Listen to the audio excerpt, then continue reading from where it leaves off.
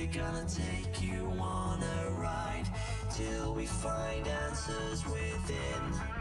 Location not here. In shadows we all disappear. Hold on, switch gears. We're gone as fast as we appeared.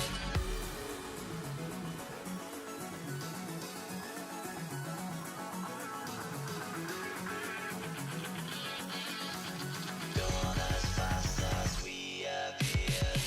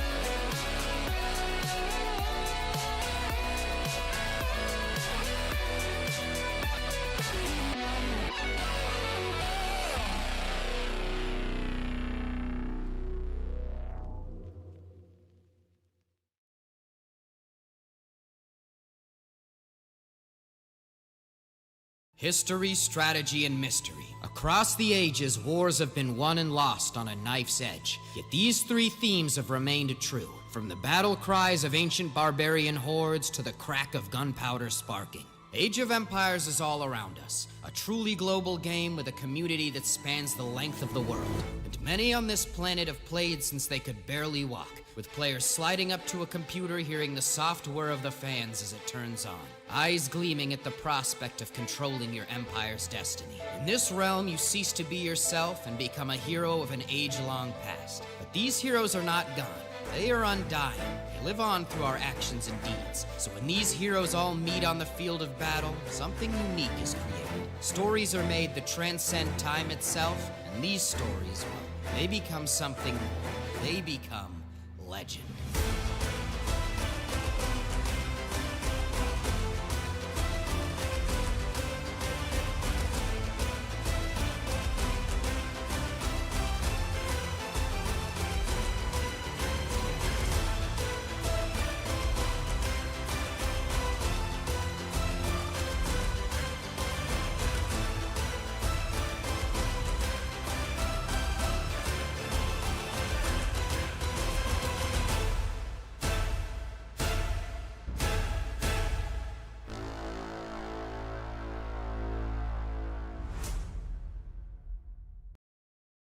Ladies and gents, welcome back.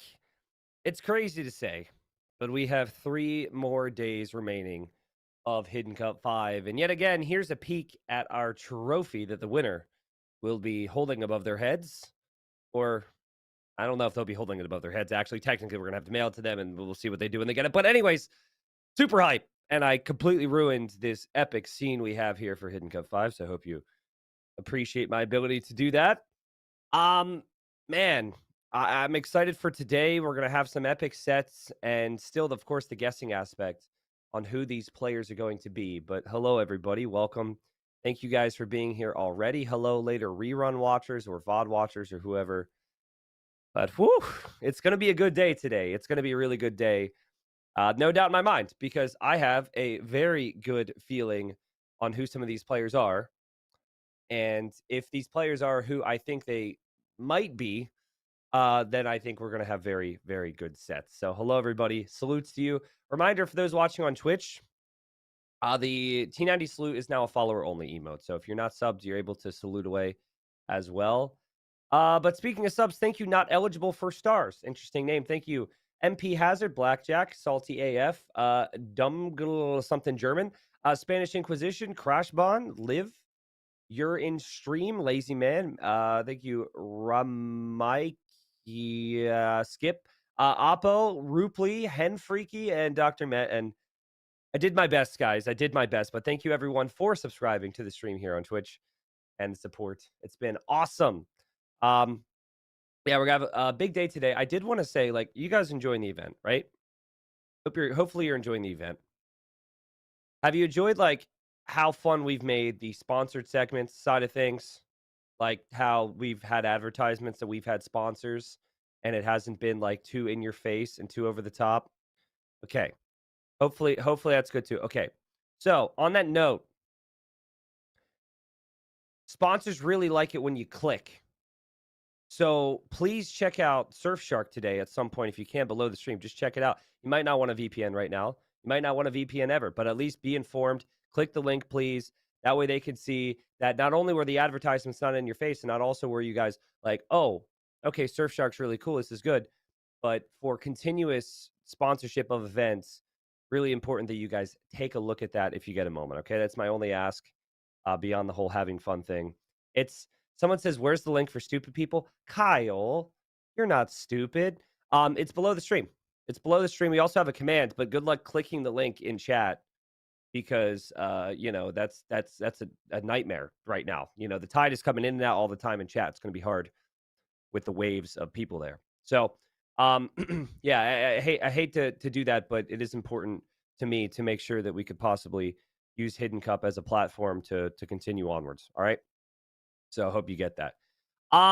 Reminder on other things. 50% of all donos go directly towards the prize pool. Thank you to Farland for the $100 donation. legend spam in chat for Farland and everyone else who donated to the prize pool. That took us up to the losers of the first round getting $2,000 minimum here. That's the full prize pool split. Obviously, the more you win, the more you make. Moving into the quarters and then losing still brings you a bunch of pretty change, but then you've got the fourth through first there, as of course the players who are playing today are looking to get to at least that that section of the tournament, I guess you can say. Let's look at the schedule again. Look at the bracket. Look at what has happened leading up to this. We have King Steven versus Khosrau as our first series today. King Steven Khosrau, at least on viewer votes, it apparently is going to be Doubt against the Viper here for our first series. If that is the case, it should be awesome.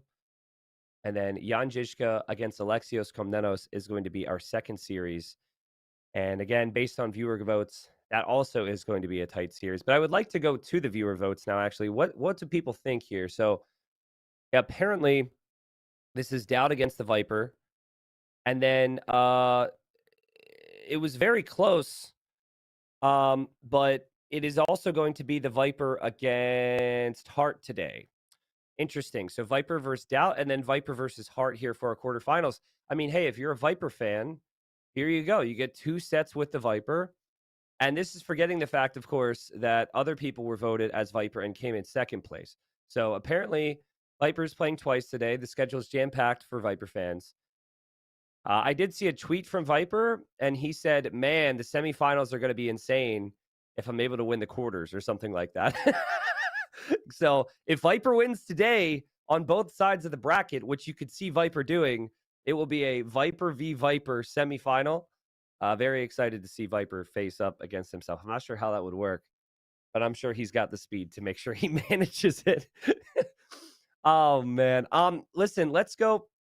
Let's talk through a little bit more about what happened yesterday. Okay. So we're gonna go through the highlights from yesterday for those that missed it, those that were maybe at work. Watch some of the VOD later. Yesterday was a great day. The first series was Sumanguru versus Vasco da Gama in our first quarterfinal, and this was ridiculous. Basically, Vasco da Gama said, I'm going to boom, and you're not going to be able to break me. And in this particular game, he did something we've never seen yet. He full boomed in the middle, and usually the wall of trees is what protects people, but he onager cut through the trees and then was like, voila, here I am. And unfortunately, Sumanguru, I don't think he'd ever faced up against that strategy yet. I don't think he was expecting it, and there was just way too much military in his face for him to deal with. Here, things got a little bit dicey at times for Vasco. Vasco did have the fish control here on Bay, but the pressure was coming in from Sumanguru, and it was well-timed. But Sumanguru was able to defend that pressure, and then eventually be able to build a castle in the middle of the map that allowed trebuchets to be created to focus down the castle from Sumanguru. Like, the res collected at this point was 5,000 more resources for Vasco, and Vasco just made it look too easy. Here we had some like nifty moves from Vasco. He was out of position with his Zavar, hopped into the castle and out of the castle. Did end up losing 1 trebuchet, but still, I mean, that's some nice micro there. This is honestly hilarious. So a lot of people think Vasco is Hera, and Hera has started to do this thing where he goes to kill someone's geese. So he's nerding out, right? And you know what he missed, guys? He missed that he lost 3 or 2 of his geese underneath his TC at the same time. Sumanguru was like, how's it taste, bud? But then, of course, Vasco got the final say because Vasco got scouts and archers directly into Sumanguru's base. And while there were skirms and scouts here, scouts and archers, way more effective. The archers killed villagers, especially being Ethiopians, very quickly. And at this point, I mean, the games weren't all the fastest games, but this was a stomp. It was a 3-0 lead for Vasco, and he just took it so much further. I do wonder, you know, people say Doubt confirmed a lot during Hidden Cup. I do wonder if this castle changes people's minds on who Vasco is, because a lot of the votes for Vasco is for a player who tends to play very safe, but it could have easily been a situation where the player is up 3-0, feels like they can do it. And even though the castle eventually got rammed and petarded down, just excellent defense here from Vasco with some great walls. Nice trappage, as we could call it. And, yeah, conversions came in, and it was just eco for Vasco da Gama at that point, who won the first quarter final 4-0. This was the series of the day yesterday, but the start was really worrying. We've got this hype music here, so I probably should find some way to hype this up.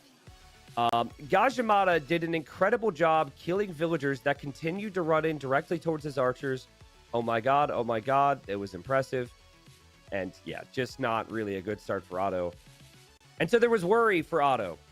And then Otto was able to defend incredibly well. Here he had this big siege archer eagle push on his face. And I mean, we just missed him clearing up the mangonels. So that part wasn't, we just caught the tail end of. But then he saves his own siege. Then he pushes back all the crossbows. Then he's going to snipe the opponent's siege. And guys, this was one of the games of the series. Like, all the games were so good, but like, he's 30 vills behind at this point. And Otto just kept coming, man. He kept pressuring. He kept attack grounding with his mangonels. And he kept getting great trades. And it was like Gajimata could boom, but could never advance out. Could never find anything, any damage, any real counter damage anyways. And Otto the Great eventually held on, built castles everywhere, had Lycav active everywhere, had onagers, flattening the plumed archers, and won that game. And then in typical Otto fashion, screwed up his build order. And what are we going to do? We're going to sneak a villager. Snuck the villager to the back of Gajimata's base, literally had a base in the corner, and Gajimata somehow defended from that. And then we had a forward castle here from Gajimata. And don't worry, that's not all. We have another forward castle. What is Otto going to do? Just like casually Vill fight against Siege. Almost denies this castle, by the way. Like, this castle, had it been denied, might have changed the game. Like, Otto, I don't really understand how either player had survived to get to this particular point in the game. It was just one of those sets. And it's the same thing for Gajimata game number 4. Like, Otto the Great cut through the middle, surprising Gajimata and his siege pushing.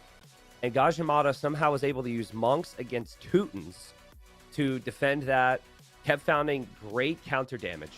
And then eventually, Gajimata cut through the trees, showing Otto that he could do it too, and built a castle. And basically, it was like, at that point of the game, Otto needed to keep Gajimata out of the middle, and he wasn't able to do it. We've got Trebs now from Gajimata, and then the other castle went up towards the middle. This game is one that Otto needed. He needed it because going down 3-1 against a beast like Gajimata was going to be tricky. But then look at this, guys. Could have lost the whole wood line. Otto quick walls, only ends up losing one villager here. And then the pressure just kept coming. Because I had lost belief in Otto, in all honesty. I thought there's no way Otto can do it now. Especially once the Poles got their walls down, and Poles are so good in wall scenarios, but it was like villager after villager getting picked off. Then in Castle Age, 30 villager lead for Otto, and he just kept streaming knights directly into Gajimata's eco. And Gajimata kept fighting here. A lot of people seem to associate that fight when they're dead with a couple players. So the guesses were very interesting after that. Gajimata did exactly what he did in his first round by going to evacuation and picking the Georgians. And at this point, he's fully popped, guys. 200 pop. Gajimata was on top of it. Crazy eco, crazy strategy, and always so aggressive. And Gajimata ends up winning our second quarterfinal. So that means we know what the first semi is going to be. It's going to be the winner of those two sets against each other. It'll be Vasco da Gama against Gajimata. And I mean, Gajimata 4-0'd Gregory the 7th.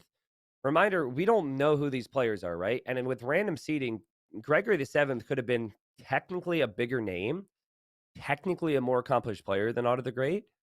So definitely some things to think about there. Gajimata has looked really, really good. And I think now it'll be interesting because Gajimata and Vasco will get to see they'll get to see the whole journey of their opponent and kind of prep for them come their semifinal tomorrow. So today, I don't know if these players are going to be watching that much. I imagine it's probably going to be a lot of prep time as they build up towards their semis tomorrow. Now, we have 2 more sets today, and we are going to dive in to those sets rather quickly here. I felt like as much as we have a lot of content planned, I would like to cut down a little bit more on the break time later on in the day, spend a little bit more time talking to you guys, if that's cool, about the games. Because, I mean, the stakes are getting higher. So we're going to introduce our next series now. We have King Stephen, who won his first round 4-2 against Khosrau. And as you guys probably already understand at this point, these are all historical figures. And so today's going to be our last day diving into the history of these historical figures before we get into the real serious competitive aspects come the weekend. So we're going to start it off with King Stephen, bring in my buddy Riley to learn about King Stephen and what King Stephen accomplished in history. What's going on, mate? This is Riley Knight from the podcast Half-Assed History, here to have a bit of a chat with you about the heroes featured in Hidden Cup 5. All the heroes the players are using to hide their true identities are real-life people from history featured as units in various Age of Empires campaigns. And while T90 is an avid history lover, his knowledge and memory of history would pretty firmly make him a historical low elo legend, I think it's fair to say. So he invited me along to tell you a thing or two about these heroes we're watching square off against one another. Let's get to know one of them a little bit better.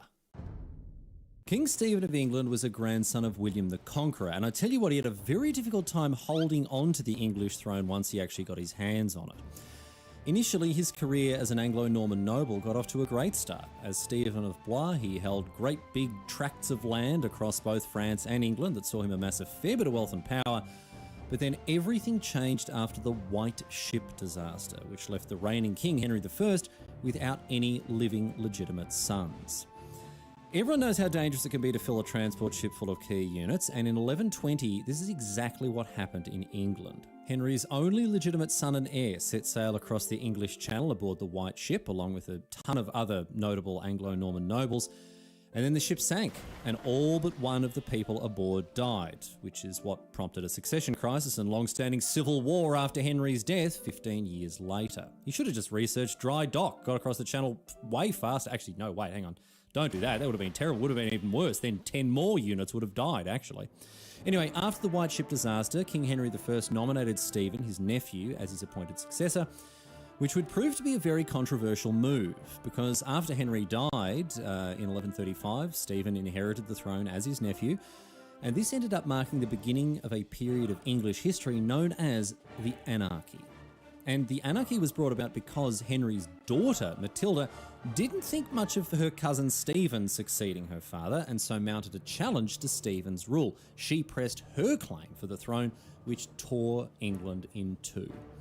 Half the realm supported Stephen, and half supported Matilda, and then another half, three halves, didn't really care who was in charge, and instead just took the opportunity to cause some mischief and mayhem. I mentioned before this period was called the Anarchy, and it's very well named. Common people, the villagers and the like, they suffered terribly as bandits, rogue barons, and unscrupulous knights all took advantage of them. Perhaps this is the historical basis for the Britain shepherding bonus. You know, they all had to work extra quickly to gather food because otherwise some nefarious baron would come along and lame all their sheep. Anyway, because of this ongoing conflict, England was in chaos, and for almost 20 years a civil war raged between the factions supporting Stephen and Matilda. Even his capture by Matilda's forces after the Battle of Lincoln in 1141, even this didn't have a decisive effect on the war. You'd think capturing an enemy king would snag a victory on the spot, but obviously these two weren't playing with regicide rules. It didn't come to an end until after 1153, which was when Matilda's son, also called Henry, same as his grandpa, invaded England with the intention of overthrowing his uncle, and Stephen finally decided enough was enough. The two sides came together to the negotiating table and signed the Treaty of Winchester, under the terms of which Stephen would remain king, but after his death, it would be Henry who would inherit, not Stephen's son Eustace. And very obligingly, Stephen died the very next year. Very convenient for Henry, who took the throne as King Henry II. So, Stephen is remembered for bringing conflict and strife and civil war to England, and, to be honest, not for all that much else. Rather than bowing out with a peace treaty, however, will Stephen go further to claim total victory in Hidden Cup 5, or will his ambitions be cut short by his foes? Find out as the Hidden Cup 5 broadcast continues. Okay, so this didn't dawn on me the first time we watched this. But did he just say that Stephen signed an agreement where when he died, some other guy would become king, but his son would get screwed over? And then he died a year later? Is that what happened? His son's like, Dad, what? I mean, not even a year. That's crazy. I mean, it depends. Maybe the son didn't want power. Maybe he didn't want what came with the throne. Maybe that was a discussion that was had. Maybe it was like, son, do you really want to do this? And he was like, nah, I'd rather be a peaceful farmer in the village. We don't know. We don't know. But yeah, that's interesting. Maybe the son wasn't worthy. I don't know. I don't know. Anyways, so King Stephen, incredibly interesting, I suppose, come history. Now, listen to this. If you haven't seen Khosrau, this video is going to blow your mind. This is, I think, the craziest historical story, not the funniest, guys, not all the jokes that have been made. I think this personally is the craziest historical story that we have heard thus far. I think like maybe Jan Žižka, which we'll hear later on today again, was also really cool. But what Khosrau did is going to blow your mind. So let's hear it again from Riley Knight. Khosrau I was the Shahanshah, the king of kings of the expansive and powerful Sassanid Empire, also known as the Second Persian Empire, across the mid-6th century, and is an absolutely fascinating figure. But there is a specific story I want to tell you about him here. He spent most of his reign fighting the Byzantines, and there's one tale from one of the wars he fought that is absolutely brilliant. Check this out, right? Khosrau was crowned in 531 CE, when he wasn't even 20 years old, at a time when the Sassanid Empire was, again, at war with the neighbouring Byzantines. But one of the first things that young Khosrau did after taking the throne was make peace with the Byzantine Emperor, Justinian I, who seems to have had well and truly enough of being fed his own teeth. But peace came at a steep cost for Justinian, because as part of the peace settlement, he had to give Khosrau 5,000 kilograms of gold. And in today's terms, that is over $320 million US. Imagine having that much gold, especially with the Persian markets. Anyway, in 532, he and Khosrau signed the optimistically named Treaty of Eternal Peace, which proved to be, well, not that. Because while Khosrau did a good job going about reforming and modernizing his realm, reorganizing his military, fixing up his tax system, centralizing his government's power, before long, he was hungry for war once again. And seeing as going up against the Byzantines had gone so well last time, obviously their lack of eco bonuses really hurt them, Khosrau decides to go in for a second helping, and this meant that the Eternal Peace lasted all of 8 years.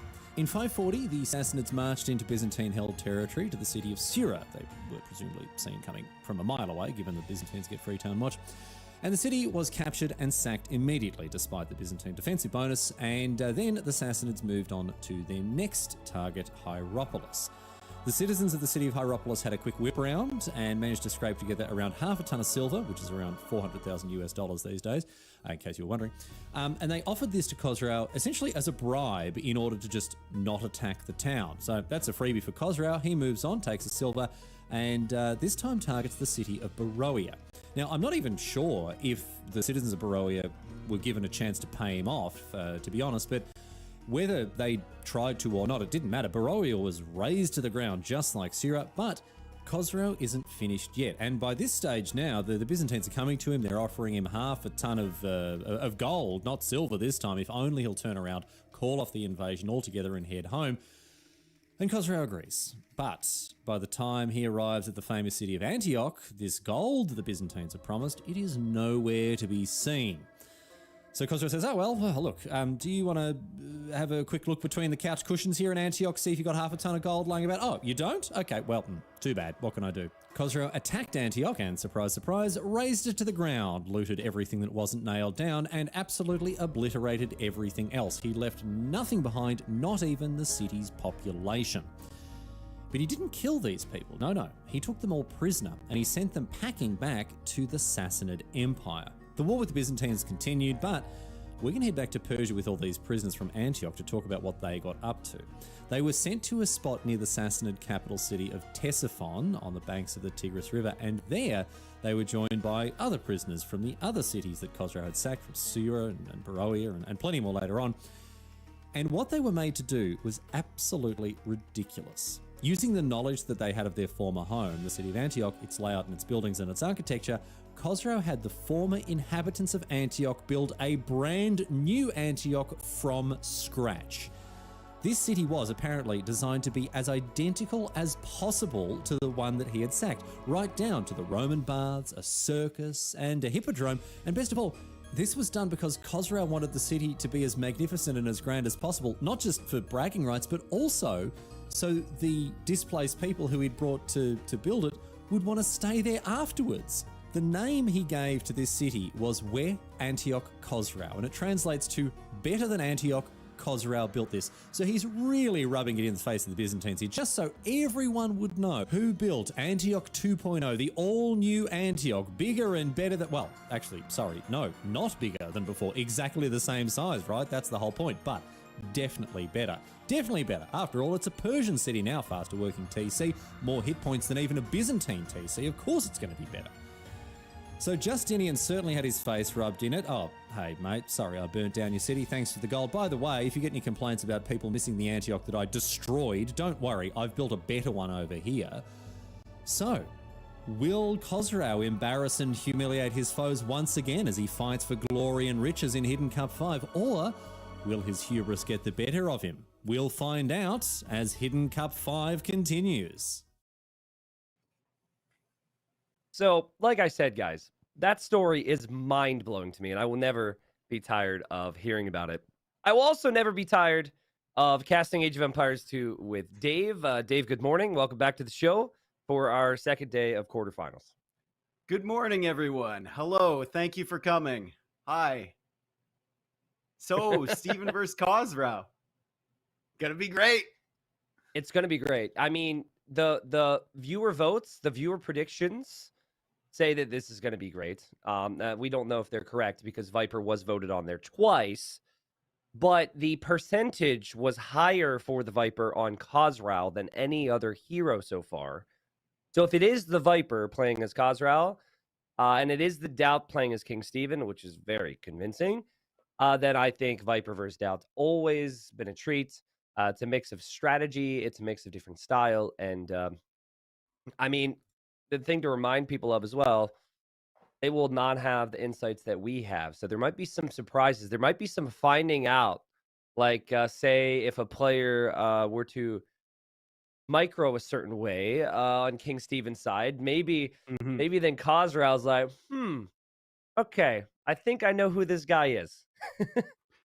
I think with King Stephen, it would be more the not microing a certain way that would give it away. If our suspicions are true, it's important to stay humble, as we know. But we thought King Stephen might be Doubt, and I think a lot of people are on the same page there. We can see a lot of cavalry there for King Stephen, the macro approach with Halbs, Hussar, Manaspa, skirmishers, Latus even. And then on the other side, the water approach from Khosrau. I mean, there were a few people that Khosrau could have been, but we talked about it last night, Tristan, and that final game on Arabia was kind of telling for both of us that he played in his set. Yeah, I agree. I think it was very Viper-esque in the final game on Arabia to be like, I know I'm out booming you. I know this is the last game of the series. Oh, crap. Let's just go double university real quick and research guard tower, even though we don't need it. Oh, crap. Let's just build a couple castles with like one villager on the area of the map that I don't have any army, because even if it gets denied, I'm going to win. And then people will say it's a Doubt castle.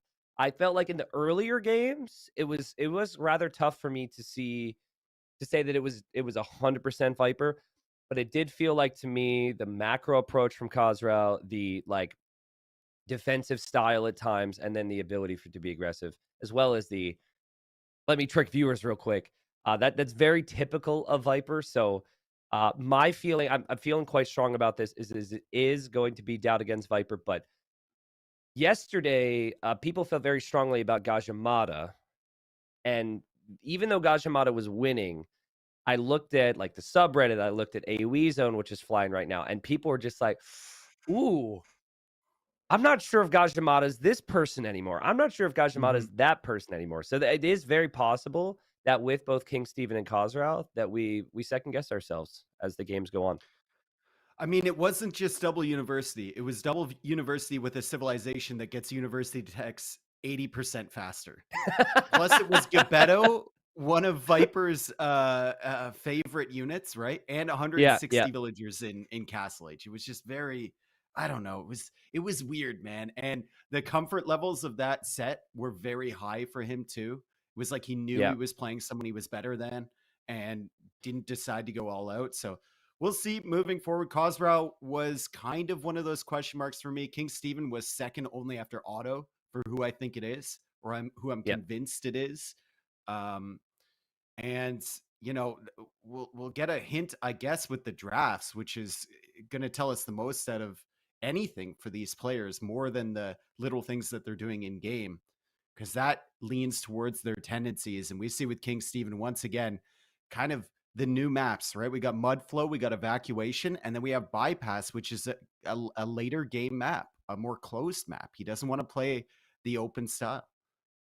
Look at these picks here from King Stephen as well on the civs.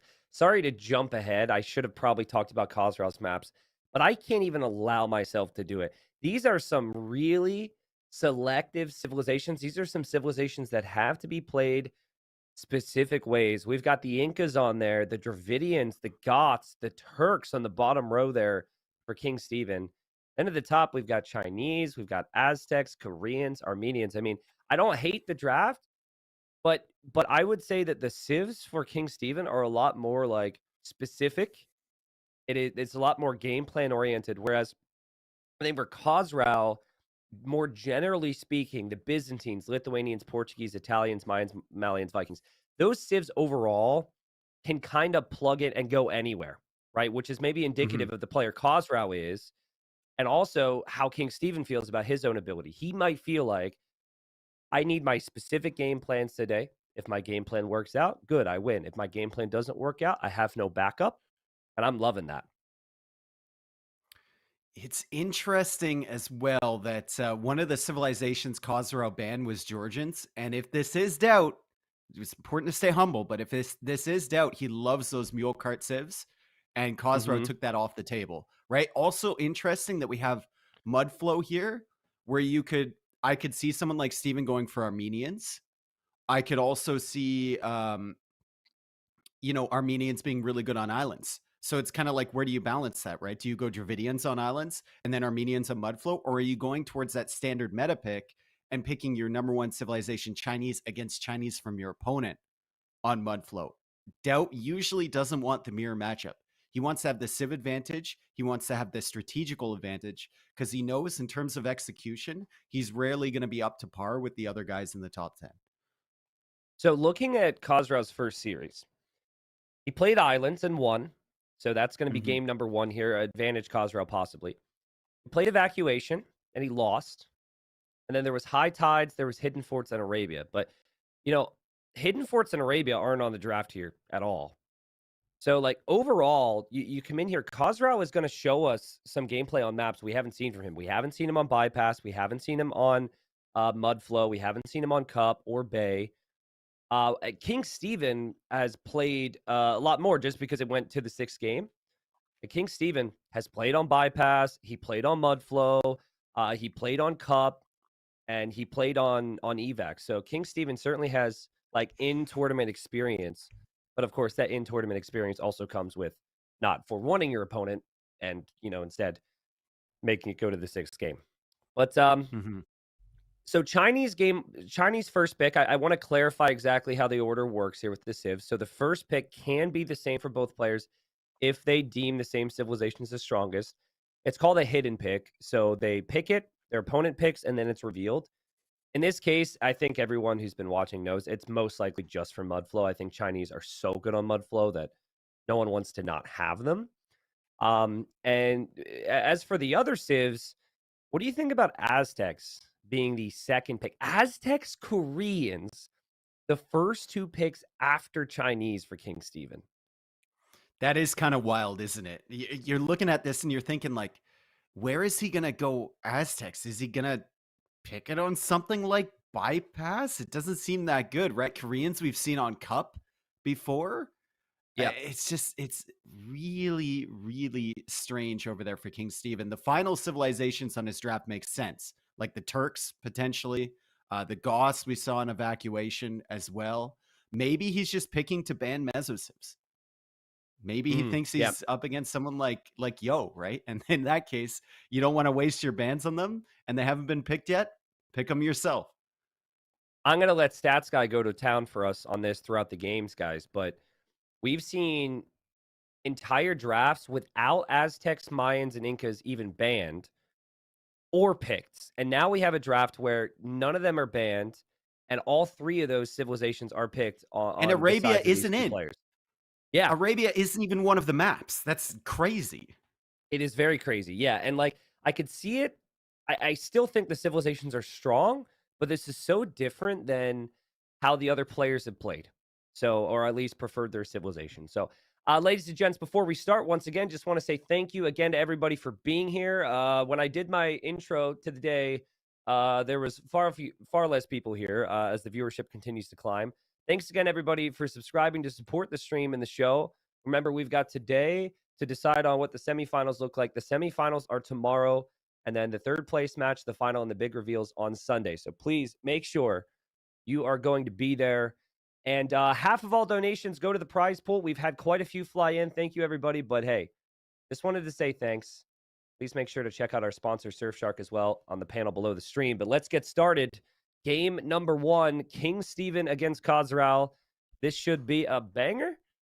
And it's going to all start off on islands, which we haven't seen too much of. Here we are in our third quarterfinal. Viewer votes tell us this is Doubt against the Viper. But of course, we don't know. We'll be looking for clues here. And we have King Steven going for Aztecs on islands against Khazral's Vikings. Dave, when we saw the amount of Mesosivs that were drafted by King Steven, we did question it.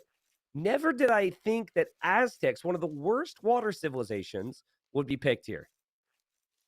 I just want to remind everyone that Aztecs are one of the only civilizations, if not the only one, that doesn't get Galleon in the entire game. Like a really bad late game Navy. Yeah. Like really, really bad Malians. Okay. Malian Galleons. Yeah, they don't exist. Okay. So yeah. One of two civilizations that doesn't get it. However, they do have some very interesting bonuses, right? Their docks should work faster in producing ships. They do have shipwright, and they do have fast fire.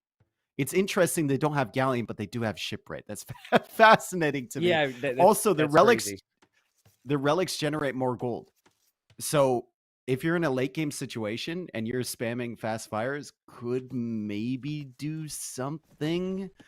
I'm not sure, but likely this is going to be a landing from King Steven, and Khazral will know that just purely based on the civilization pick.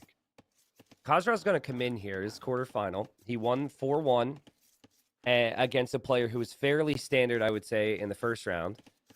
He will have no intel, of no information on King Steven, of course. That's the beauty of Hidden Cup. And he's just going to be like, who would pick freaking Aztecs? I would immediately be thinking Yo, in all honesty. And yeah, I could still see this being Yo in King Steven. But you do know, Dave, like, you know all the things we talked about. It would actually shock me if most of the pros know that Aztecs actually get shipwright, because I didn't know that. So you got to expect a landing. So if you're going to expect a landing, what do you do? What are the small things, the important things that so many pros tend to lack, Dave, if you're expecting a landing?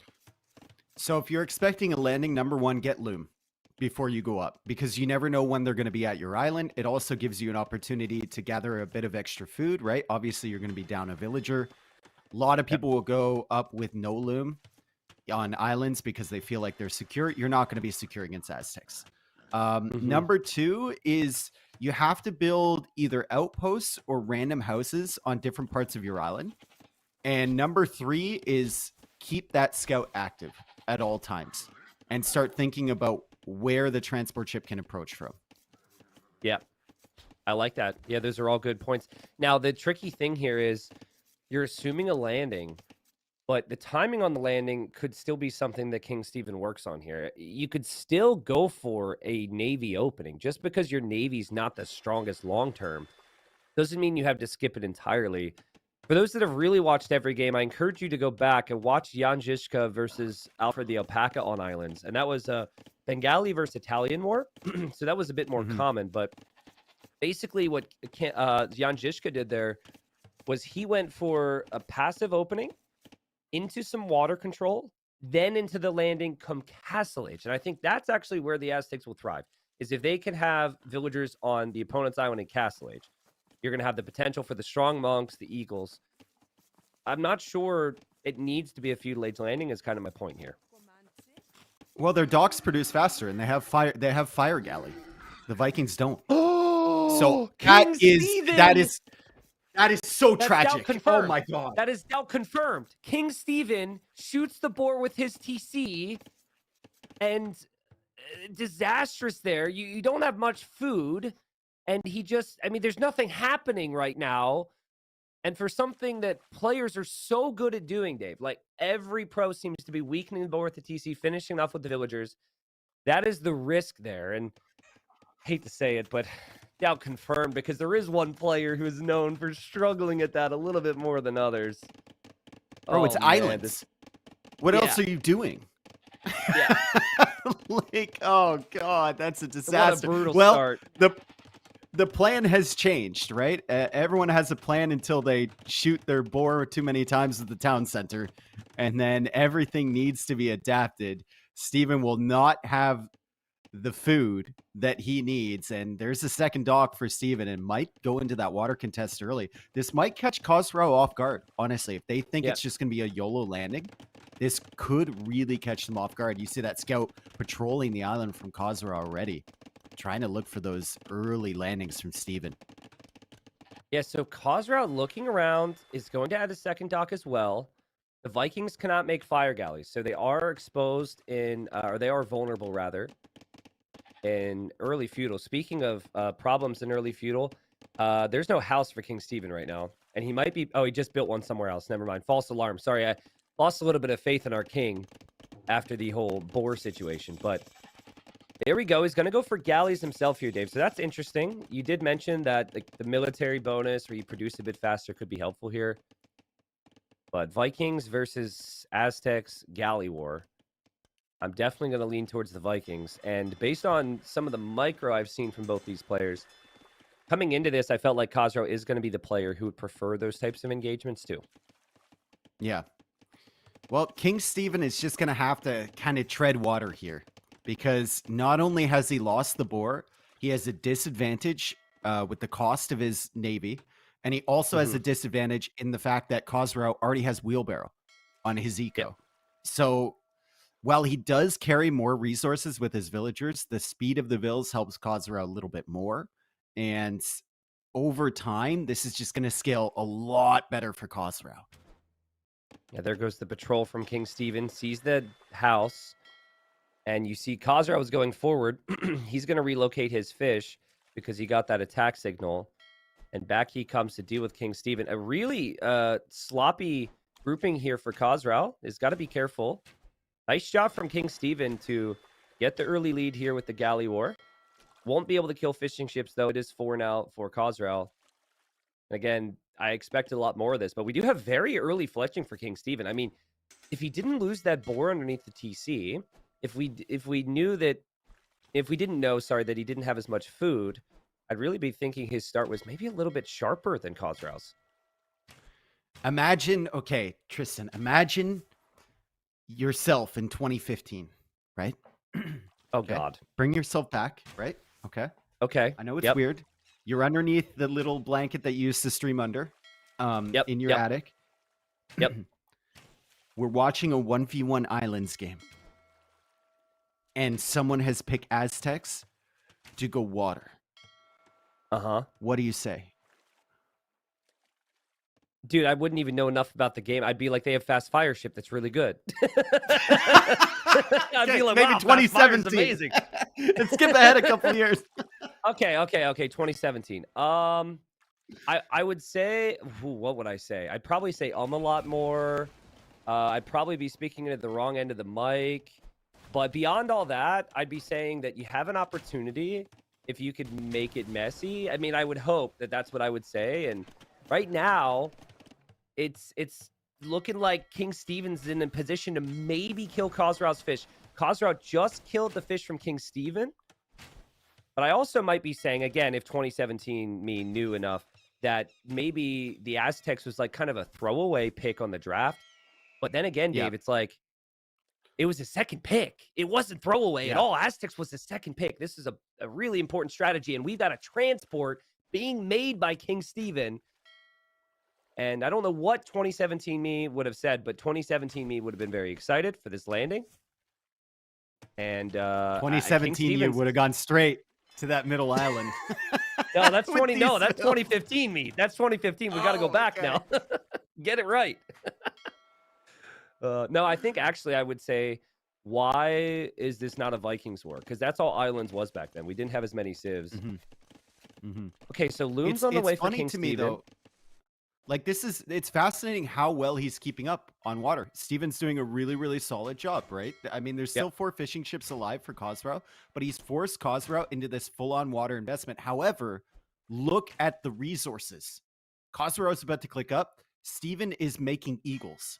So he's further delaying himself from going, oh, he is on the way to cast. I'm blind, Tristan. It's early. Never mind. It's all good. It's all good. 2015, you would have been looking at the corner, looking for birds. So that's probably what you were doing. We're just trying to take it back here a little bit. So Eagle comes across. I do find it interesting. He's making eagles from his starting island, and he's willing to ferry them across. Khosrow doesn't have a scout there. Now, he did have a scout there moments ago, from what I noticed. But this is the type of position you want, is just to be able to build up buildings without them noticing. And I think right now Khosrow might have some suspicion, but he has to actually confirm that. And he's going to look, and he's going to see this, Dave. What a great job from Khosrow. Now, what Kapwatch did when MBL landed him in the qualifiers is he sent the Vils forward to attack with Vikings. Is that a possibility here for Khosrow? Because he will have handcart, and he can kind of hunt these villagers down and just stop this landing in its tracks before the siege or the monks get up. I think that would be a really solid play for him. It's a little scary once the barracks completes. He did kill the first eagle, though, so it would just be 1 eagle. I love this from King Stephen. King Stephen's going to find some Vil picks. King Stephen lost his fishing ships a long time ago. This is the type of thing that Khosrow's going to find value with. Nice job from him. He kills one of the 2 villagers. You cannot lose this villager if you're King Stephen. This villager is a very important part of the push. Villager should survive for now. But Khosrow has 1 fishing ship. He's going to have to make more now, Dave. He wanted to have the water dominance and make more fish. Okay, King Stephen needs to wall. Oh, God. Oh, God. Okay, King Stephen walling in the monastery. Keeps the villager protected. And this is no joke, man. Eagles and now monks, especially when you can get that relic right next to the monastery. This could actually do something here for King Stephen. Yeah, he's losing all of his water units, though. So unless he techs into War Galley and starts going into those fire ships to snipe the fish, Khosrow has a huge opportunity here to just fish boom behind this. And then he doesn't have to have any villagers on farms. And he can focus all of his attention just simply on pushing this stuff back. But like you said, you don't want to get those Aztec monks rolling, but he's brought a galley around. Will he be able to snipe this Vil? Great delete there by Steven to save this villager. So important until he converts another one to keep this villager alive. I mean, if the galleys come from the other way as well, this villager could die. I also think again, just now we're thinking old islands, Dave. I wouldn't mind a transport ship from Khosrow to send knights over to King Stephen's side. I know right now he wants to focus on this. Oh, God. Oh, monk goes down. Oh, no, and now the villager is exposed. And oh, no, King Stephen. Disaster. It's a denied monastery. The villager's dead. The monks are dead. He doesn't have the relic. And this has been a very lackluster start so far for King Stephen, as Khosrow just soaked up that pressure. He'll drop the TCs. Now, he'll know that this push likely can't really snowball against him. And they've immediately added the transport. Like, this Khosrow guy, he won on islands in the first round. And now I know it was maybe lacking at times from King Stephen, but he defended from this and made it look easy. And no hesitation to get a transport to the other side. This is someone who's been playing this game a long time, who probably picked islands a lot in the past in tournaments. And Steven, I mean, he's cooking, but he kind of burnt the food on this one. I'm not going to lie. He kind of burnt the food with the Aztecs. We'll see what the reboom can bring. We're going to have 3 town center boom with the Vikings, with wheelbarrow and handcart, and even heavy plow already. So planning for the later stages of the game, right? On islands where you want to save as much wood as possible. It's looking great for Khosrau. I gotta love how easy it is to spot doubt. Like the monks not getting conversions because he leaves them exposed. There he gets a conversion. The villager quick wall's not happening. King Steven has had a lot of doubt tendencies, but the Eagles are out. The Knights running around. That's good stuff. You still need to make sure these buildings are as much of a threat as possible, and that's what he's doing right now. Their quick walls fail from Khosrau. Yeah, it's going to take a villager, probably take another one too. The galleys are still harassing the wood line a little bit, and some of the galleys are trying to be converted. These buildings are not dead yet, so Khosrau can't ignore this. All it takes is one villager being converted, and then suddenly he's got that forward base again. Great house walls there too. Yeah, very last minute house walls there from Khosrau. Could have done it a bit earlier, but had the speed to try and bait Steven in there and trap him maybe. Viking Knights are not very strong, but Knights are still strong against Eagles without many upgrades. But I agree. There's still monks coming out. There's a relic in that monastery.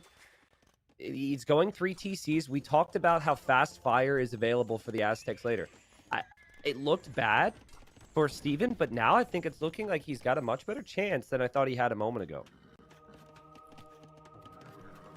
Okay, house wall fails, but he's going to save the monk.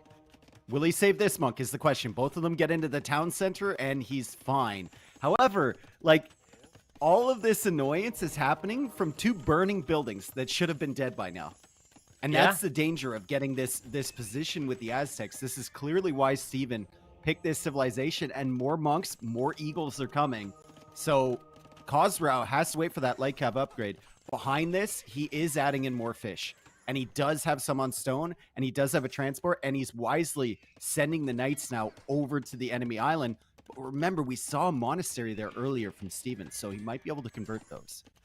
Yeah, that's true. Yeah, and I think initially Khosrau thought he could get the Knights here before this monastery would be up, but he wasn't expecting this level of pressure, so now he has decisions to make. Lycav come in to snipe the monks. Khosrau loses a monk, but he's into the TC, and he's going to kill 1. He's going to kill 2. He's going to kill 3. And I think he's going to kill 4 monks here from King Steven with these Lycav.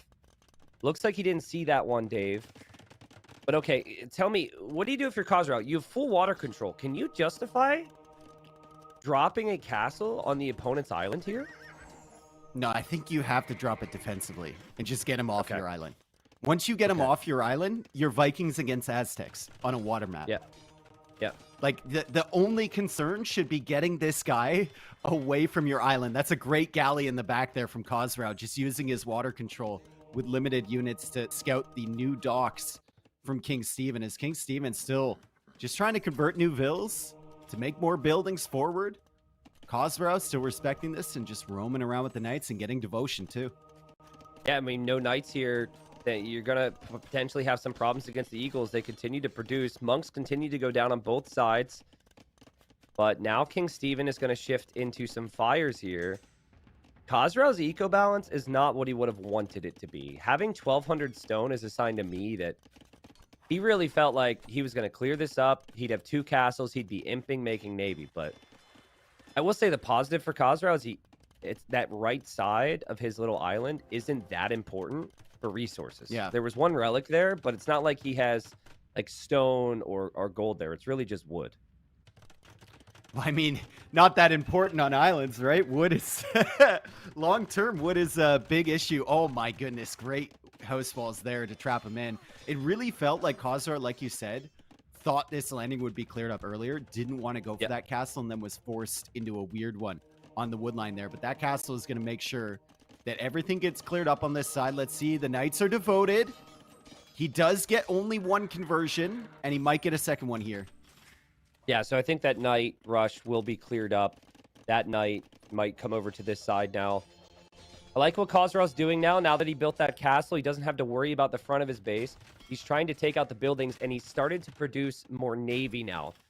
if there's one thing I learned about the longboats in Hidden Cup 5, it's that they melt buildings way faster than I ever remember them doing. Yeah. So I'm thinking like, you've got to get some fire ship counts. You have to get some fire ships out right away here if you're King Steven. You cannot wait for Imp. Waiting for Imp would be a big mistake. I mean, Khosrow is also like he's 4 TC booming behind this on islands, right? You got the Berserks coming out now. At what point do you just kind of stall out the villager production and switch fully onto Navy, or try and go up to Imp yourself? Because there's now a risk on water of being pushed back here if your Aztec opponent is going up to Imp faster than you. They do get shipwright, dry dock, they get fast fire. Could be an issue if you don't have the mass. I think, yeah, I mean, the answer is you do it now. When you see those fires, I mean, Khosrow really being annoyed by these Eagles here. But I think at this point, now that you see the fires, you have to think about the Imperial Age right away. Maybe needs to use the market to balance it out.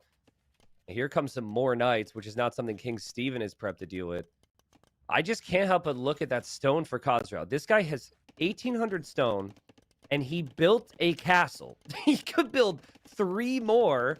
It's like he's saving stone for the next game or something. That's pretty insane. Also, make sure those Aztec monks don't get to the middle islands, right? If you give him 4 additional relics with Aztecs, even in the long game against Vikings, that's a really solid shot to win with the extra reason. Is that the MTC? There's no way that was the MTC on the right side of Steven's base. That's crazy. I think The one that was being attacked by the ships. no way, dude. It is the MTC. It's also very weak, and King Steven doesn't The realize Navy's that's coming the back, MTC. too. Like, the I Navy's think coming there's back a couple. that way, too. There's a couple fires though. There's a couple fires which should delay. He now has fires on the front. Khosrow will be too distracted. Dude, this it reminds me of when we casted Otto yesterday. This is immediately so doubt for King Steven. It's not even funny. Well, longboats are being added now. He's only 45 seconds away from Imperial Age, and there we go. There's one of the castles immediately across the pond from the other castle, from King Steven. But it feels like Khosrow will have control over both of these islands.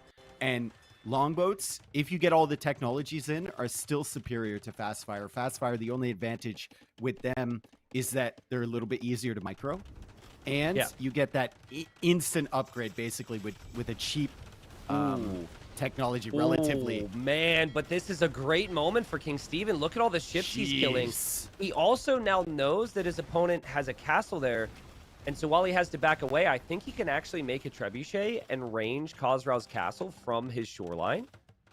So if he does that, and then he hits with fast fire here before any of the upgrades come in for Khosrow, I really think King Steven has an opportunity here. He's Aztecs with relics. He's chasing down ships. This becomes a big water war. Now, those monks can't make it home to drop off the relics. There's a chance here, Dave. Elite longboat instantly upon reaching Imperial Age. Love to see it.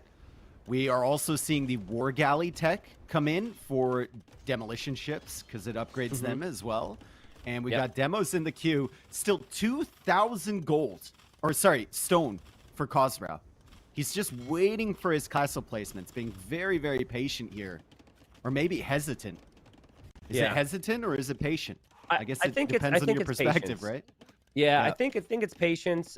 He doesn't really gain much from building more castles right now, so he wants to make sure he waits for the right time.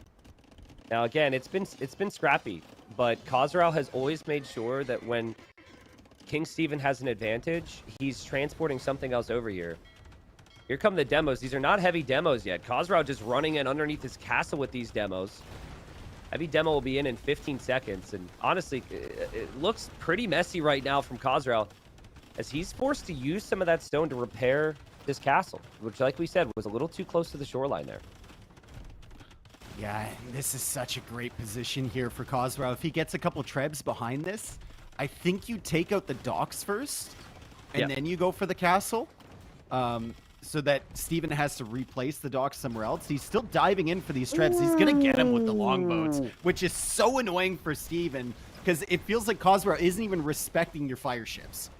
Yeah, seriously, dude. And he got heated shot really early here, Khosrow. Yet again, though, he does wedge himself in here in an interesting position. He doesn't back away towards the demos. I'm not sure this is good for Khazral in all honesty, but he may feel like it's worth it in some way because of his castle. That seems very That was wasteful not to good. me. Yeah. Yeah.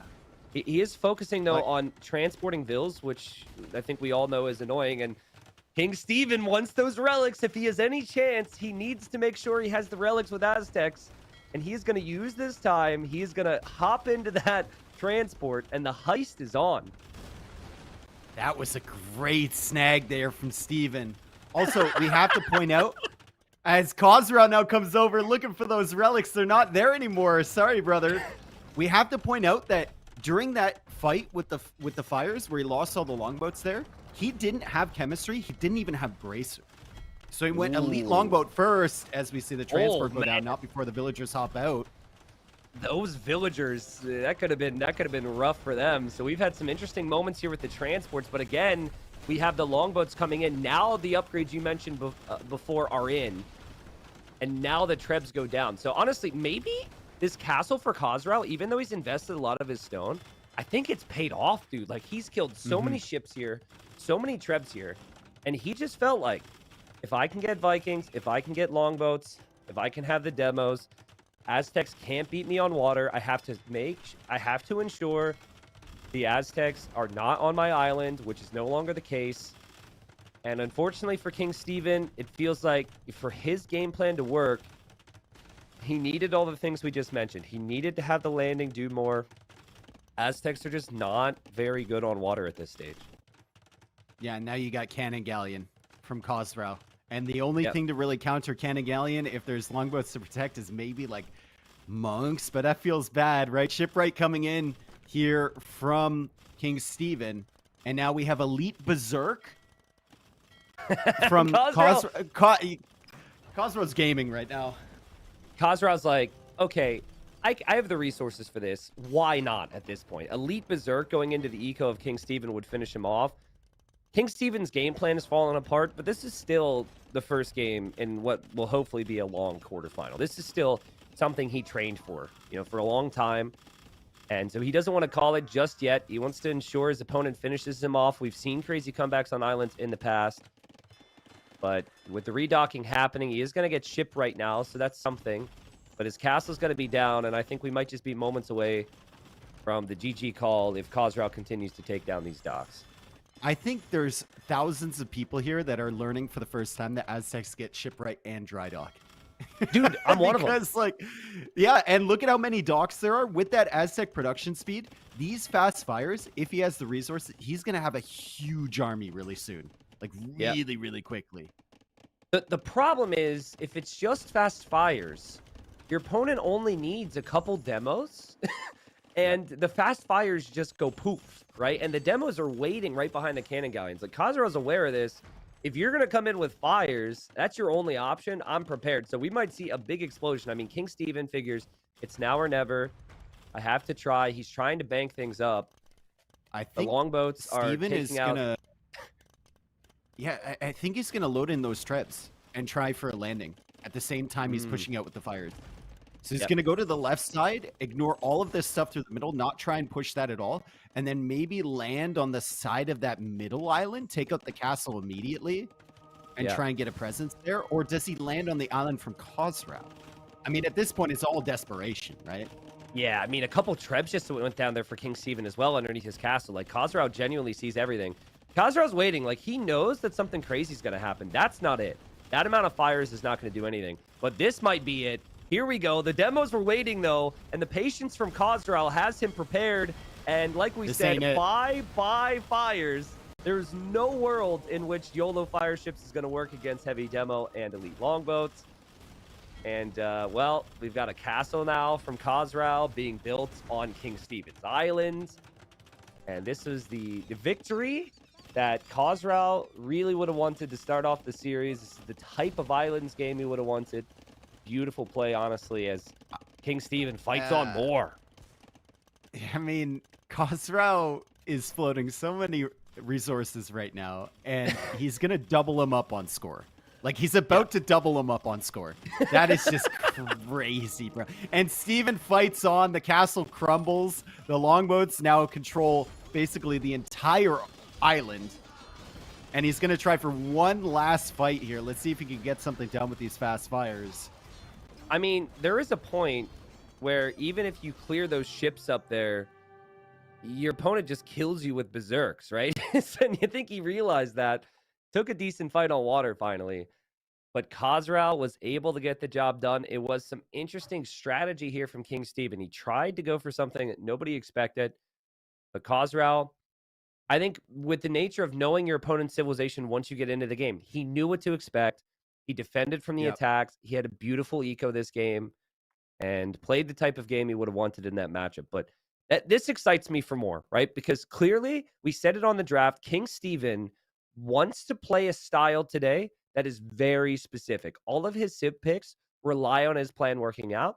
I think we're going to see Khazra, on the other hand, he's going to be more flexible. He's going to have more flow in what he can counter and what his forms of aggression are. But man, I gotta say, losing the boar to the TC first series, that's got to be rough. Well, and I think Steven, in his mind, and maybe the people he talks to later on when he tells them about that strategy, is going to be like, it would have worked. Like, it would have worked if I didn't shoot my own boar.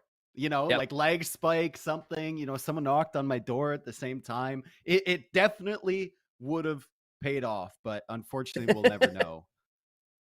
Well, you also, maybe since transporting, you don't know where you're going to end up. Maybe King Steven would also say, well, if I would have ended up next to a gold or a stone, it would have been different.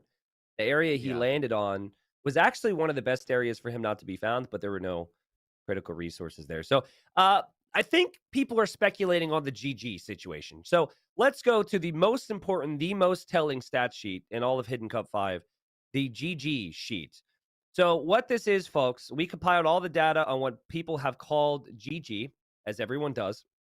And if they have done an all caps GG, we have a percentage. And if they have done a lowercase GG, we have a percentage. Now, if like Ganji, for example, has the very low percentages of both, that is because he typically says something different. We found out actually through this sheet that Ganji typically does like capital G than lowercase g. So just something to look for there. But a lot of people think King Steven is Doubt. And Doubt is only 11% for the capital GG, Dave. I'm just saying, like, this maybe it's better odds that King Steven is, well, King Steven could be Viper, actually. 38% capital GG. So there's Sato, there's even Hera there, Vinchester, Sebastian, just very, very important things to think about. But we do know it is not Barles, right? Barles has never made the mistake. What I attribute to GG is like when you're frustrated about the game and you've really been gaming and try not to lose a position, right? And you accidentally hit that caps lock key. And then you just want to get out as quickly as possible. You type GG, you hit enter, and then you resign. Yeah. Barles doesn't strike me as that kind of guy. He'll probably think about it for a little bit, hit enter, see that he has capitals, delete it, hit that caps lock key, and go for the standard GG. Barles doesn't care, dude. Barles. Like, it is, that guy. The other thing crazy. to think about, Doubt's keyboard is like 20 years old. So at this point, 20 years in, is it possible that when he presses shift, it also just sticks to the caps lock key and the caps lock key goes down at the same time? Like that, that could be a real issue if this is Doubt. He could have a crusty caps lock. Yeah. I mean, we've all been there, guys. We've all eaten too many Cheetos at the keyboard and regretted it later. So, just saying. But anyways, thank you. We can go back to the Civ draft now. Not actually the most important thing to look for. But I can guarantee you, like, the players definitely expected in this Hidden Cup for me to talk about colors because I talked about it a lot. They did not expect us to dive into the formations that players use. They did not expect us to dive into their G freaking Gs. So maybe next Hidden Cup, if there is one, there will be a little bit more thinking on the player's side. But all right, Dave, let me ask you. Obviously, Islands didn't work out. What are you thinking here with King Steven? He's got 3 very different maps on his side of the home maps. I think you go bypass. Do you want to go bypass it for a slower, like slow it down a little bit after islands, or do you want to go into a more fast-paced map like Mudflow? Maybe. I don't know. I don't know. You Okay. asked me. I don't know. I think you want it messy, so evacuation or mud flow would make sense. But then again, he does have a really strong civ for bypass in Turks. So he might be looking over at the other side there and thinking that he can break all the civilizations Khazra has if he wants to go for the Turks on bypass. But remember, the way King Stephen played evac was with Goths, and he went forward with a villager, and he was very lamey and very aggressive. So that's so different than anything he'll do on bypass, which really brings us to the complete player that King Stephen can be. Yeah, we'll find out. Let's hop into game number 2, see what King Stephen chooses to go for. And we were wondering, the answer is Goths for King Stephen, which he did in his very first round. Now, it wasn't just Goths, it wasn't the Huskarls later, it wasn't all that. It was the early game. Look for King Stephen to send a villager forward. We've seen it from him before. Yeah, and I think Khazra will be looking at this civilization and knowing that something like that is bound to happen. So he's going to need to scout with his livestock early, but then get them back to safety pretty quick, because that villager is coming, the scout is coming across, and he also needs to find these rhinos and bring them in as fast as possible. It's interesting to me that Khazra is scouting the back of his base instead of the front first, but he has found both of those rhinos, so he can take them in. It's very likely he might be looking for a wood line, for a dock spot. You might not want any of those villagers to be forward. The rhinos are always on the back. So the lames we've seen from Goths, that is going to be a bit more difficult than people might think. The rhinos are on the back because we thought laming would be really strong otherwise. But already, Dave, we see Khazra bringing in the rhino earlier than he would have to, scouting on the front, and King Stephen is walking forward with a Vil. Just a reminder, Khazra wouldn't have been able to have seen the first round, right? This is still a hidden aspect, so he doesn't know the preferences of his opponent. So there's a lot more guessing, but I think in some ways players should just assume Goths means some crazy shenanigans. The villager is late though. Like the Vil is going. Is that the Vil in the north there? I think it's very possible. Making the journey? I think the villager has gone the other way. Oh, it's a goat. That's okay. I was like, what is she there? doing? I mean, it doesn't look like just now. Yeah, the Vil's coming forward just now. He wanted initially we saw villagers running out and they were just going to wood. So King Stephen has got scouting intel, but it doesn't look like King Stephen is going to be able to go for the lame on the rhino. But Dave, let's not forget, King Stephen didn't really accomplish a ton with laming. That was actually it was Gregory the Seventh who accomplished a lot with the same strat and laming. What King Stephen did was build a barracks in a really awkward position for the opponent and spammed man-at-arms. So I think the delayed villager means better economy and then the potential for a forward barracks. I think it's really fascinating here that Khazra got Loom at 12 population. True. Like he waited, didn't see that there was any lames going on, and then he gets Loom at 12 pop when he's not house. Ooh. So he like anticipates the timing of this. Maybe he's played up against the same strategy from one of his practice partners, but he knows at what point King Stephen is going to come forward, and he's ready for it. Yeah, I like how King Stephen, I know the barracks would have been exciting for people, but if you think Khazra is a quick waller, which we just saw there, and if you've played or seen enough of this map, you cannot skip fish. Otto the Great did that, never ended up well for him, and both the times he tried it. And so we have a dock on the backside for King Stephen. So thus far, he's actually playing this somewhat standard, but there is the forward Vil, and there is the potential of this to be not so standard. Khazra's like, thank you. Additional layer of protection. I appreciate it. Okay. This wall is doing nothing yet. It really, you got to wall the whole thing, and the trees are going to be gone at some point. I don't think this does anything, but it is maybe making Khosrau think, does this do anything? Okay, I mean, maybe those villagers will run out of trees eventually. I mean, you don't have a lumber camp on the main island, right? So you're gonna Yeah, have to place another one somewhere else, and you're denying what 400 wood of value from that lumber camp, maybe Ooh. by doing that. And we see a lot of cows now coming in for Khosrau, who's done some great exploration with his scout on that main area. Steven has been over here with the scout the entire time.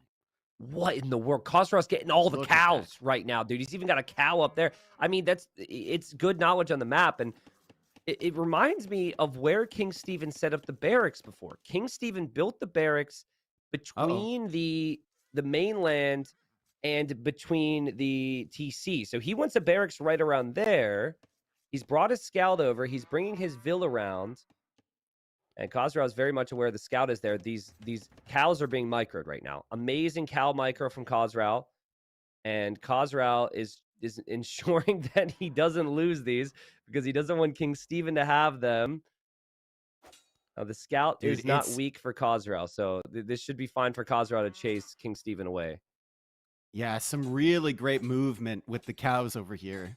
As Steven finds a cow, he's going to snipe it, and Khosrau is going to be right on the tail of that scout from King Stephen. However, there is a barracks here from Steven, and Steven is up to the feudal age 20 seconds faster than Khosrau. So men-at-arms will be around his base. The only question is, what's the follow-up, right? A lot of times you want an archer range, but you're going to need that wood for ships. You're going to need that wood for a mill, potentially, on the mainland.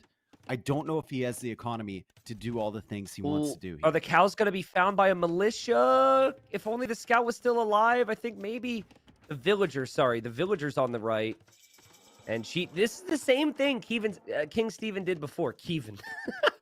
Is build the barracks there. So now you kind of get natural vision and you have a natural cutoff to stop the opponent. Look at the quick walls here from Khosrau. He had to move to this side of the lumber camp because of the lack of wood from the walls. And he ends up leaving the wood line entirely.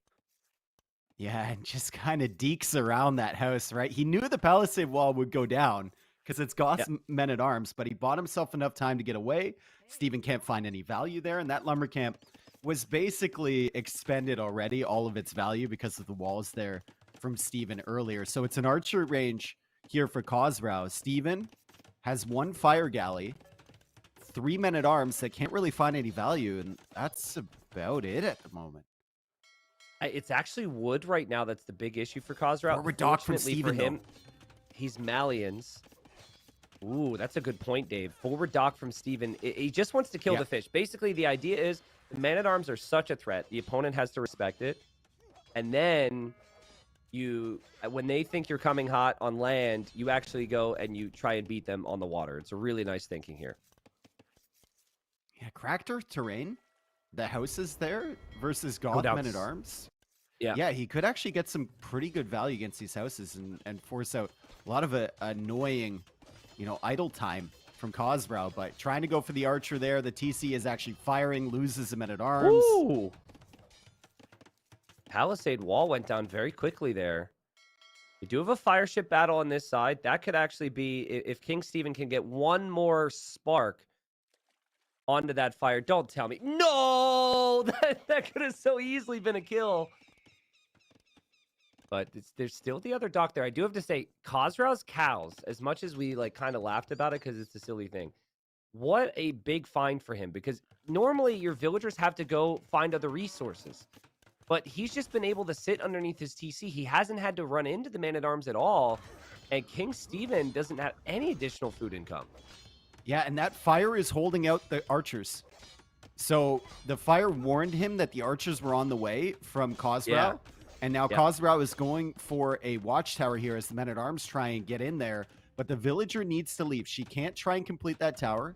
Might go for another tower on the back end of that wood line, which could be annoying. I don't think it's really going to be that bad for Khosrau, though, because now archers are here. He's going to go up to Castle Age, and he's going to be feeling really, really comfortable. To go Castle Age after all this is insane. And again, it's the cows, it dude. comes back to the cows. Yeah. There's just so much food that he found, whereas King Stephen was using his scout for other things.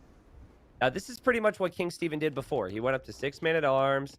He ended up making it messy and going into a tower. But what he didn't have was his opponent counterattacking with archers.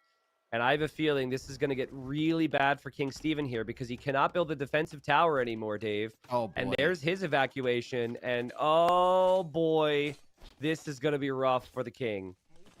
Fletching is in, too. Fletching is, he could afford fletching, he can afford Castle Age. And he didn't overcommit on the archers. He was like, okay, 3 archers is enough. I'll put the rest of my gold into repairing my ships, making more ships, going up to the Castle Age. And this is devastating for Stephen. Like, what does he have here? He just has villagers. He has to Vil War archers now from a player that you know is going to micro you down. It's so painful. It's painful, and it just how did Khazral do this? Obviously, we know that Khazral used the cows, but how did he make this look so easy? He defended from each man-at-arm attack. He didn't give it a lot of respect. He didn't give the villager a lot of respect.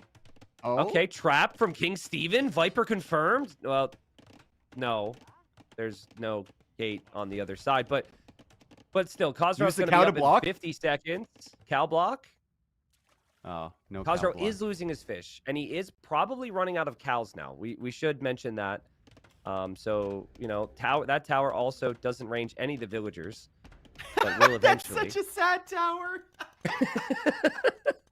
It's a bad. shame Well- because King Stephen's strategy has so much potential, but certain things have just gone wrong here. Dude, we know that this player does not play with the range indicator if they Uh-huh. place their tower there. Yeah. I mean, I do think it ranges a couple of those trees, but I can't imagine being King Stephen right now. You wanted to try something different on islands. That didn't work out. Now, you've gone for the strat that, like, you probably practiced the most leading up to this tournament, right? He won with this before. This is a new map. King Stephen is clearly a player who likes to prepare. And so you might be feeling a little dejected at the moment if both of your like prepped strategies just haven't been able to get the job done. I also know that we are definitely not seeing Tato from either of these players because we have not. okay. There's plenty of land armies hanging out near the water, hanging out near these crossings, and we haven't seen either player try and bait the other into a demo. And there's true. some very clear baits that could be happening right here. Neither one has even made a demo. So I'm I agree. automatically eliminating Tato from my mind here. Res Collected is actually quite nice for King Stephen. King Stephen's had fish, killed most of the fish from Khazral. The key here, though, is King Stephen has to get to Castle Age. And if Goths can boom, if we can get to 2 or 3 town centers, lots of vills pumping, Goths can beat anybody. And I think it could be really good against the Malians because, Cavarcher. again, they can be good against everyone. Can we talk Bro, about you need- Khazral's eco balance right now? Yeah. 2 on food, 1,200 gold, and then 675 stone. It's fine. He's about to have a fantastic eco once this market goes up. It's going to look true. just forget about where we are right now and think about where we're going to be. There we are. Oh, buys the food for Bosaw. Nice. Great. And he has enough for a castle now. Where's it going to go? He places the TC first. Yeah. I would like to see the castle go. I mean, the other thing is, too, is Khazral's able to micro with these 3 crossbows. These 3 crossbows have done so much. He's going to grab another cow there, too. I would like to see the castle just go at home on the And then cracked Gabetto. terrain. Just defend that area. Oh, God. Oh, God. Or if you think you're this far ahead, you can go forward against a player who might be known for placing There's no forward risk here, dude. castles. There's like barely any risk from Steven unless you send less than like 8 vills forward for this castle. I don't know how many villagers he's got coming for it, but I mean, this is against a player that's in feudal without even fletching yet. You can tell his upgrades because you've been fighting those skirms, and there's no risk whatsoever. There's no way Steven can deny this. And also, I think that will be in range of the town center for King Stephen. It will mean Gabetto. Oh, man, King Stephen can't even see it. This is actually Khazral showing everybody how the forward castle should be done. That's impressive. And it looks like... I mean, King Stephen put up a big fight in the previous game, but you start to lose vills to that castle. You've had crossbows picking you apart. Still only You're one going to on lose food. access to all your gold there. Like, this is how This could be confident rough. Khosrow is in this castle. He has 1 on food right now. Okay, now he's got 4. Big. Yep. Okay. He does see the castle. That TC for King Stephen's going to go down. He's going to need another one. He might need to evacuate way earlier than he was planning, dude. He's going for the mass evacuation. You got to get out of here quickly. Everyone needs to meet up at that TC. There he goes. There goes King Stephen running with 20 villagers. I mean, I guess if you're running with 20, the majority are going to survive, but still there's a knight waiting. And behind this Khosrow... Steven is leaving, dude. He's literally leaving. evacuating. He's gone. Yeah. Oh my goodness. Yeah, I mean- Oh my goodness. Oh my god. That's not the fight you want to Uh, be taking here against this knight, and the knight gets pulled away. Of course it does. And we've You got know- Gebetto now, which are like the goth killer here.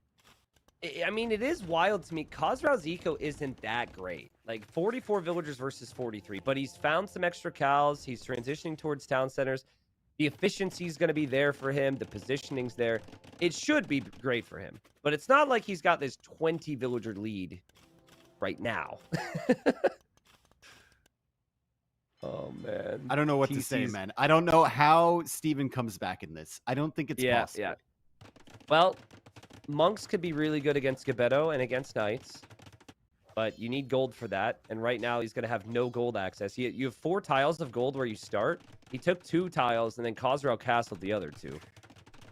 So yeah, I think you play on until your opponent kills you here, because there's a chance that maybe your opponent is all in or something. But Khosrow is in the driver's seat. I agree.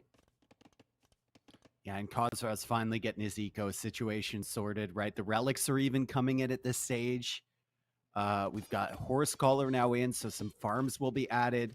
The water, there's potential there to add more fish as the Gebetto finally clear up those few stone miners left in the Yeah. main base. But I think if Khosrow just focuses on land eco, doesn't even pay attention to water whatsoever, he's going to be in a really, really solid position. Okay, so Oh, he's found the gold too. Oh, God. I mean, Khosrow's just everywhere right now. As this gets worse and worse for King Stephen, are you more certain of King Stephen's identity or less after these first 2 games? I'm believing in Steven here, and I'm You're believing, believing that in it's doubt. Stephen. Okay. Yeah. And then I'm in agreement. I think that there have been many doubt things about this, just like the first series. What about Khosrow? Khosrow, I think 50% of the community thought it was Viper, but also like 40% of the community thought another guy was Viper. So according to those votes, we have 2 Vipers. But has this been more or less Viper for you compared to the first series? I'm still thinking it might be Viper. There's nothing that has indicated it. Now, you have to remember, if you're saying like Viper wouldn't make all these mistakes and stuff, he plays up to his opponents, right? And if he feels like he's in a winning position, a lot of the times he's not playing at 100%. Yeah. He's just doing enough, right? And you can see, Yeah. look, he's having fun with like look at this. Like, and now Steven's gonna be like, okay, I can do this too. Hey, don't bring more units in, guys. That's cheating. Hey, King Stephen wins. I'm pretty sure that's an admin win for King Stephen. King Stephen wins the game. Scores 1-1. There you go. Yeah, I mean, It's a tiny victory for him. yeah, I feels a little more Viper. The getting high value from the from individual units, which he's been microing a lot. The Viper is pretty happy. He feels like he can get the Castle Age to squeeze in the early castle or get a couple knights out like he did here. That was adaptive play. You can't plan on getting those cows. It felt very adaptive. It felt very on the fly. And there as well, you know, the style with the micro like we saw before. But we'll see. I mean, we might see things that change our mind. Unfortunately for King Stephen, he doesn't want to call it, guys. He doesn't want to accept that he's down 2 games, especially because I felt like this Goth's plan was one of his biggest strats for the tourney. But it was the cows, dude. Like, I wonder if in the semis tomorrow, the first thing we talk about is, are players going out and finding the additional cows? King Stephen had no Yeah. food underneath the TC. and Khosrau had 1,000 food underneath his TC. It feels like the cows are really important to find. I mean, yeah, but most people are gonna send their scout out there, so you can only get like 3 or 4. Yeah, Khosrau got what, 8 or something Yep. ridiculous because Steven was just hanging around. That's the risk, I suppose. Yep. That opportunity only opened itself up to him because his opponent was trying to be so aggressive. And here come the villagers. That tower continues to be useless. Can we get a damage check on that tower? Actually, how much damage that tower has done forward before we get out of this game as King Steven Not much. goes for the GG. Yeah, not much. It dealt 25 damage. I mean, in all fairness, right? Tower wasn't great, but the rest of the strategy just didn't flow together here for King Steven. He wasn't able to win water fast enough. Khosrau gets the job done, and Khosrau up 2-0. And it definitely seems like Khosrau is the better economic player. And if there's aggression that comes towards him, like the landing in game 1, which could be crazy, or the men-at-arms on the cracked terrain here in game 2, he just doesn't make it look like it's ever going to be effective. He's so good at just swatting that pressure away. Yeah, and just so calm about it too. And the same thing for the first series where he clearly realized by like game 2 that he was the better player.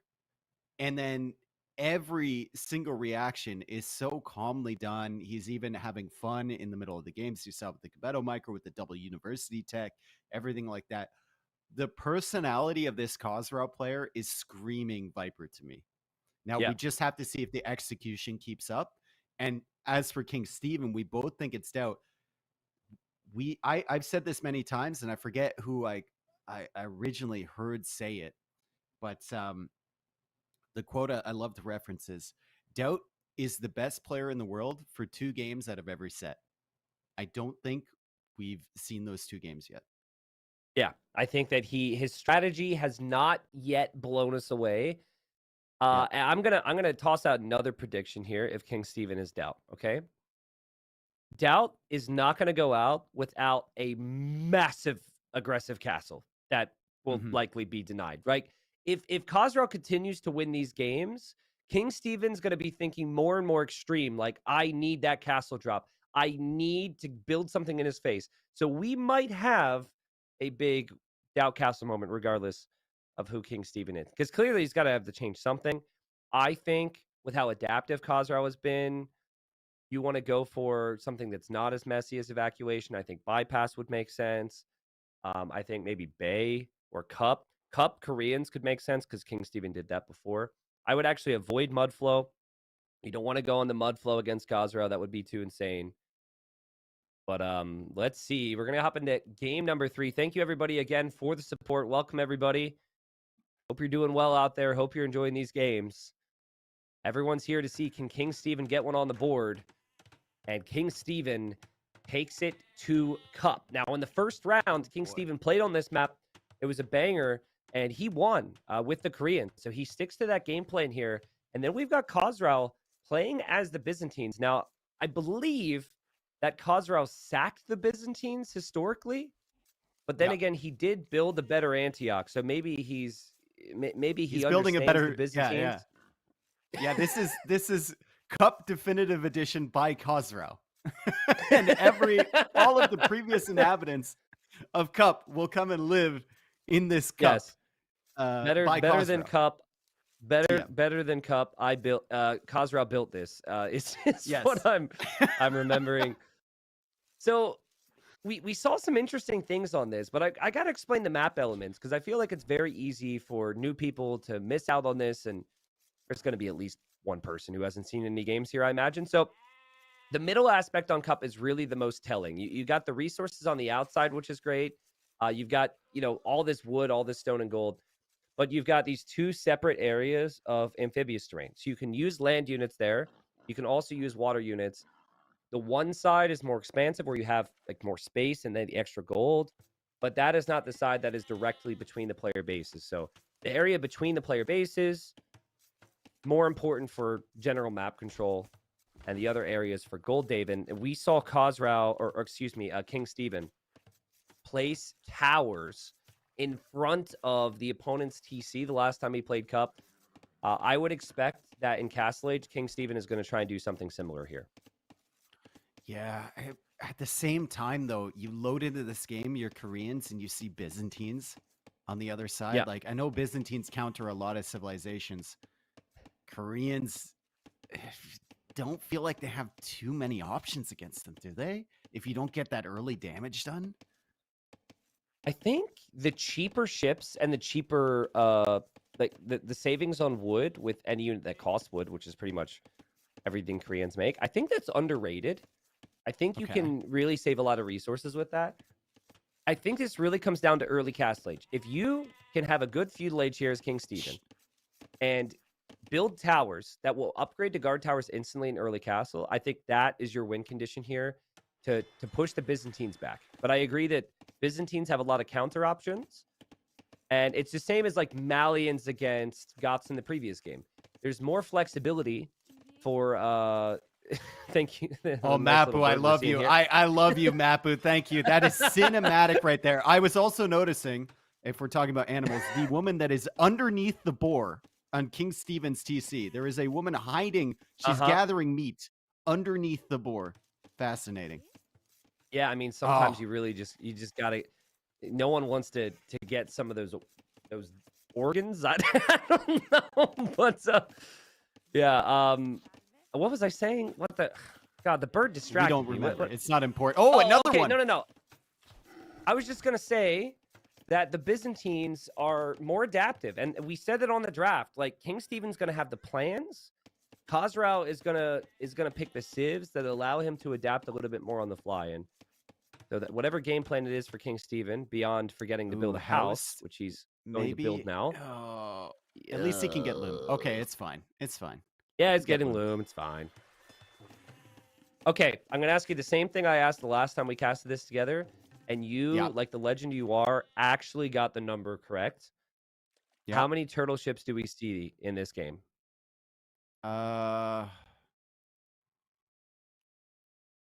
One. One. Okay. I'm gonna go with.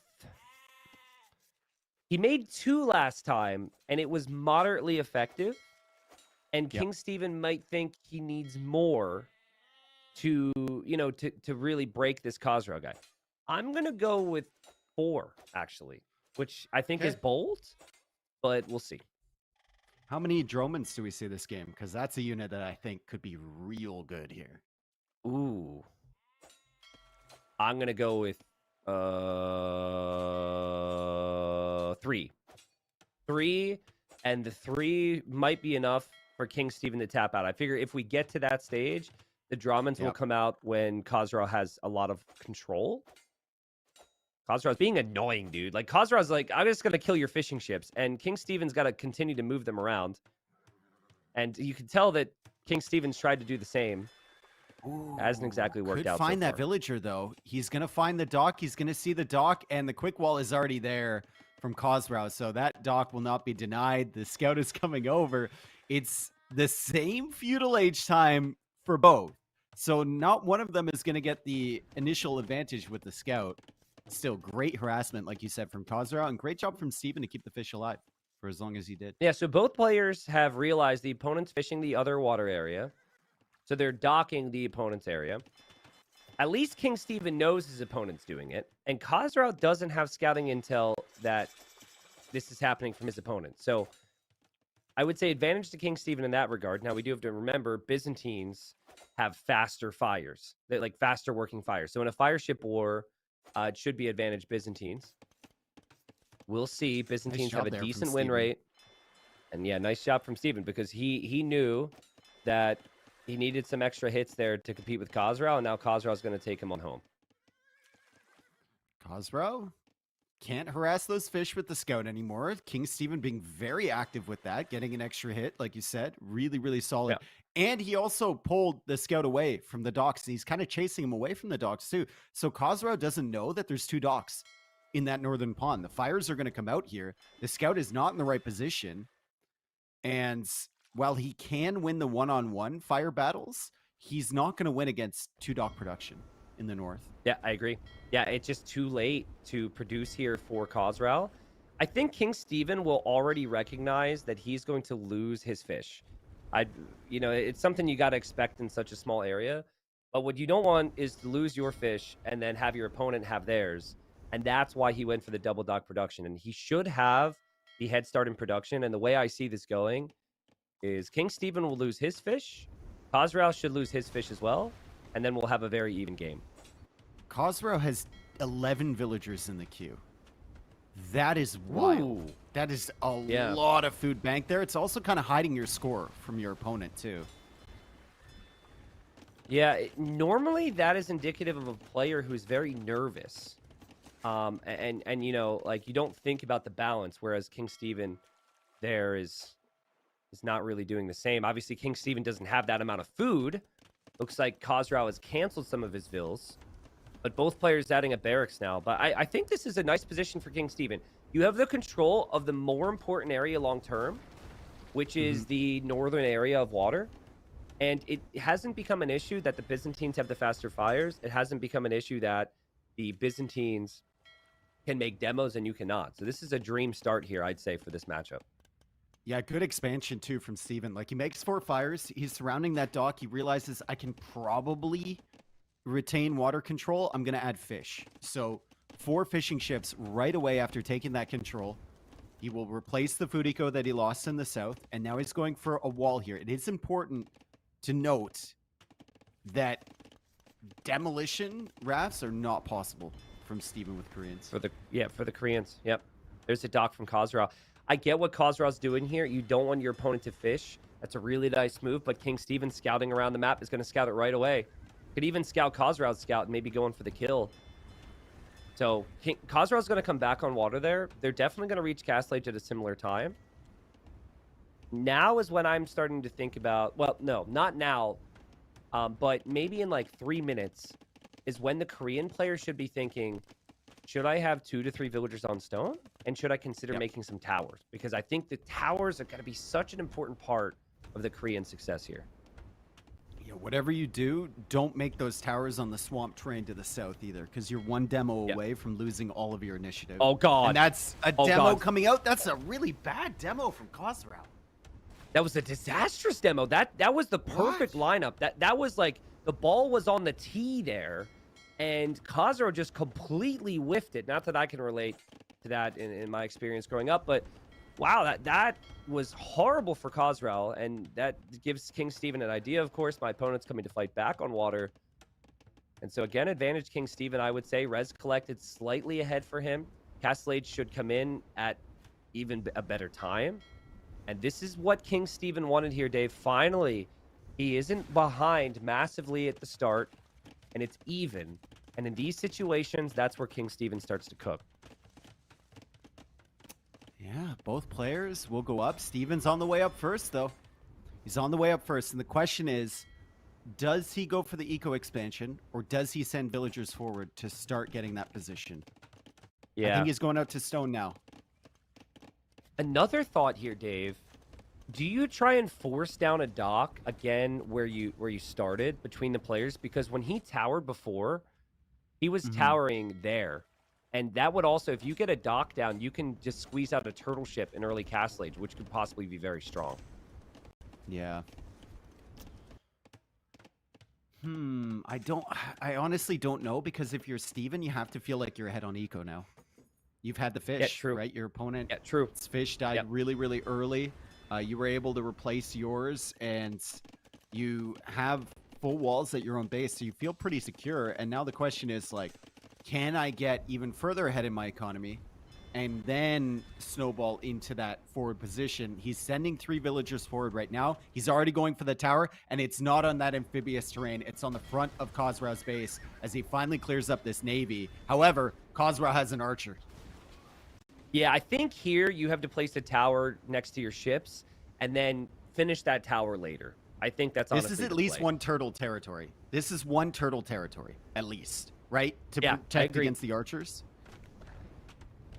Yeah, turtle would be sick. I mean, the fires themselves are going to be sick. I know it's Byzantine buildings, but to know the archers are out there and have not lost anything is great. Now you also have the fires in range of your opponent's buildings. I think the best players, as exciting as a turtle is, they actually go for a TC at home because this is such a big attack. The opponent is going to have to respect it. A lot of players are going to go for the economy first. We're going to see a siege workshop from King Steven. This is what he did before. It was a tower and a siege push. He ended up taking out Salim the Grimm's TCs. Finally, his plans are panning out. Guard towers are coming up. And Khazra needs an answer for this. God, Turtle would have been so good here. But I guess he can go Mangonel, right? And the Mangonel can move onto the land, and then he can save those resources. Turtle ships are very expensive. There's the second town center you were mentioning. It is worth pointing out that both the stones from Steven are outside of his main walls. Very unfortunate stone positions for him. So long term, he'll probably want to add a town center on there once these archers inevitably leave this position. Don't let this happen. He's got a Mangonel coming out. Don't let He's this fine. happen. He's fine. He's got a Mangonel coming out. Watch. Villagers there are weak. Mangonel's on the way. Siege could be a surprise. Khazra backs away. Good micro from Khazra. Khazra now goes in to snipe the weak villagers with confidence. Oh, God. But he only killed one. I mean, he did a great job not losing archers. But the tower's going to go up. And that tower with Bodkin is really annoying. This is a big problem. Yeah, so is that knight, though. He might snipe the Mangonel. No, the villagers are there to repair. The knight has to back away. Third town center now from Steven. And Steven's really cooking here. If he gets another tower on that stone and on that wood line, suddenly we've got this line of death on the front side of Khazra's base that he really can't clear up until he hits Imperial Age. And he's going to be on the defensive the entire time. I think Khazra will try and extend outward soon with that land army and hit Steven at home. So Steven will need to do something to lock down those stones I mentioned about. But other than that, there's really not much of a risk. Is that scout auto-scouting right now? No, it's manually scouting. Okay. Yeah, I just saw the movement from the scouts. That stone is not scouted, but it is exposed. Now, Dave, I think if your opponent has shown you a knight, you need to be careful at your main base right now if you're King Steven. You're pressuring a lot. Yeah. This is where you're going to focus. But the best players, we've seen it so many times, they're going to squeak a knight or a couple units, random fire there. They're going to find a way to distract you. But at the same time, I love how King Steven has continued to just push through and be aggressive this whole time. Korean Cav Archers. Any more confirmation we need? I know they're better now than they used to be, but still, yeah. Yep. Yeah, I mean, Korean Cav Archers are cheaper. Their strength themselves is not necessarily changed. I like the it, armor though. upgrades automatically. It's fantastic. Yeah, and you already have Bodkin. So since you already have Bodkin Arrow as King Steven kills his own villager on the house. Oh my God! I thought he was going to kill another one there. But hey, we definitely don't know who this player is, folks. He does kill the monk there. The TC is starting to go down, and King Steven's position continues to grow and grow and grow. And like Khazra has not ever found a real answer. It's been random knights. You know, it's been a couple archers in counterattack, but it has primarily been a boom for Khazra. And I am not sure that he can just sit back like this without finding a real solid response. Right now, he's off of his golds. This is why you need to deny that first tower. While the initial tower didn't look fantastic, it was kind of like on the water. He was able to support it with his ships, with his Mangonels there. And once that first tower is up, you go for the second. Once the second one's up, you go for the third, the fourth, the fifth. And they're all supporting each other. And redemption comes in for Khazra. But if the Mangonels are sitting near the towers, you can't convert them because the towers are really good against the monks. So this line of death is just terrible for Khazra. And he wins the Mangonel war. No surprise there as Steven now tries to advance with this problem for King Steven. Yep. It's never the strategy with King Steven. It is just the micro. And he lost to Mangonel. There his tower gets denied. There he had to delete a Mangonel. And so Khazra is like still hanging in here. He still hasn't lost this TC. He has found gold elsewhere. And Khazra has collected nice amount of resources. Again, he gets another hit on the Cav Archers. I think right now, King Steven is thinking, where is my opponent getting gold? I'm seeing two of his golds.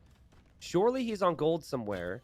But by the time he gets over here, he's going to see that there's a town center because Khazra is protecting that right now with the new TC. Idle economy time. It's a lot more for Khosrow right now. 48 true. minutes versus 19, and it Oh. it puts into perspective what's happening. Can he get the monks? He gets one. I don't think he can get this without being converted. He can. Oh, that's huge. I mean, those Cav Archers are barely alive. Those Cav Archers are on life support, and they just killed 2 healthy monks there. Remember, the access to gold is a big issue for Khosrow in the long run here. So, you know, if he doesn't have gold, he's not going to be able to make more monks. He's not going to be able to get to the Imperial Age. So King Stephen just wants time now to chill. These towers are just meant to be protected at all costs now. He's no longer pushing. It's keep these towers up and make it to the Imperial Age with a big economy. And you can see the shift. He's up to 35 on food now. In my opinion, King Stephen is in the perfect position to win this game. He just has to ensure that he doesn't allow Khosrow a lot more room to breathe. I think once that tower is completed, then you focus on getting a castle. Yeah, well, he's going for another tower in the south there. Okay, on the stone. That's an interesting one. Maybe wants to extend outwards for that. You focus on a castle. Once you have the castle, you try and go up to Imperial Age, because Imperial Age would upgrade all of these towers instantaneously. Yeah. And then you can get Yubseong after that. Wow. Nice counter denial tower there here from from Khosrow.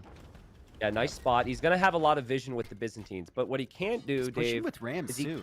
he shouldn't be able to realistically push with Rams, because the opponent has so many towers there. Like, those towers should focus down the monks, and the monks should die, and they are, and then the Mangonels. Oh wow, this is actually insane from Khosrow. It's very, very uncommon to go underneath all these towers. It's a risky play for him. He's going to lose his Mangonel. It's not going to work, and the tower's going to stay up. It shows how difficult this is. Yeah, even with great micro there, and maybe suboptimal micro from Steven, he did manage to pull it out at the end there. It shows how difficult that push is. You got to wait till imp, or you got to place a castle near those towers to take them out. So tough to do anything against those. Steven's about to click up, Tristan. Steven's got 600 stone. Things are looking real good for Steven right now. And remember, we said King Stephen might want an aggressive castle, which is risky against Byzantines. He's going to place a castle forward. He is going to click up to the Imperial Age. He's going to be faster than the Byzantines. And we are also seeing our first turtle ship. So he's going to turtle the other side. He's got the towers here. Khosrow places his own castle. He wants that area to be protected, and he clicks up to the Imperial Age as well. Oh boy. Byzantine castles have more HP, but I mean, you're completely surrounded. You're on the defensive this entire time, and like you keep mentioning, the gold supply, if that castle goes down, going to be very, very limited. Also, love to see another keep in the north on that gold from Khosrow. Did you see Khosrow, who has redemption, consider converting that tower for a second? He started to send the monk forward. This, to me, you know, there's only so many players that would desperately want to steal someone else's tower. He's not going to do that. The castle will take care of 2 of these. He doesn't know his opponent has that other castle right now. It's just repairing the town center with one villager, like, against towers. Yeah. Oh, he does know about that castle. So calm there. There go the villagers. They might complete this, but Khosrow deleting his houses. He's going to try and wall this in. Doesn't work. That tower will likely go up. Yeah. It's gonna be really close actually, but it's at 80%. I think the tower will go up. And there's no no be murder a keep holes soon. Yeah. Oh, it's not a doubt tower, but it might be converted. Oh god. Are we gonna see this tower deleted? Okay. It should be. Khosrow needs to stop attacking it. Stop attacking it. And then a monk race for the relic on the other side. He's gonna try and snipe the monk here. Doesn't Monk get it. is not going to get the conversion on the tower. Monk will get relic number 2, Look at him! though. Look at him pull the villagers away just in time before the tower went down as Steven deletes it. But he was really trying to convert that. Dave, Trebs are the key here. Trebs are the key. King Stephen knows that Khosrow has a castle. You got to know your opponent's Byzantines here. The resources are looking amazing for King Stephen, but can he spend it? Can he win a Treb war against Byzantines? I've seen Khosrow, if he is who we think he is, do some crazy things and comebacks throughout his career. He has been backed into corners, and he has somehow been able to come back. He's going to go fast fires there. He's going to go Trebs. This is still 111 villagers for both. And if Khosrow can win the Treb war, the sky is the limit for him here. You cannot let him get that water control because here they come. They're Drummonds. Yep. They're making their way onto the water. You can't let him get full control over that water. You need something there. That tower is going to help a little bit. The skirms are coming in. The Trebs are working away on the castle. The eco is fantastic for Steven, but Khosrau seems very comfortable just kind of sitting in this corner and slowly pushing everything back. Now, Khosrau doesn't have access to a lot of stone. He did, however, just sneak to the north to find some extra stone and gold. Now, that's something King Steven had an outpost for in the past, but I think King Steven now not thinking about that. And so that's an area where Khosrau is really going to be able to have some success. Meanwhile, we've got a castle from Khosrau coming in this area. So he's thinking, like, how could Khosrau be alive if I hit him from the other side too? It's a nice thought. But Dave, if I see Drommonds and I see Byzantines with castles, I cannot help but believe that the Byzantines could still get the job done here. Yeah, honestly, I think Khosrau might win this game at this rate. Like, he denied that little counter raid with the skirms. The Byzantine healing was kind of going hard there. He snuck out to the stone at the top of the map, which King Steven wasn't tracking. He's now got eyes on this castle, and he's taken full control of the water in the south there. And Steven has lost his entire line of towers in the middle. He is getting Ipsiong right now, but it's going to be a difficult push here. Yeah, I agree. I think, like, if you just are getting skirms into Khosrau's eco, and you are, if you're building keeps into this corner, it could be okay. But that's not it. Like, I guess I said into the eco. This castle, also not it. Like, he just did not expect the Drommonds, Dave. The eco, the resources, everything's great for King Steven. I'm just wondering, is he losing too many units here? You got monks and bomber cannons from Khosrau trying to convert and kill the siege. He's going to kill one of the trebuchets. He's going to lose his other monk. And the micro no attack rounds from those bomber cannons either. He's just right-clicking. And the Treb goes down. Trebs go down. God. And now the cannons are starting to go down as well. And the great Khosrau, he's ready to push out of his corner. He even finds that stone. So resourceful, so aware. So he has two areas where he's taking stone now. But King Steven, if Koreans get heresy, he needs to consider that. Like, anything he can get so these monks don't convert his cannons would be amazing. He's going YOLO with skirms and YOLO with bomber cannons through the middle. Because at this point, he's given up on trying to hit different angles with the Koreans. The one thing that Steven has is resources right now. He's floating so many resources, and the bomber cannons are now being thrown away. It's fine because he has 4,000 gold available to him, so it's not like he's, wasting that gold there. He can easily replace that. Still trying to focus on this side as all three bomber cannons are targeted for conversion. Some of those are really weak. Great job from Steven to get away, but Khosrau surviving and taking the extra resources in the corners of the map. It's just so and it's not just like Steven. And it's not just like corners of the map. It's the corner that King Steven should have access to. Like, you as a player should know those stones are there. We've got stables from Khosrau to potentially raid. King Steven needs to notice that.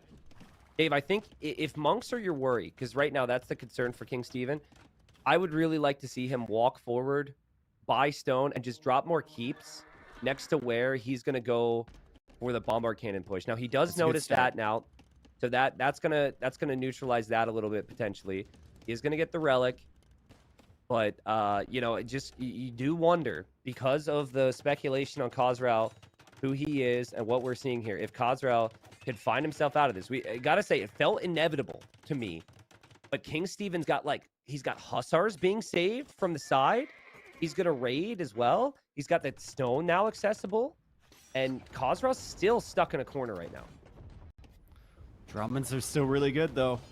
And along with fast fire, too. Drommonds fast fire really, really tough to take this bottom pond. And if you don't take that bottom pond, he's going to control all of these stables and everything you're trying to push forward with.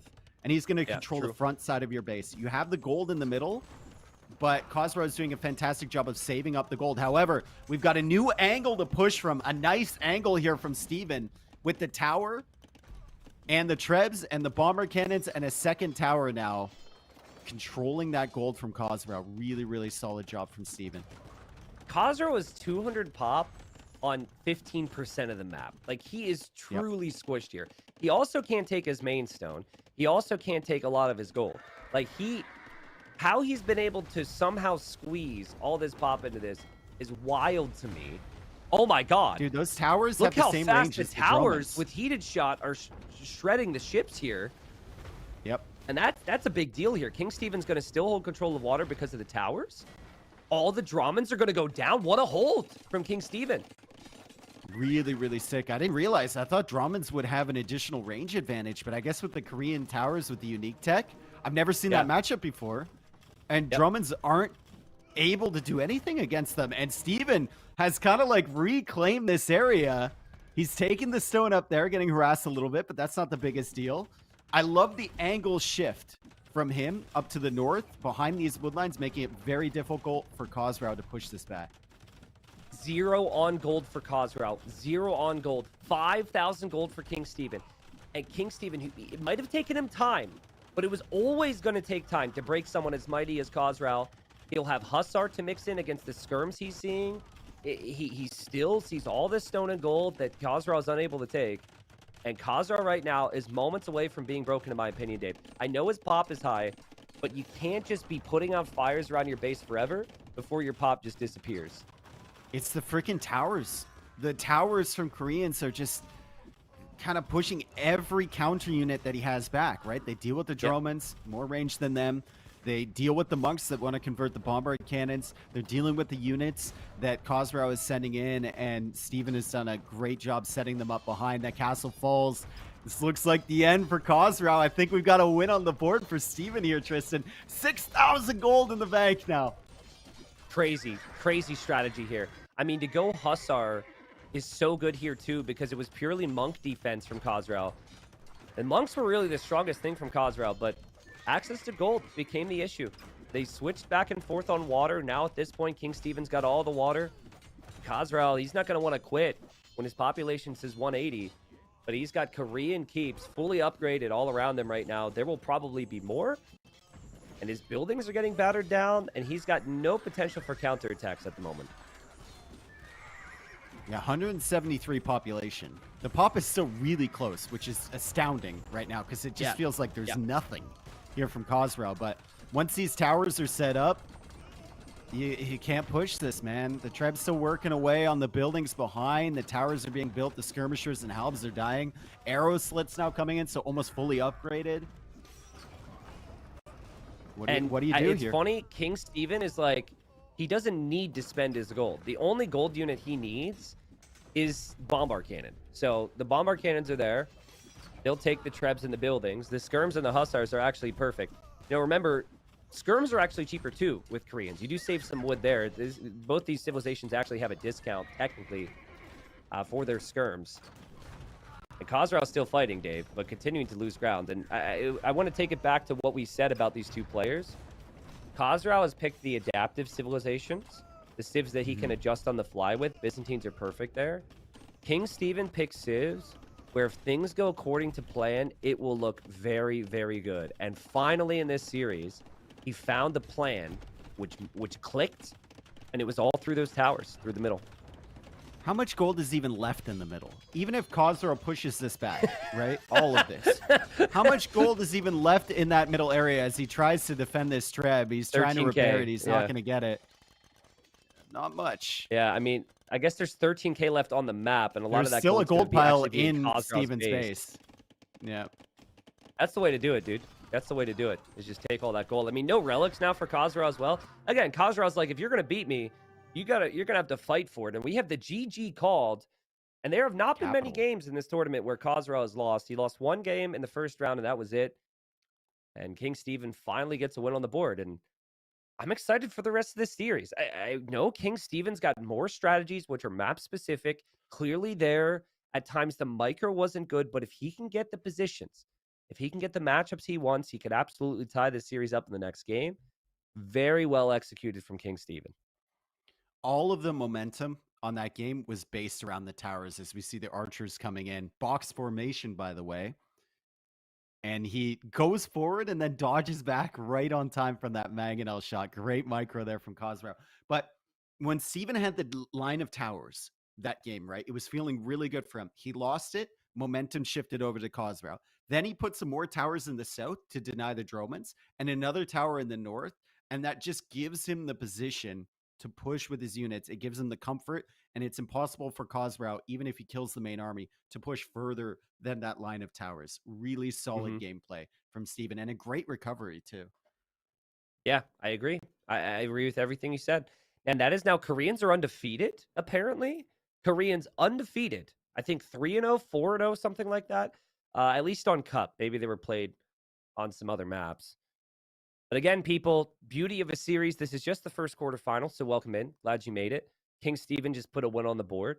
And King Steven still has 2 home maps remaining on his side. So that was also an interesting element of that. King Steven was down 2-0, and he chose to go to Cup, which was the first home map pick from Khazra, and got the win. So now Khazra gets to choose finally to see what Civ, what Civ obviously, but what map he wants to go for. I've called it twice. I'm 2 for 2. Dude, you are, even if I'm casting the next series with somebody else, keep an eye out if we need a turtle ship prediction, okay? Because that's just next lever, dude. You don't seem excited about that. I don't blame you. But High Tides and Bay remaining for Khazra. And then Bypass and Mudflow remaining for King Steven. So, like, I don't know. The theme here is that there's very specific plans for King Steven. Is there a map here where you can't have very specific plans that maybe Khazra should prefer, Dave? Mudflow. If it's a Chinese mirror. Fair. Yep. Steal his unless home he's map going away. Armenians. I suspect that Steven might go Armenians on Mudflow. Where would you go Chinese then? Because you can't first pick him and not play him. You wouldn't like, pick Chinese. You wouldn't pick Chinese. You It's wouldn't all a play bait. Chinese at all? It's all a bait. Okay. That's pretty bold to use your very first pick as a bait, but I could see it possibly from King Steven. All right, well, let's find out. Game number 4. Let's get into it. See what Khazra is going to choose. Can't wait to see who people think these players are, because I'm still not seeing people agree. I think there's been clear signs of some other players, perhaps. Khazra's choice, game number 4 coming up. I'm thinking it's going to be High Tides. I think High Tides is like, it was a comfort pick for Khazra, and he looked really strong there. It's going to be Bay. Okay, so Khazra's playing as the Italians, which we have seen a lot of on this map. But we have seen some other civilizations played that we didn't see in the past. And the reason we didn't see a lot of those civs in the past is because they did not exist. The Dravidians weren't around last Hidden Cup. And King Steven goes for the Dravidians, a flexible water civ, a civ that will lack some flexibility later on land. But I would say very smooth when you're looking to dock. And I think both players are going to do that here, Dave. I think Dravidians matches up well against Italians in the late game too.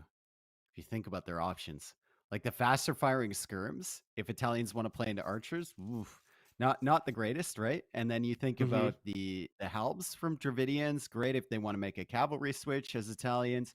You've got the bombard cannons as well. Like, I don't know, man. I think Dravidians, if you take it late, could be a really solid option. It is always interesting because when it comes to civs and their unique units, if you can find a matchup where the opponent's unique unit just isn't valuable at all, that can be quite nice. And so I think in this case, the Italians, they're picked a lot because a lot of civs on this map go for the strong cav, right? So Paladin or like Mangadai or something from Mongols. But you're not going to see cav from the Dravidians. They do have elephants. But yeah, I agree. I think Dravidians will lack some mobility, but I could see them being quite strong. And there we have Khazra coming forward rather early here, choosing not to push deer. And he's going to steal 2 pigs away here from King Steven. So that's interesting. A little bit lamey here from Khazra. Khazra has typically played fairly defensive. So maybe he's a little worried now, losing that game. Did he steal 2 pigs or did he steal 3? Because there was another one that was heading back. He might have stolen one that was scouting from Steven as well. Yeah, I And he don't know finds the where dock the scouting immediately. was. Yeah, that's really good So from we Khosrow regardless. So this dock timing is interesting. So King Stephen is going for the same build order that we saw from Gregory the Seventh when Gregory the Seventh lost 4-0. I think that's been forgotten about now by a lot of people. But if you look at where King Stephen's taking wood, guys, King Stephen is not taking wood on a lumber camp. King Stephen is taking wood on his straggler trees. Now, Gregory got 4-0'd, and Gregory also had gone for the Goth strategy on evacuation. So this further reinforces in my mind that whoever lost 4-0 against Gajimata round 1 is very close to and knows King Stephen very well. And I'm going to take it one step further. The player who in Hidden Cup history has always had similar strategies to doubt has been Tato. And everyone seems to think it was Gajimata that was Tato. But Nikov and some other pros seem to think that maybe Tato was Gregory the Seventh on day 1. And he lost 4-0 against who they 4-0. think was ACCM. Yep. So, and I said Nikov's been getting plenty of flack for this, but I keep saying if he's right about this, I mean, you got to give him credit because that's a crazy idea, right? It would mean, if that prediction is correct, that Tato lost round 1 and ACCM is going to the semis at the very least. Yep. But stay humble. Yep, stay humble. Stay But humble. I wanted to point that out there. And also somebody, I know I'm getting one guide here. I'm responding to one guy, but somebody said, no, T90, they could have seen how everyone else played by now. No, not by the quarterfinals. The round of 16 of the quarterfinals all played behind closed doors.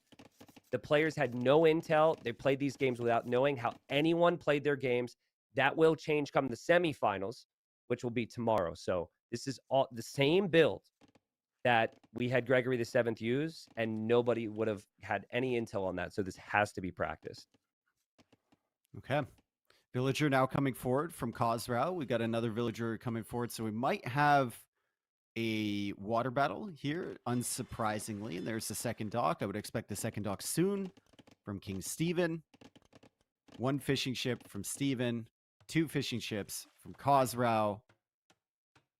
Feudal Age going to be a little bit faster for Stephen, though. Yeah, where this gets awkward with the Dravidian build is you wish you had the wood like a minute before you hit feudal. That would be amazing. But because you have to wait for it, right now your eco is definitely a bit awkward. Now the Italians it's cheaper for them to go up to each age. It's also cheaper dock tech, so really good long term for the Italians. But this could be great for King Stephen. This build gets him to feudal age faster, and already has the scout lead. So he's going to make ships first, and then he might be able to weaken that scout from Khosrow. So big deal there. Khosrow's going to have to either try and get the hill or try and get over to his base again, which is a long way away. Thanks, Stats Guy. Yeah, thanks, Stats Guy. Having a lot of fun there, I can tell. Dave, I think that Khosrow's scout actually has a decent chance to survive, but there is a lot of weaving involved between these wood lines. No, and I he's did dead, just dude. say it would survive. I said it would survive, so he's not going to survive, right? He's dead Gotta in see 3, fire galleys. 2, 1. Huh! Nice call. Close. You even timed the little repathing there. Well, that's huge for King Stephen now. There's a lot more incentive to maybe go for lands because Khosrow won't be able to scout it. Now I'm wondering if players are going to repair. I found Gregory. Oh, God. I found Gregory was very stubborn and didn't repair ships against Gajimata round 1. I think you have to repair ships in a Fire Galley War, and we see both players doing that now. Also interesting when people add in demos, right? A lot of people won't start adding in the demos until like 5 fire galleys are on the water, but with the repair villager going onto this marsh terrain and the potential to demo that as well, it becomes a little bit more viable. Great job from Steven to not overcommit for that demo. He just took what he could get there because it was already weak. As another demo raft comes in from Khosrow, he's trying to get a good one himself, and he's trying to hide it behind the fires so they can tank all of the damage. As Steven now comes out with another one, takes what he can get, and we'll go back to repair. So good for both so far. Also nice for Khosrow that his 3 fishing ships are working, and King Stevens only had 1 this entire time. I know King Stevens had the better of the kills, but that is something, and especially when Italians are saving on their fish, they now have more fish, and it'd also be cheaper to go to the next stage. Khosrow's not going to complain about that. Like, this is currently 50-50 on water. You'd take the 50-50 if you have the edge with the fish there. But, I mean, we're talking about the eco transitions as well. Farms are going to be needed. Okay. Who puts that farm placement? Reddit, we need you. That is a very weird farm placement from Steven. For the first farm. On the TC. Yep. Yeah. Yep. Big demo here. Big demo here. Nice demo there from Khosrow. And maybe King Steven was too worried about his farm placement to be able to notice that these fires came in, but he was certainly distracted. The repairs are coming in. He would love his own demo right now. How long do you stay here if you're Khosrow? Beautiful splits away. We've got 2 demos following up here. 1 ship's going to go down. He's going to get 2 ships, and he should... Do you get the fish? Nice job from Steven. Really solid. Just get it. Delete it. There we go. Really solid job from Steven. He can go in there with that fire as we see the other farms now being added. It's a strange one. Ooh. Left side of the TC. Yeah, really good moment here for King Steven. Obviously, he still has 1 fishing ship, so that's even. It's even Steven on the fishing ship count, but not on the Navy count anymore. And it looks like right now Khosrow is kind of giving up. He's just going to make some demos, which might be demos that he'll hide for a moment. He might wait for King Steven to come over here outside the dock and then try and utilize them. Well, the wood upgrade was a little bit late there for Steven. However, he's won the water. He's going to be pretty happy about that one. The food eco for him is not on the same level as Khosrow, though. Khosrow is at 500 food in the bank. We've got the mill up there from Steven, and he's going to try and take those extra deer. Khosrow just hanging out behind his walls. Khosrow should be up to the castle age a little bit faster. Yeah, those villagers got to be working on deer right now. There's just so many multitasking elements to the game, but you've got to be spam checking your idols and have those villagers on deer, Steven. I mean, come on, dude. It's the quarterfinal, Steven. Come on, you're the king, Steven. You're the king. They've got to be collecting hunt. There we go. And as Stats Guy continues to work his way out of a job, the plan for King Steven's probably to market as well. But beautiful play from Khosrow. Res collected has been higher for him, despite losing his fishing ships recently. And the plan is always late game here. So if he can transition, get some TCs up, maybe make some scouts, maybe even upgrade ships. There's lots of options, and this castle age time is going to be sick. Now, let's say we knew the players. Let's go with our assumption that this is Viper. How would Viper play from this situation with Italians against Dravidians? Viper would go for the second TC right away within his walls. He would squeeze in the War Galley upgrade if he could. If he felt he needed it to kill the fish, and it's just 3 TC boom, start to think about getting relics and just taking it late. It's not fancy, but it gets the job done. And then I think if this was Doubt, if Doubt saw his opponent was in Castle Age faster and his opponent didn't have a scout, Doubt would definitely consider bringing a villager forward and going for some type of aggression here. This scout from Doubt King Steven, it'd be a very Doubt thing to lose that and not heal it up and utilize it. He doesn't. Khosrow's trying to get the walls up on the villagers so he can repair the dock in peace. And Steven lets him get that. So that wall is going to be tanking all of the fire damage, and he's going to wait now behind the safety of that dock until Castle Age comes in, until he can get the War Galley upgrade, and then he will eject. Might be forced to actually eject before that War Galley upgrade comes in. Yep, he did. He did just eject there. But I think that's okay for him if he can land the demo. He's going to land the demo. Nice multitasking from Khosrow. I think Steven will realize, okay, my opponent's coming back on water. I actually think right now, if you're King Steven, you prep to lose water. You just got demoed big time. Yeah, it's over. You've had fish. There's not a lot of fish remaining. I think you actually just give up on it now. What a clear up there. That was a really, really solid clear up. I mean, Steven probably didn't expect that level of engagement from Khosrow. Khosrow getting the War Galley upgrade. I'm not sure if he even needs it right now, but it is cheaper for Italians, so might as well let it go through and take out those docks, and then you can stop focusing on that water area. He's going to go for that second TC right away, and he's going to add in more fish too. I bet you we see King Steven be too tempted and just buy 100 stone here and try and use all this wood that's about to be there to go for like an instant 4 TC boom. That is a classic pro. That is an older pro type of move. 500 food in the bank too. Yeah, dude. Oh, the temptation's there. On a map that goes late game, I think it might be worth trying it here. Especially if your opponent has fish, you might feel the need to get more vills. We're going to see a monastery there. That's interesting. But look at these resources. Wood upgrade, farm upgrade. We're going to see second TC. We're going to see eventual third TC, though it was canceled. And Steven's going to replace it now. So, yeah, big old boom. And then at home, Khosrow. Odd stone. He bought more stone, dude. Yeah, he's doing it. This is down confirmed, dude. Down confirmed. I love it. And honestly, I say doubt confirmed. I think that the situation just felt right for really anybody. But when you're a player who used to play back in the 400 ping 7 TC meta, I think this is a comfort zone for a certain player. Heavy plow now coming in from Khosrow. Khosrow's just kind of hanging out behind this. It makes it difficult for him that he lost that scout. There is a potential for King Steven to go for some forward play, right? And also potential for Steven to snag the relics early, which he's doing because Khosrow doesn't have the scout on the field. So Khosrow might feel the need to add in a stable of his own and maybe get some light cav roaming around. You know me. I love that move that King Steven just did. He just attacked that house. He's making Khosrow think, because Khosrow's in the dark, that there could potentially be some action out there. But there's nothing, of course.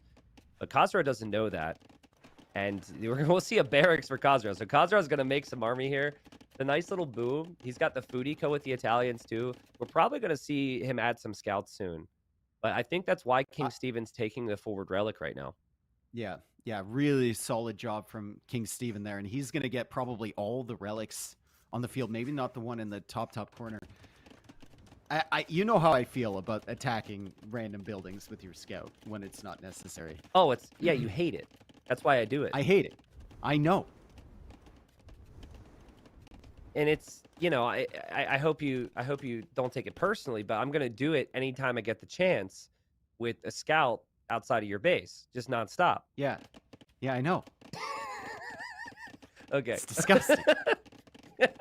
Well, there's a TC here from Khosrow on the stone, and he's dropping the stables now. Yeah, this feels natural. Now, I think that the eco is looking really nice right now for both players.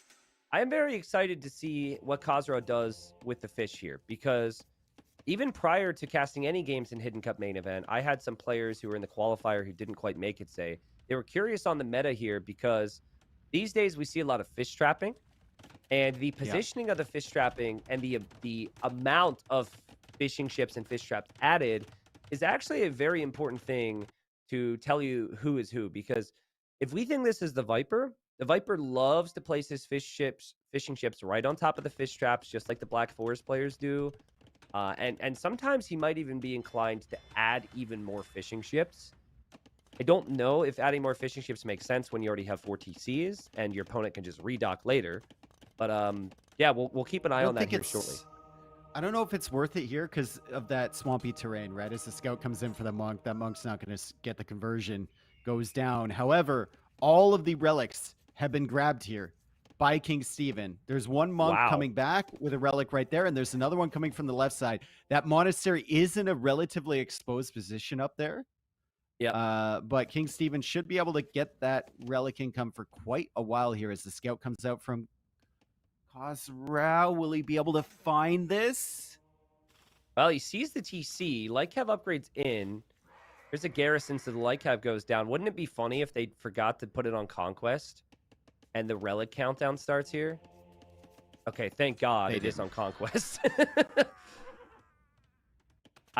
Something that Khosrow is going to have a field day with here is the fact his opponent is wide open. Like, no walls whatsoever for King Steven. So even if pikemen start to be produced by King Steven, it does feel like it could be a problem if his opponent is able to just raid him in a lot of different areas.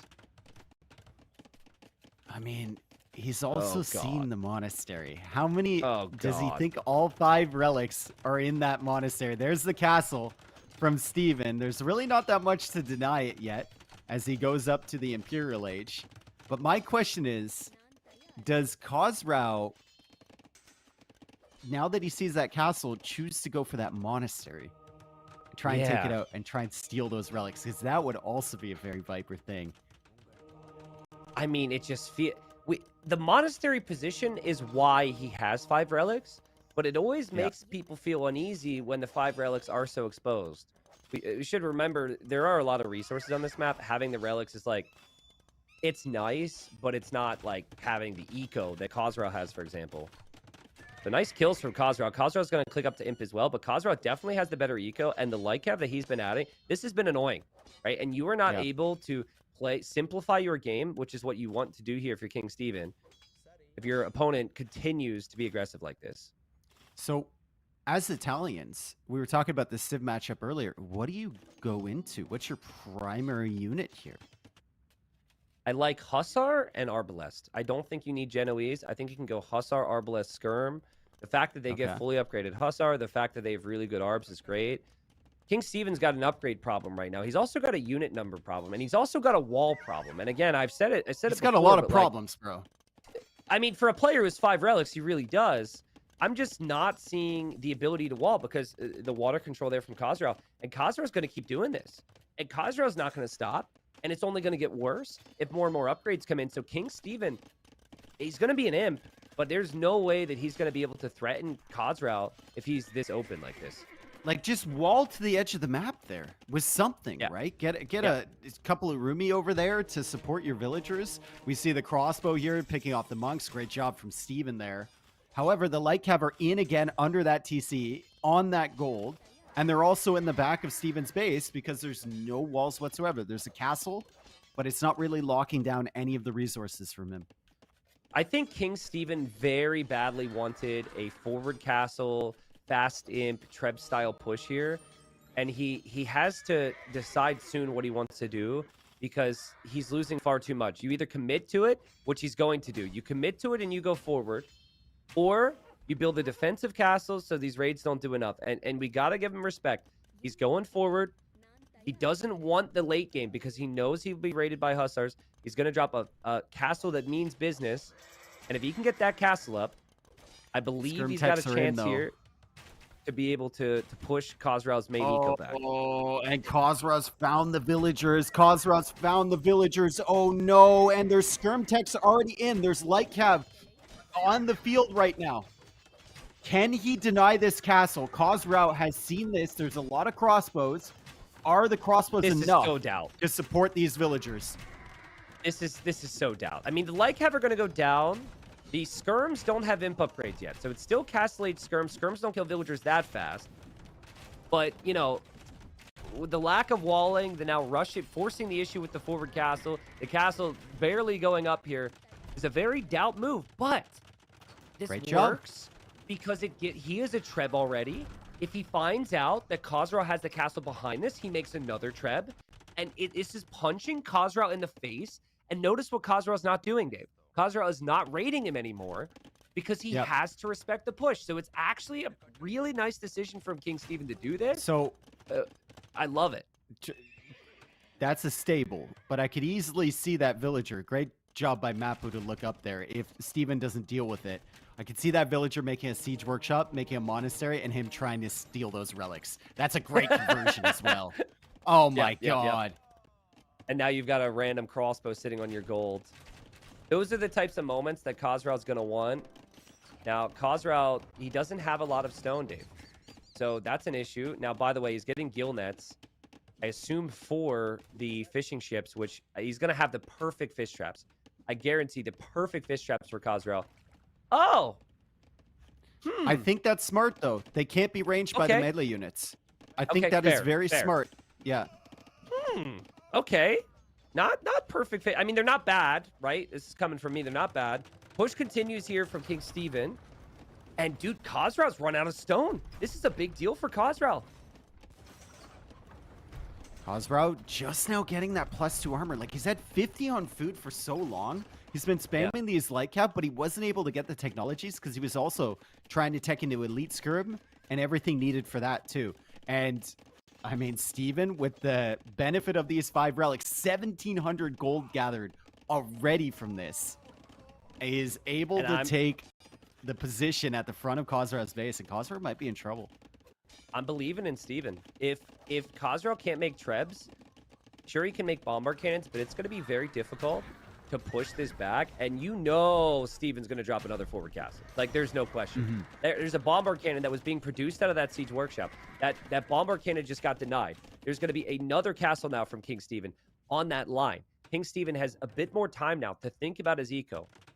And actually, I'm surprised the castle wasn't more aggressive here.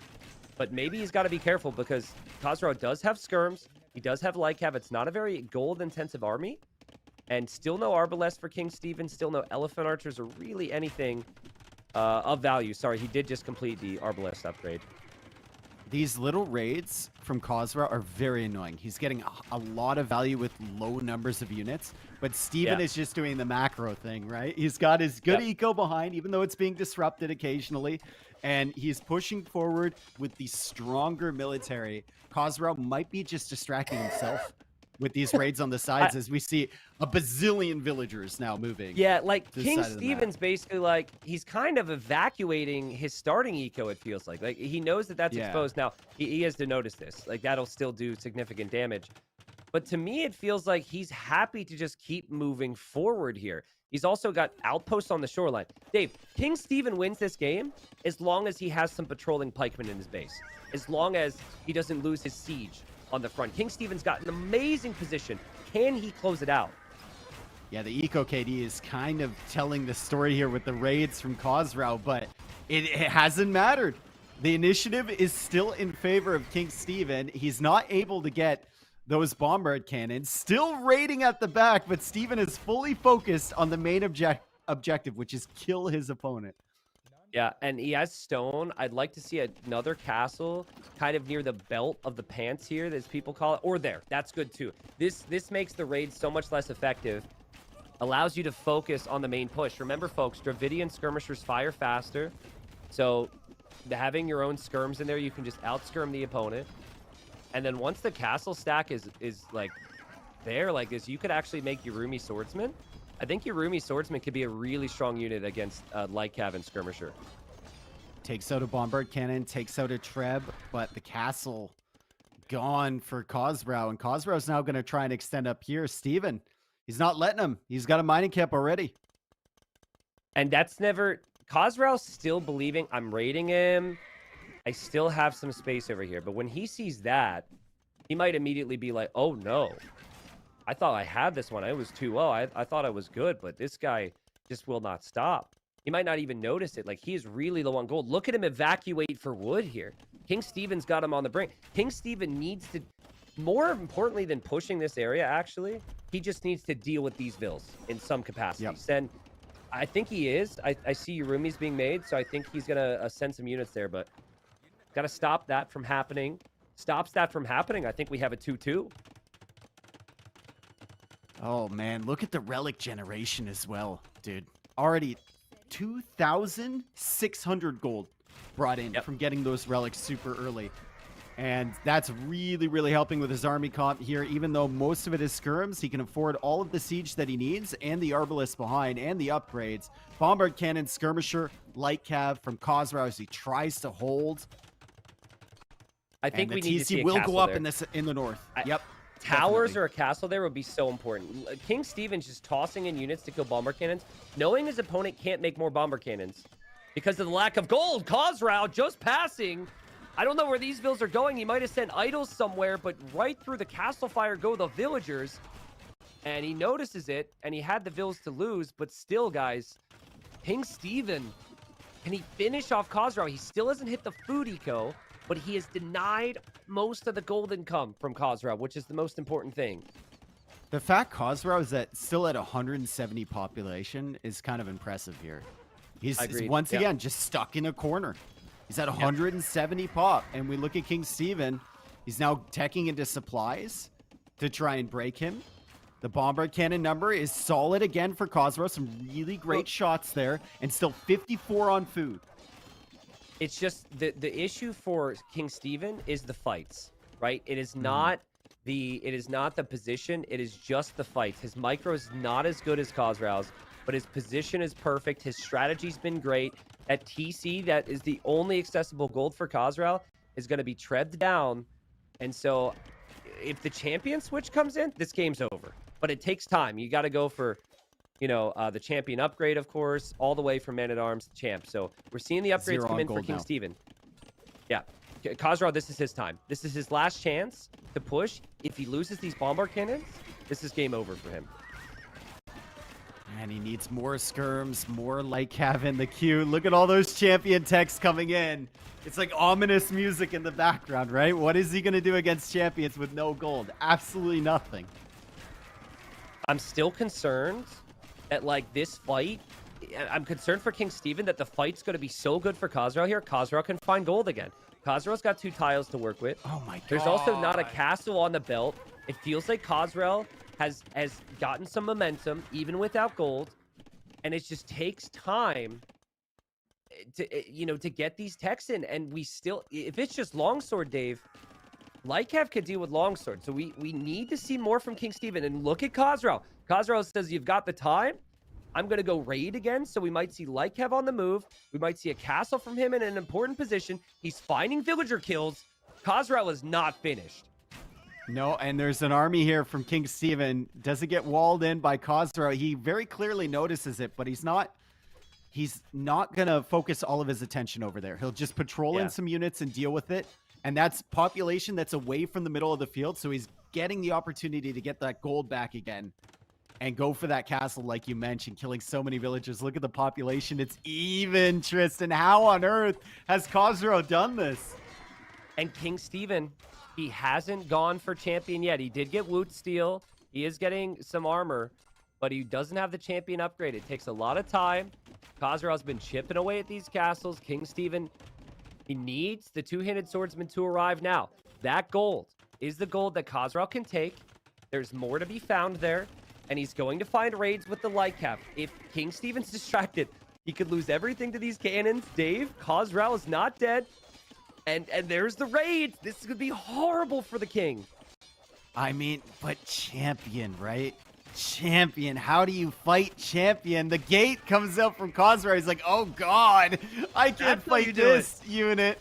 Oh my goodness, how do you fight these? More quick walls behind. He's trying to desperately save the Bombard Cannon. Still getting decent trades overall, but he really needs gold income. He really needs a unit that can stop these champions from If he taking can out his get skirms. 5 to 10 hand cannons mixed in with his skirms, I believe he can stop the champions. King Steven is losing army like crazy. King Steven's still thinking, I can afford to lose the army.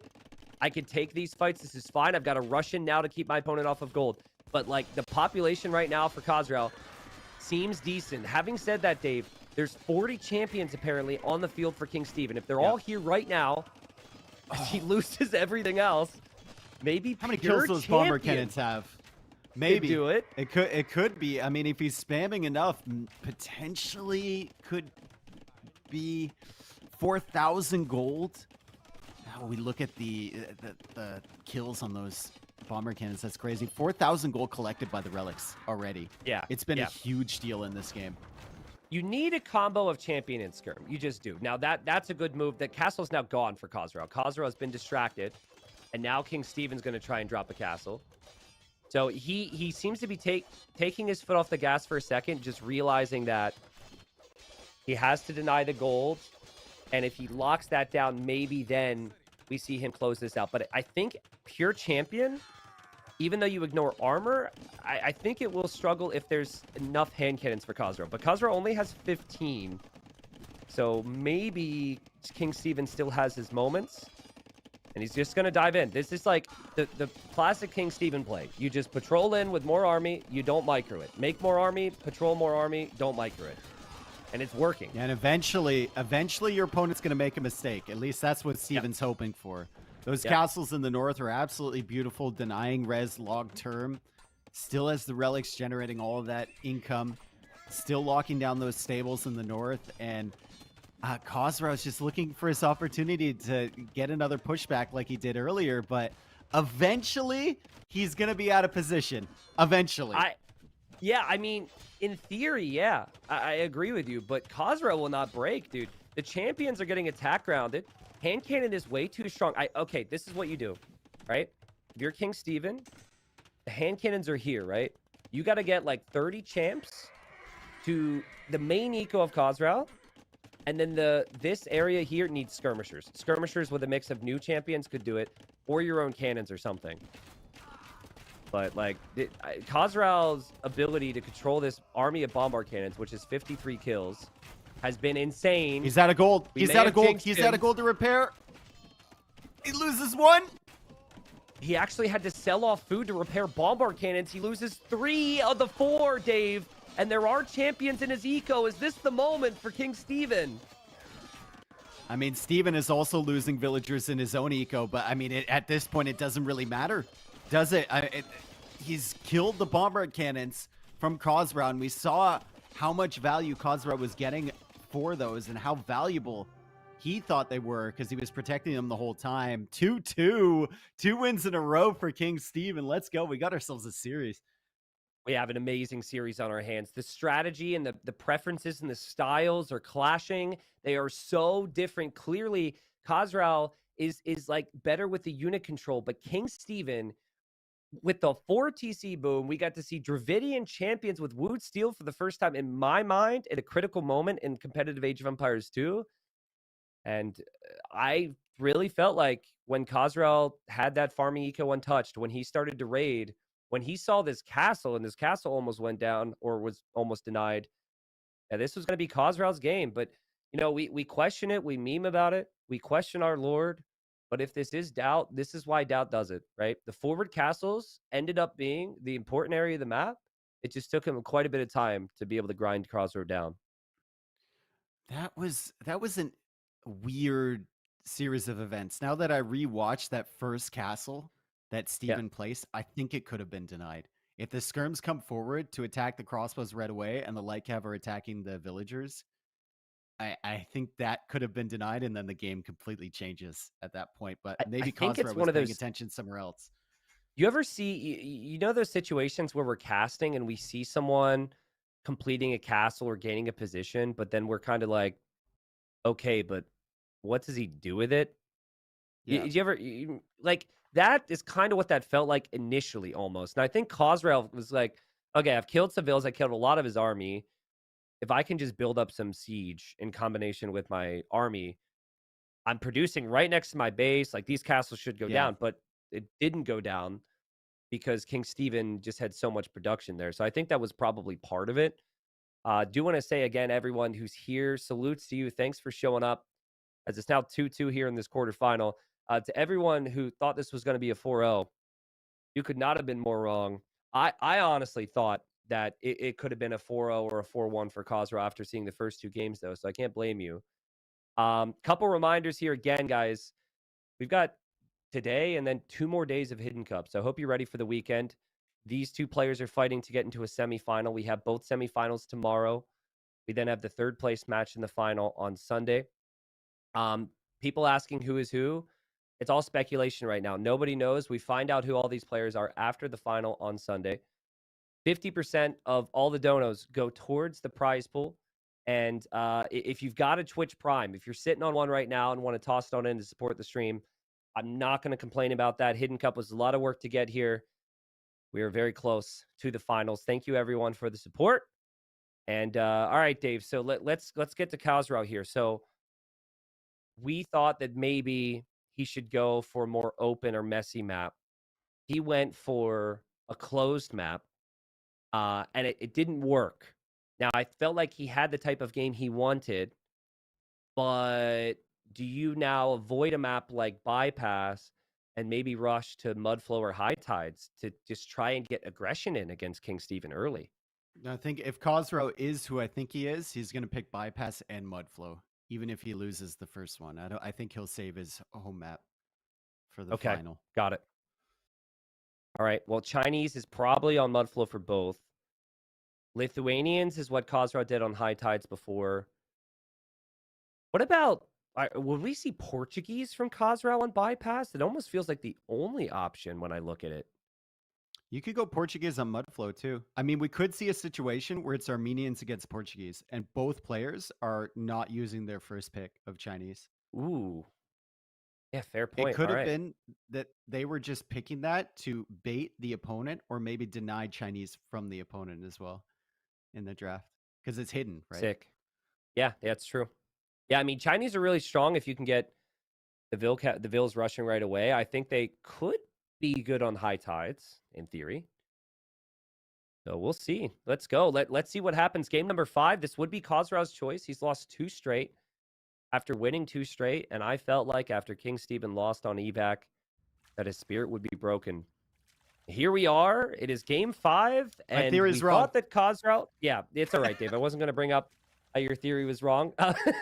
But, game 5's here to split the difference between the two players. It's Chinese for both. And we don't really need to speculate too much on the civ differences when they're the same civs. Chinese just have such a fast start with more Vils. Great farm eco. Great demos, actually, which is also good on this map. But stylistically, we haven't seen a game yet, which has had that potential for a lot of feudal age battle, have we? Yeah. So this is No, the first one, I'm- and I'm excited. I mean, remember the last Mudflow? Wasn't the last Mudflow? No, the Mudflow before that we saw in the main event was the pure naval battle, right? I forget what the two civilizations were. It was kind of maybe Slim the Grim against somebody else. King And there Stephen. Yeah. was King Stephen. That's right. The last one that King Stephen played. And it was just full on water battle. It was kind of crazy. We might see that again here. Now, Khazra didn't play Mudflow in his first round, so I can only assume that Khazra was maybe thinking what other players have thought and what we saw in the qualifier, where this would be scouts, this would be spearmen, and we would just see the occasional demo. Now, I do think the King Stephen against Salim the Grim matchup was a bit different because they weren't Chinese, and Chinese have a lot more reasons to play towards the land eco, but that's a very good point. King Stephen played this map before. He did lose on it, but when he lost on it, it was when both players made a lot of ships, which is not necessarily guaranteed to be the case here. That's a nice little area that Stevens found on the wood line. He walled in the one villager with the lumber camp already, but he's also adding the house, and he's just going to wall himself up very comfortably over there. And we talk about it a lot on this map. Chinese are great here because you start with the extra vills. You have tons of food immediately, so you can keep your TC running, right? So you have an instant eco advantage.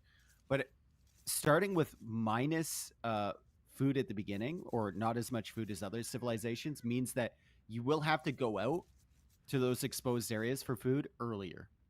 And there's only 2 berry patches. You will need to start farming earlier. You will be very, very open to attack on the land from your enemy. Yeah, that's a good point. And I think the thing that we've said every time, and we should continue to reiterate, is it feels great with Chinese. It feels great to have all that food underneath that TC. But the second you run out of resources underneath your TC, you then have a bunch of villagers that need to go somewhere. You can't farm around your TC like other maps.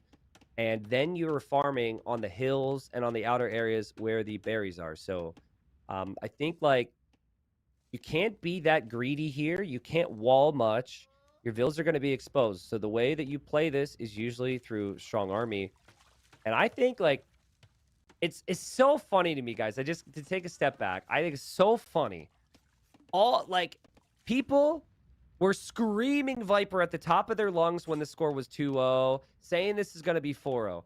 But now, people are like, there's no way that this could be the Viper now that it's 2-2 or how the last 2 games have gone. So I don't know what people think, Dave, but I bring this up because the quick walls, if they were going to happen, would happen on this map from both players because it could get crazy.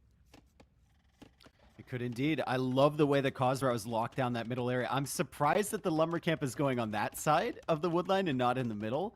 But he's Yeah. got a fantastic little pocket. Like, look at how much he's secured with 3 houses. That's a lot of safe wood in this center area. And as we know from previous experience with this map, safe wood is the best wood. Yeah, and if you wall a little bit on the amphibious terrain, kind of like King Steven's doing, if you wall to the grass, it becomes very awkward for the opponent to ever sneak a demo in, which more and more players have started to realize now. So I do see King Alright. Steven building a building awfully close to the shoreline here, and he's going to go for a dock. So again, Khosrow didn't get to see what his opponent did in the first round. He comes in here blind, and his scout's over there. And King Steven's like, he still hasn't walled that whole area. We might see... It's a galley opening? Yep. He did Oh, the same well- thing with Armenians, I think, right? Or no, he Yeah, went one yeah. fire and then he went multiple galleys. Because galleys, if you get a mass, will control this area. However, Khosrow's looking for that production building, and he's going to find the dock right here. Ooh, he doesn't see it. Ooh. No, Well, he he's not- missed it, dude. Well, he's not expecting it too, right? Back to what we said. He's looking for a barracks. He's like, okay, he's going to go. This is the scout map. Now he barracks. sees the dock. And now suddenly he's like, oh, that's different. I think he also saw the galley. But you see how quickly he started to wall this up once he realized it was going to be water here. And King Steven is going to have to delete his own walls to get the other way, to go the other way. But I will say it's great for King Steven that he at least scouted these houses.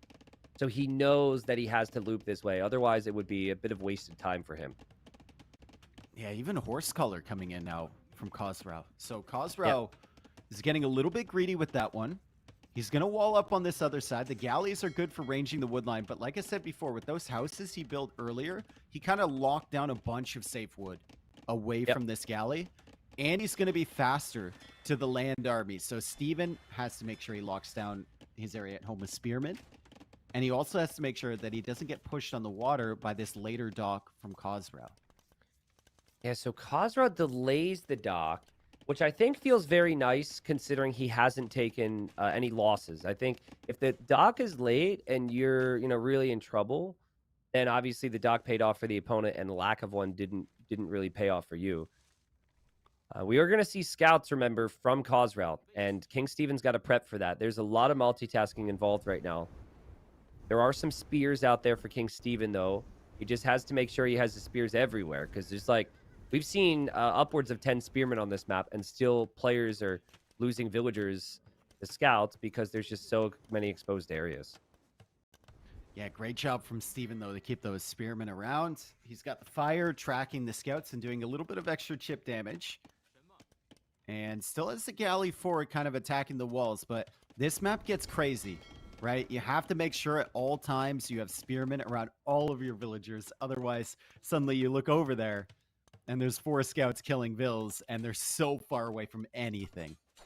Yeah, and this is just not a map. If you're going to be a critical viewer, I don't think many people are, but this is just not the map to really question people on too much until you play a couple games of it. Trust me, it's fun to watch. It's horrible to play for the majority of players and viewers.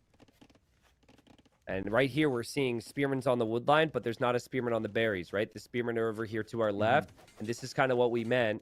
So easy for you not to have an area protected when you're looking at the water, maybe. And not the initially the best micro there from Khosrow. He's going to find the villager pick, doesn't take any damage. And a very smooth start from him, but he's got to be worried. That's a lot of fire galleys coming towards him.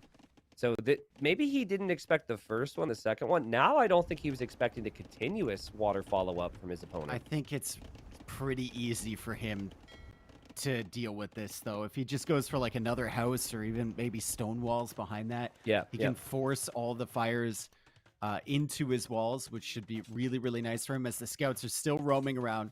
He's still dodging around the spearmen, too. And decent micro-ish on that side to pick away at those villagers. Does take a hit from that one spear, though.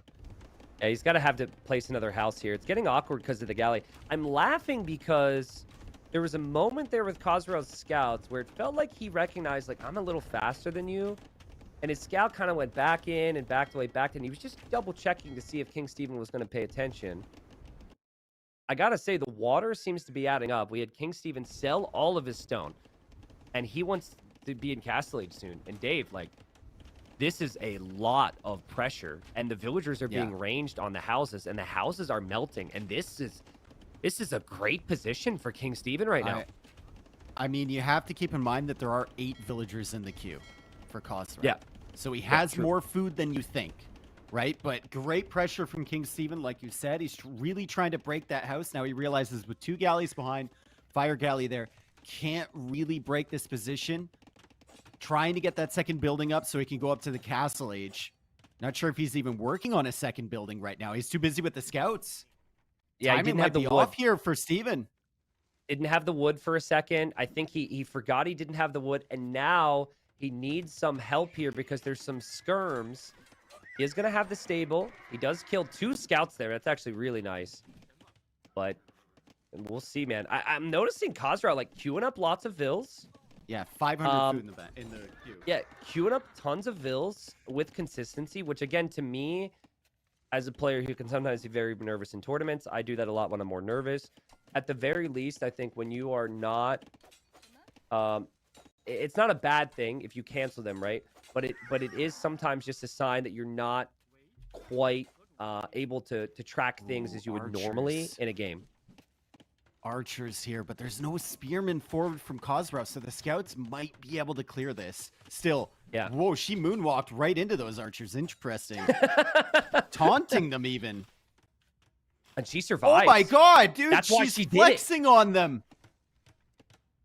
I wouldn't Unbelievable. say that. I wouldn't say this position's necessarily great for Steven because he did have to abandon his farms. But if his goal is to win on water, he'll have the ships to upgrade. He's going to have a couple scouts. 3 scouts with armor, Dave, will clear this attack. Back to the farms he goes. Res collected, looking very even. And King Steven, in my opinion, with the better position right now. Steven's made such a recovery in this set. He's looking so solid here, and the timings are just coming in for him.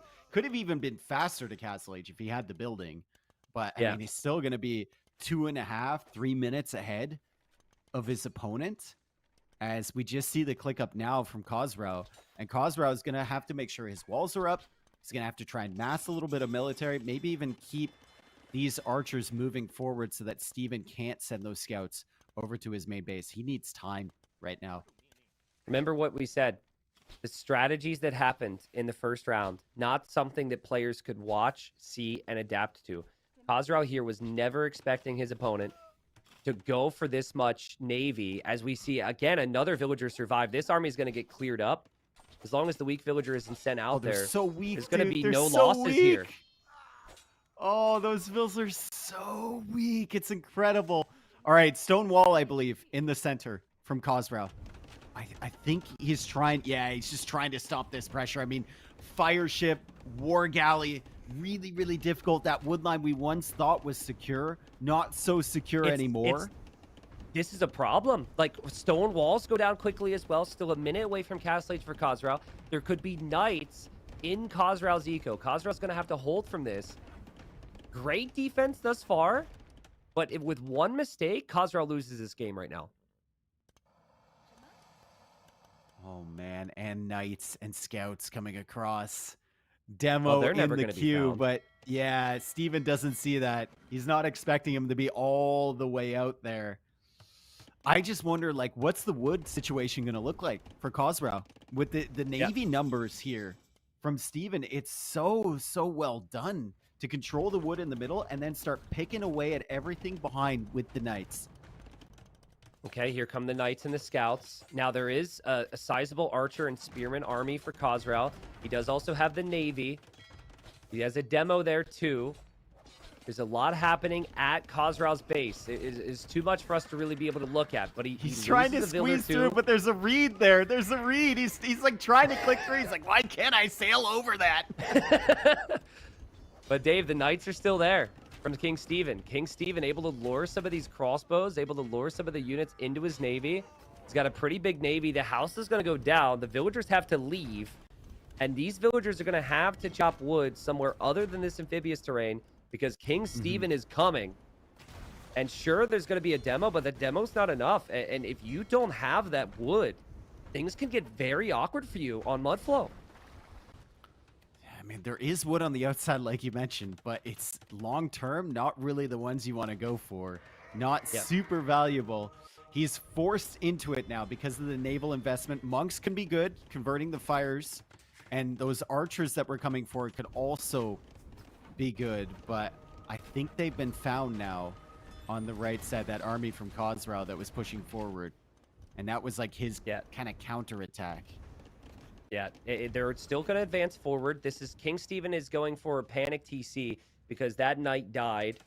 And there's the TC. There's also a TC on the wood line. The thing else I'm noticing about Stephen's position, not really in a situation where he has a ton of food income to produce out of all three TCs. So I expect that the TCs are more for protection than anything. But I think he's got to be comfortable with that. Man, Khosrau's in a tough spot. Stephen did such a good job with that water investment. And he went water early, too. It was more of a reactionary thing from Khosrau. Khosrau didn't get the value he needed from the scouts. However, we've seen it many times before in this set, right? Where Stephen takes the early advantage and then Khosrau just kind of manages to pull himself back. The last Khosrau two does an games, amazing he job. hasn't taken the victory, but maybe here. Khosrau does an amazing job of balancing the eco that he has. Like right now, you would expect he'd be way behind in res collected, but he's not that far behind. And he also gets really good value from his armies. And I've noticed that continues to be the trend. Here, his crossbow's still looking for value. They will definitely kill that monk. And here come a couple knights from King Stephen. But King Stephen doesn't have bloodlines. With Khosrau's micro, Khosrau could actually kill all or most of these knights unless the upgrades or numbers improve here. But Dave, well, and remember how weak those vills were from before too. If he ever gets in there, could be a problem. That TC for King Stephen on the gold, though, is really nice because he didn't have a lot of other golds around. This is what we mean. Oh, God. Taking this fight right now against Khosrau's micro, this could go Khosrau's way. I think King Stephen showed us in the previous game that he's kind of happy to just patrol units in there. In the end, he's going to clear it up, which is what he wanted. But he did lose two knights. 3 TC against 2, but look at the eco upgrades. Second wood upgrade, farm upgrade was super early for Khosrau before he placed any farms. And he's got wheelbarrow. So when you're looking at res collected, that's why it's actually so similar. And if you think about res invested as well, I think Stephen has invested a lot more resources on the water element. He's gone for the war galley upgrade. I mean, he's gone for a lot of fire ships, a lot of war galleys as well. So you kind of got to balance that when you're just looking at resources collected. I don't know how much value those ships are finding him at the moment now that Khosrau has kind of moved off of the middle. Every single relic has been collected at this point. Like, that's crazy to me. And in the previous game, Stephen got 5 right away. But the fact that there's no relics remaining at this point is insane. Again, another crossbow army from Khosrau kind of coming out of the blue. And this is something that needs to be addressed right now. Sit here on the farms. Yeah. I feel like you get enough value just sitting there. You don't move those. He's 11 on food now for Stephen. Eco upgrades are looking better right now for Stephen than they were moments ago. He kills a monk after losing the knight, starting to outpost the sides. This game is going late, dude. This game is going very late. And actually, I made a bet with the audience in the qualifiers that if we ever saw heavy demo researched on this map, that I would give 50 subs to the stream. We never saw it in the entirety of the qualifier. If there was a game where we would see heavy demo on this map, Dave, as we go late, I could actually see this being it. So, I made a call in a previous Hidden Cup at the very beginning in a Civ matchup on Arabia. And I asked, is this a wood game? Oh, I was and it Vikings ended up being Mayans. a wood game. Yep. Is this a wood game? Well, it's a wood game until the heavy demo tech comes in, dude, because I think the game ends pretty quickly. Like, I mean, it is a wood game in that whoever has access to the wood in the middle has a really good shot. But I You would don't say think that. this goes down to the final tree, which is what we normally mean when we say, is this a wood game? Castle in the center. Wow. Navy's going to help. Navy is going to help Yep. a lot. And Khosrow realizes that sneaky little docks over on the side. Now, the Chinese naval tech tree, really, really solid. There's nothing special there. Like, the HP on the demos kind of helps, but not really. And I think both players, if they're going into heavy Navy investment, just probably Galleon long term. Or maybe Fires to take the initial advantage.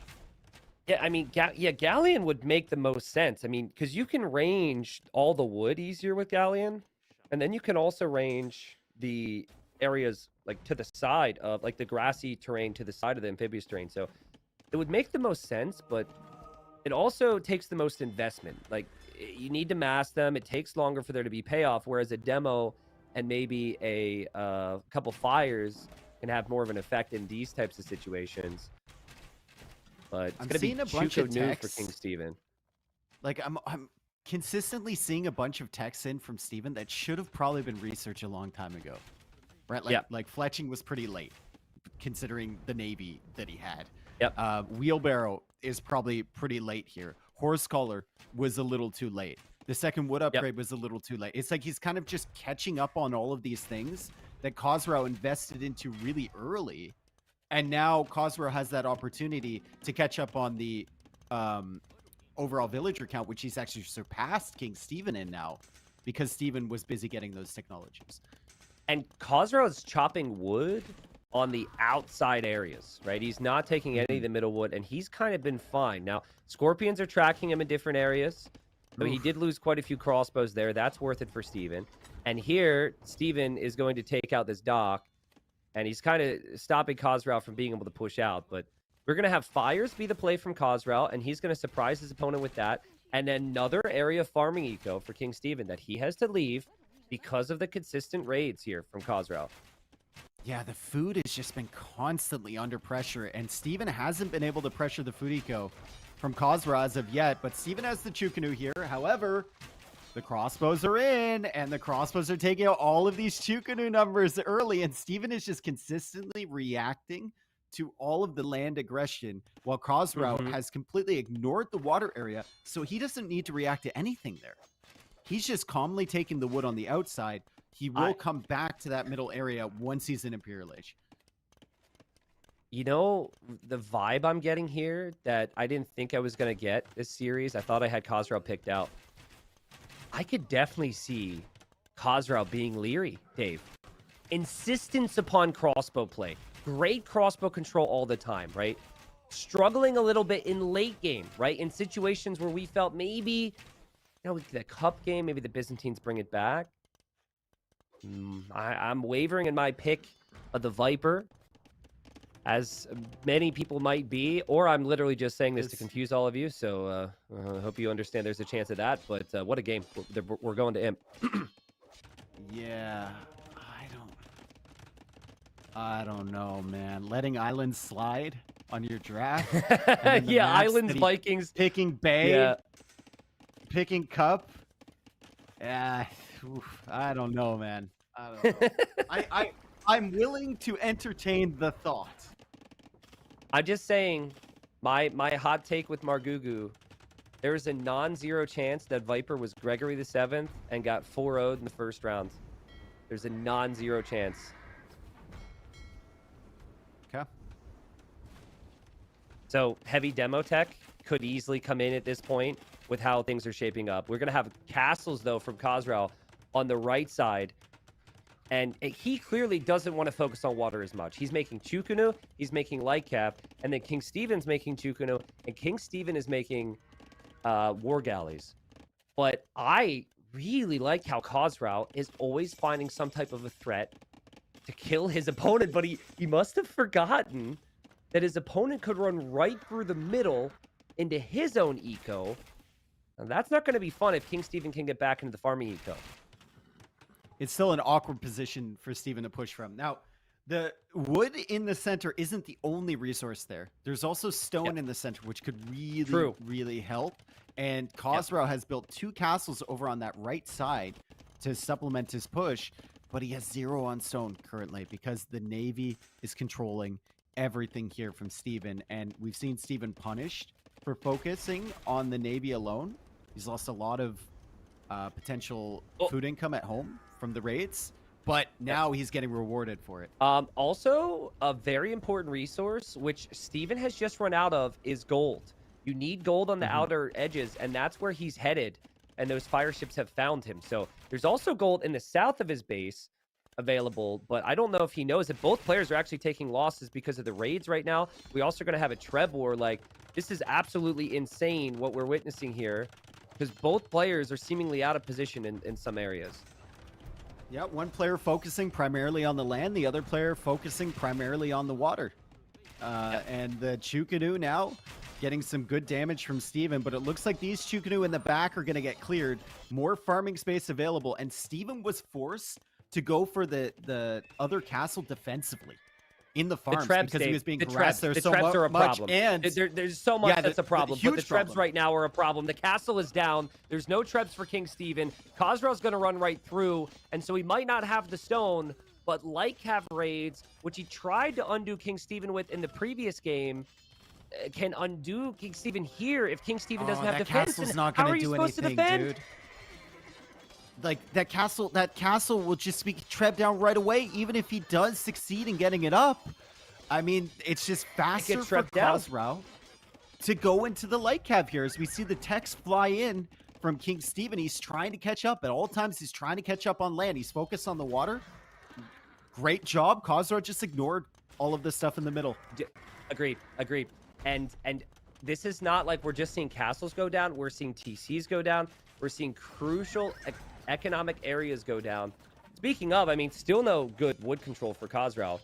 So he's building lumber camps like crazy behind this, and he's got to be careful. He's distracted, and now the light cap from King Steven are going to hold the area. My goodness, Dave. Also, exciting signs here. We've got a cannon galleon somewhere for King Steven, so he can actually use his water control with cannon galleons to take out these castles if he wants to. I just want to see more water control on the other side of that area too, right? Obviously, he's very distracted with this. He needs to focus on clearing these Trebs up because he might lose that castle he just placed. But at any given point, if Khosrau feels that Steven is distracted, he can make more docks on the left side and push back on the water and get that wood access once again. 200 pop for Khosrau, who has none of the wood in the middle, but his farms are, he's got 53 of them. He's finding the gold. That has been his focus. He says, forget the stone, forget the wood. I'm going to have the gold. I'm going to take down your castles with my Trebs. You can actually use Lycav, in theory, to go for the cannon galleon there as well. This is wild. I mean, King Steven, he gets it. He can't really damage his opponent right now. Oh, God. Oh, and the light cav are coming in. They finally have the armor upgrade, but more raids in the north. We've still got the push in the south, trying to take out the Trebuchet, but the Chukanu holding the line against the light cav. He's not going to be able to do it, and the Trebs will push forward once again, and now Heavy Camel is going to be complete, so this gets more and more disastrous. King Steven says, hang on a second, you're not the only one that can do it. King Steven realizes... He realizes this game is bad for him, and in classic Doubt fashion, is going to run YOLO to drop a castle with, like, very little army support. The farm's blocking honestly, that, I think. Yeah, the farm's blocking it. He can't do it. If he finds a spot here, it's actually really good, and it makes it really awkward for Khosrau. So you could steal the farms, too. The castle's going to go up. I'm so worried for King Steven. He doesn't have protection still in his base. And I don't see how he can really push from this with so few resources in the bank for him. Well, the problem for Khosrau is he doesn't have a castle at home. It's almost a territory where you want to sell all of your wood, buy stone, and just like rip a castle defensively because both of yours are on the right side. So while this castle kind of reeks of a desperation move, it might work long term. However, for it to work, you need to clear up that Treb push in the south, which you've been unable to do to this point. Yeah, and this combination of Chukunu and Camel has been so good from Khosrau. I cannot stress enough, like, that type of castle can stress a lot of people out, and then they leave their trebs for a second. He's not done so. Oh, And he's taken out plenty of Monastery? stables there. He's going to steal He's the taking the relics, relics? maybe, because he sees his opponent's relics are there. That'll be great for him. Still 50 on food, still 50 more pop. But here come the Lycav, and like we said, there's not a castle in defense yet. he just So- slowly rolls back with 2 trebs.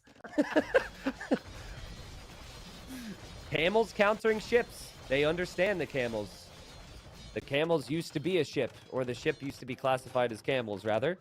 But Dave, Khosrau, if he can get these trebs onto that castle, he might just finish this game. It's really that forward castle from King Stephen that's keeping him alive. Insane patience there to not buy a castle himself and to just simply send the trebs back the other way. However, Steven's still trying to keep this castle alive. These trebs, he's been unable to kill them as of yet, but it looks like he might have an opportunity now. But there's Chukunu, there's camels. He might not even get them, Tristan. Oh, he gets one.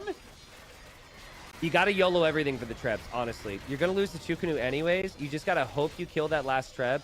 The focus firing wasn't the best from King Stephen. He's not going to get the final treb. His castle could still fall. His other castle on the front is also going to fall. He has no gold, Dave, to buy more castles here. Wow. He shot that down and then packed up the treb. I think it was a misclick, but that would have been super baller if he did that. You know, I've calculated the HP. I'm going to take one shot, then pack it up and leave. He also takes down the castle that was forward on his base, and he's also gotten the galleon tech. He's getting siege ram. Things are just looking so Crazy. wonderful for Khosrau. And I think this has proven that on this map, while the water feels really, really nice in terms of having a navy there, land pressure is king. Yep, it is. And also, like, you can apparently get by with the wood on the outside, which was the thing that King Stephen didn't think was possible here. Khosrau, he's spent plenty of wood here, and he's going to find a big clear up here. I mean, pretty soon, there's not going to be a base anymore for King Stephen. King Stephen's only going to be on the water, which is maybe when we're going to see the galleons pay off for Khosrau. But King Stephen probably can't believe it, Dave. It was like such a good early Castle Age position. How did Khosrau stay alive? Khosrau should not be alive. He should be dead right now. It should be 3-2 King Stephen. And these are all the thoughts that King Stephen's probably feeling right now. It was just distraction after distraction after distraction. He calls the GG. He never had that moment to really focus on a land military himself because he was always reacting to what Khosrau was doing. And the most important part of that was Khosrau just saying, okay, fine, you've got the middle, you've got the wood, I'll take this other wood, and then I'll keep harassing your food eco, which is the really, really important element on this map. It's so exposed. He took advantage of it. Khosrau played amazing. I've got a really rare request here. If we can stay in this game, I need to know how many lumber camps Khosrau built in that game. It's a weird thing, but we go into the game, zoom out, and double click on one somehow. Any guesses, people? I'm thinking like 50. Like, gotta somehow I'm thinking click. like maybe 12. Oh, okay. Well, that's way less exciting than I thought it would be. Never mind. Never he made mind. the TCs on the wood on the outside, dude. He made the TCs on the wood. Yeah, I thought he would have built a lot, but it's only 12. And that's not too bad in the end, I suppose. And there's still plenty of trees remaining on the outside, too. So maybe had the game gone on longer, then we would have seen the wood pay off. So, wow, what an interesting little situation we have on our hands, right? Because game one, obviously, was the neutral map. And that's the one that Khosrau won. King Stephen has lost on Evacuation and Mudflow, his home maps. And Khosrau has lost on Cup and Bay, his home maps. So is a home map even a home map anymore? This is changing our definition of it. And, I mean, I think King Stephen, if he still feels very comfortable on Bypass, should absolutely go for it. But again, this has been such a unique series. It is so rare that we see a player come back after being dominated the first two games. It is also extremely rare that we see a series like this where both players are winning on the other player's home maps. Yeah. And I think we're gonna go to bypass here. I suspect. King Yeah. Stephen's pick. I think it's gonna be bypass. It won't be high tides. I want to get a lot of momentum going into the final game. If he does win this, Mhm. he's gonna have to win 2 anyway. And he's got the Turks. And the Turks have looked unbelievable on bypass so far. Yeah, you can't doubt that civilization there, can you? You can't doubt gunpowder in general, which makes me think, I wonder if Khosrow is going to go for the Portuguese, because the last time Khosrow played High Tides, he saved Lithuanians and played Lithuanians there very well. So I'm thinking Khosrow will not use Lithuanians on High Tides and instead will look for something like Portuguese. But let's find out. Game number 6, people. This is beautiful Age of Empires 2. Of course, the identities of these players are hidden. We do not know who these players are, but we can only speculate, as we do not see the Turks played here for King Stephen when he's down a game. He goes for his home map and goes for Armenians, which means we are likely going to see a prepped strategy, a brand new strategy that we have yet to see in Hidden Cup 5, because I am scratching my head right now Well, I on mean, what we're going to see. think about it. You can go out to that hunt and you can just shift around with all of the hunt on the sides. Now, the hunt on the sides is not something that we talk about very often here, but it's Yeah, available, Tristan. Yep. And that's a lot of free food. And I could see Steven maybe attempting some sort of early hunt gathering with the mule cart and then shifting into like long swords or something in the feudal age, right? With some all-in pressure from behind. Yeah. It's Yeah. closed in the center, but it's very open and exposed if you get through those palisades at the back of your base. If I had to predict something right now from King Stephen, who we believe is Doubt, it would be something that I know Doubt has tried in the past, where he goes feudal age longswords. Oh, this is Doubt confirmed, by the way. He's the only one who will build his mule cart on a straggler tree instead of just taking it over to the main woodline. That is a Doubt confirmed move if we needed one. But to continue on, the middle's open, right? It's just palisade walls. So I could definitely see towers and man-at-arms turning into long swords and a full feudal. Yep. And then you support that by sending a mule cart out to the food. You don't have to make Yep. farms. You send a mule cart to the side. You take all of the hunt there, or as much as you can, with like 5 or 6 villagers, and you just keep spamming this stuff through the center. That's just my theory. Maybe it's too far to walk. Maybe it's too exposed out there. Could be a There is fortified church also- push too. You never know.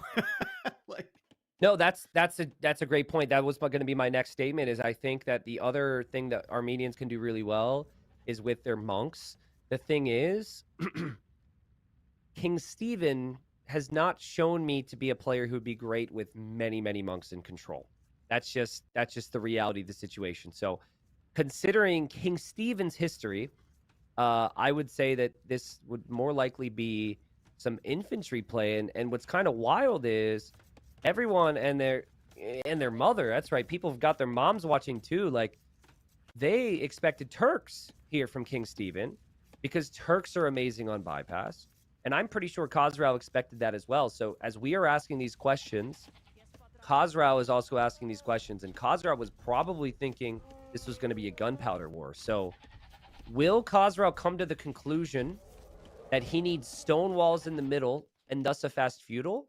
Or will he still have faith in like a fast castle and adapt type of scenario? Is kind of where my brain's at right now, Dave. I think it's just going to be scout your opponent and adapt. Yep. That would be the correct play here against Armenians, especially, you know, if you feel like you're the better player here in terms of execution. Yep. Just scout what they're doing, make sure you're not getting too greedy, and then adapt along the way, because Portuguese also have a pretty good eco themselves, getting the food, or sorry, the wood from the berries that will help you out early. And you can see is already on the berries right now, and spending less gold on units is super valuable when you're going for monks or something like that to counter. So another detail about how players push in their ostriches, Doubt will not use the follow command on the ostrich, which means you stay a certain space away from the unit. He manually clicks it. So you'll see the scout moving around a bunch. He's doing it the old-fashioned way.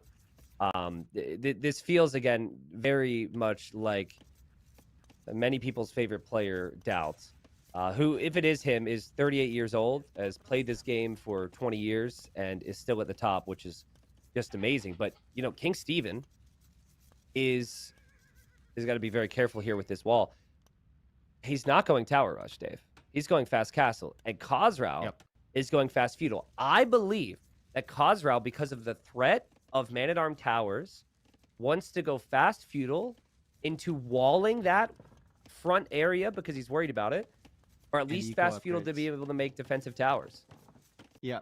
Well, it's not the worst thing if you're trying to boom up as well, because you can get the farm upgrade, you can get the wood upgrade, and then you have the ability to make towers if your opponent decides to pressure you. Plus, you will have the Feudal Age Scout, which is faster and stronger if he decides to go out to that hunt on the sides. Maybe, it looks like a really fast castle for King Steven. All right. Yeah, it's funny that King Steven played this matchup before on the previous map. It definitely seems like a fast castle. We're not seeing a barracks yet. Now, Khosrau's going to be looking for his opponent to hit Feudal, and when his opponent doesn't hit Feudal at around this time, he's going to be like, oh, okay, so it's not towers, it's not Man-at-Arms, it's not longswords. And like you said, very adaptable build here. And now he's going to go forward. He's going to go for the forward wall. Yeah. And he's going to go for the forward wall. This is so good. So many people would just go Fast Castle. But if he can get forward stone walls down, this could actually change King Steven's entire plan. And he's going Palisades first. Interesting. He also got the hit on the scout, which is super nice. If Steven wanted to like sneak out to the side with villagers and maybe go for the pressure forward, it's going to be an issue, right? Because that scout is gone. I mean, Steven is going to go up to Castle Age at a really respectable time. He does kind of nuke his eco a little bit, and he doesn't have that wood upgrade yet, which is so valuable with Armenians, but Castle Age is flying in here. 24 population. Oh, can boy. you just like, can you build, instead of pushing the middle, can you just build your TCs on the side right away here? There's so much food on the side. With Fortified Church, do you even need TCs out there? You send vills out there with a mule cart, Fortified Church. Yeah. Okay. And then go Warrior Priests and try and control the outsides of the map. I mean, wasn't there this map was also in a previous Hidden Cup, right? And people were playing Turks, and instead of pushing through the center, they were booming up and going light cav around the sides. Yep. Okay, so I will say this. Khosrau will know this has something to do with fortified churches. That is a guarantee, because if it's Fast Castle from King Steven, that's the only thing that makes any sense. Now, the fortified church gives you a relic right away with the Armenians.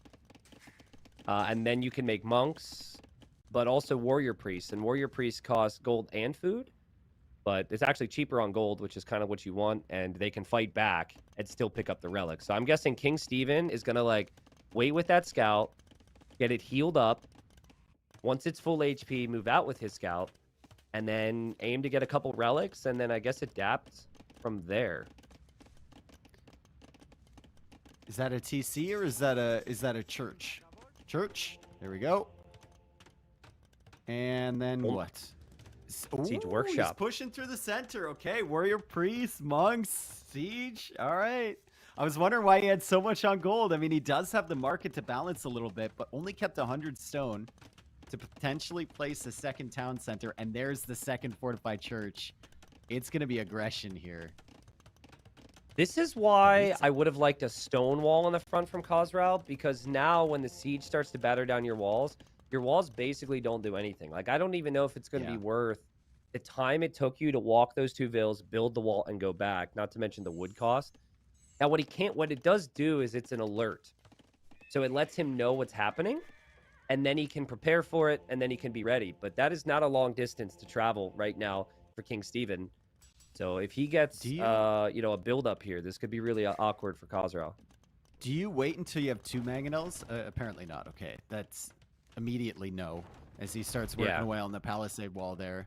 He's got the Warrior Priest potentially running back to go snag the other relics on the sides of the map. And it's an additional scout that's been added from Khosrau. So Khosrau is foreseeing this, knowing that maybe the relics might be taken by the Warrior Priest, and he's going to go for a little bit of map control here. But unfortunately for him, Steven's first scout was healed up, and there is also a Warrior Priest to help it out. So I don't know if he can deny that relic. Yeah, but this is smart from Khosrau because he's like, okay, you're going to push middle, but you're probably going to try and be cheeky and take the relics on the outside. So he's going to try and deny that opportunity. But now, I mean, now this push is going to go, it's going to be directed on your stone walls, and you need an answer to this. Usually the answer to this is going to be your own siege, or it's going to be your own monks. Yeah, so this could be a crazy siege and monk war. And with Portuguese, I think you have the advantage because your monks cost 80 gold, right? So yeah. Well, 2 relics already collected by King Stephen because you get the relic for free plus the relic from the middle. Now relic number 3 is coming home. So like having 3 relics to back up your eco when it's this all in is pretty interesting. And what else is interesting to me is that Khosrau has his scouts finding these vills. Now these vills, don't tell me they don't have loom. They don't have loom. Oh my god, that's horrible. You gotta have loom. Your enemy has scouts out there, King Stephen. Steven. Completely shirtless. Oh boy, now the monk won't even get the conversion because Lycav is in, and that's 4 villagers dead. Dude. That is so doubt. Like, the game plan has been great. You push the middle, you expand. But to not have loom, one of the most basic of upgrades, man, does that hurt. But hey, still has the relics here. King Stephen is going to be through here in a moment. Now, this is why I question if this is doubt, right? The moment that we may encounter here in a moment is why I question the monks, because Khosrau loves to play eco and is happy to play Lightcap. Let's see how the unit control is here with monks. If this were me, I'd be completely dead, because past like 3 monks, I can't really control them well with siege. It definitely takes a certain type of player. And here we go. King Stephen needs this win, obviously, or he's out here in this quarterfinal, and he did see Lightcap there. He sees it, and look at how calm the reaction is from Khosrau, right? He added a couple scouts on the sides. He got Lightcap to snipe the vills, snipe the Warrior Priests, and he went second TC with additional farms in the danger zone. In the middle of his base never left. Where this push is coming in. And he only went for 1 monastery and 1 monk. Like, he doesn't respect this push at all. It's actually kind of crazy. I think if it's game 1, he respects it a lot more, Dave. But after what he knows, he might feel like he can kill this, and the micro won't be there, and Lycav was a problem on the outside. It's a problem on the inside. And, oh, God, this is... Whoa! What an attack! Oh, wait a second! Hang on a second! Wait a second! What in the world was that, King Stephen? That attack round saved him. He would be completely dead without it. What a big shot. That was sick. Yeah. The Lord giveth and the Lord taketh away, they say. And that's what we saw right there. Now, get out of the way! Is a problem. We have a fortified church being built on the front, and King Stephen continues to try and push. We have atonement for Khosrau so he can convert enemy monks. But Dave, look what's right next to this. Khosrau's gold. If this fortified church goes up, if the siege can push from this position, this could be really awkward for Khosrau, who has still not left his base yet. Everything about this game just confirms my belief this is Viper. The fact he's under pressure here and he's just building that second stable casually with 1 villager while farming. And this is all happening. Like, it's just so Viper, isn't it? Yeah, it's just disgustingly Viper. Not leaving his base. Not leaving his base either. Like, there's gold and stone on the outside. He's still chilling here. I mean, maybe it's a late reaction, right? Maybe he wasn't thinking about it. There he loses 2 vills. I'm not ready to give up here on King Stephen. I think that fortified church is really nice. They do fire that attack arrows. round changed everything. I think that attack round was like the turning point here, and credit to him because that was filthy. It was the best attack round King Stephen's done all tournament. Maybe throughout his career as more villagers die. And Dave, how much of this is Khosrau not respecting his opponent, and how much of this is actually just because of how messy how much this blurs your mind and your thinking? and you can't make the correct decisions. Khazra wanted to go monk defense and isn't on gold right now. He's going to go for a castle pretty soon, and the only question is, like, where is this castle? As the warrior priest get ejected, the fortified church making things so difficult, but atonement is in, and he gets a couple of them. Attack round fails this time around, and the Mangonels might be dead. That was sick there from Khazra. He knew the warrior priest would come out of the monastery. He converted them immediately, and now he's cleared up the push. Still only a 6 villager lead. Right? Still doesn't have any relics. There's still a fortified church he has to deal with. But the follow-up will continue. And I'm just wondering, Dave.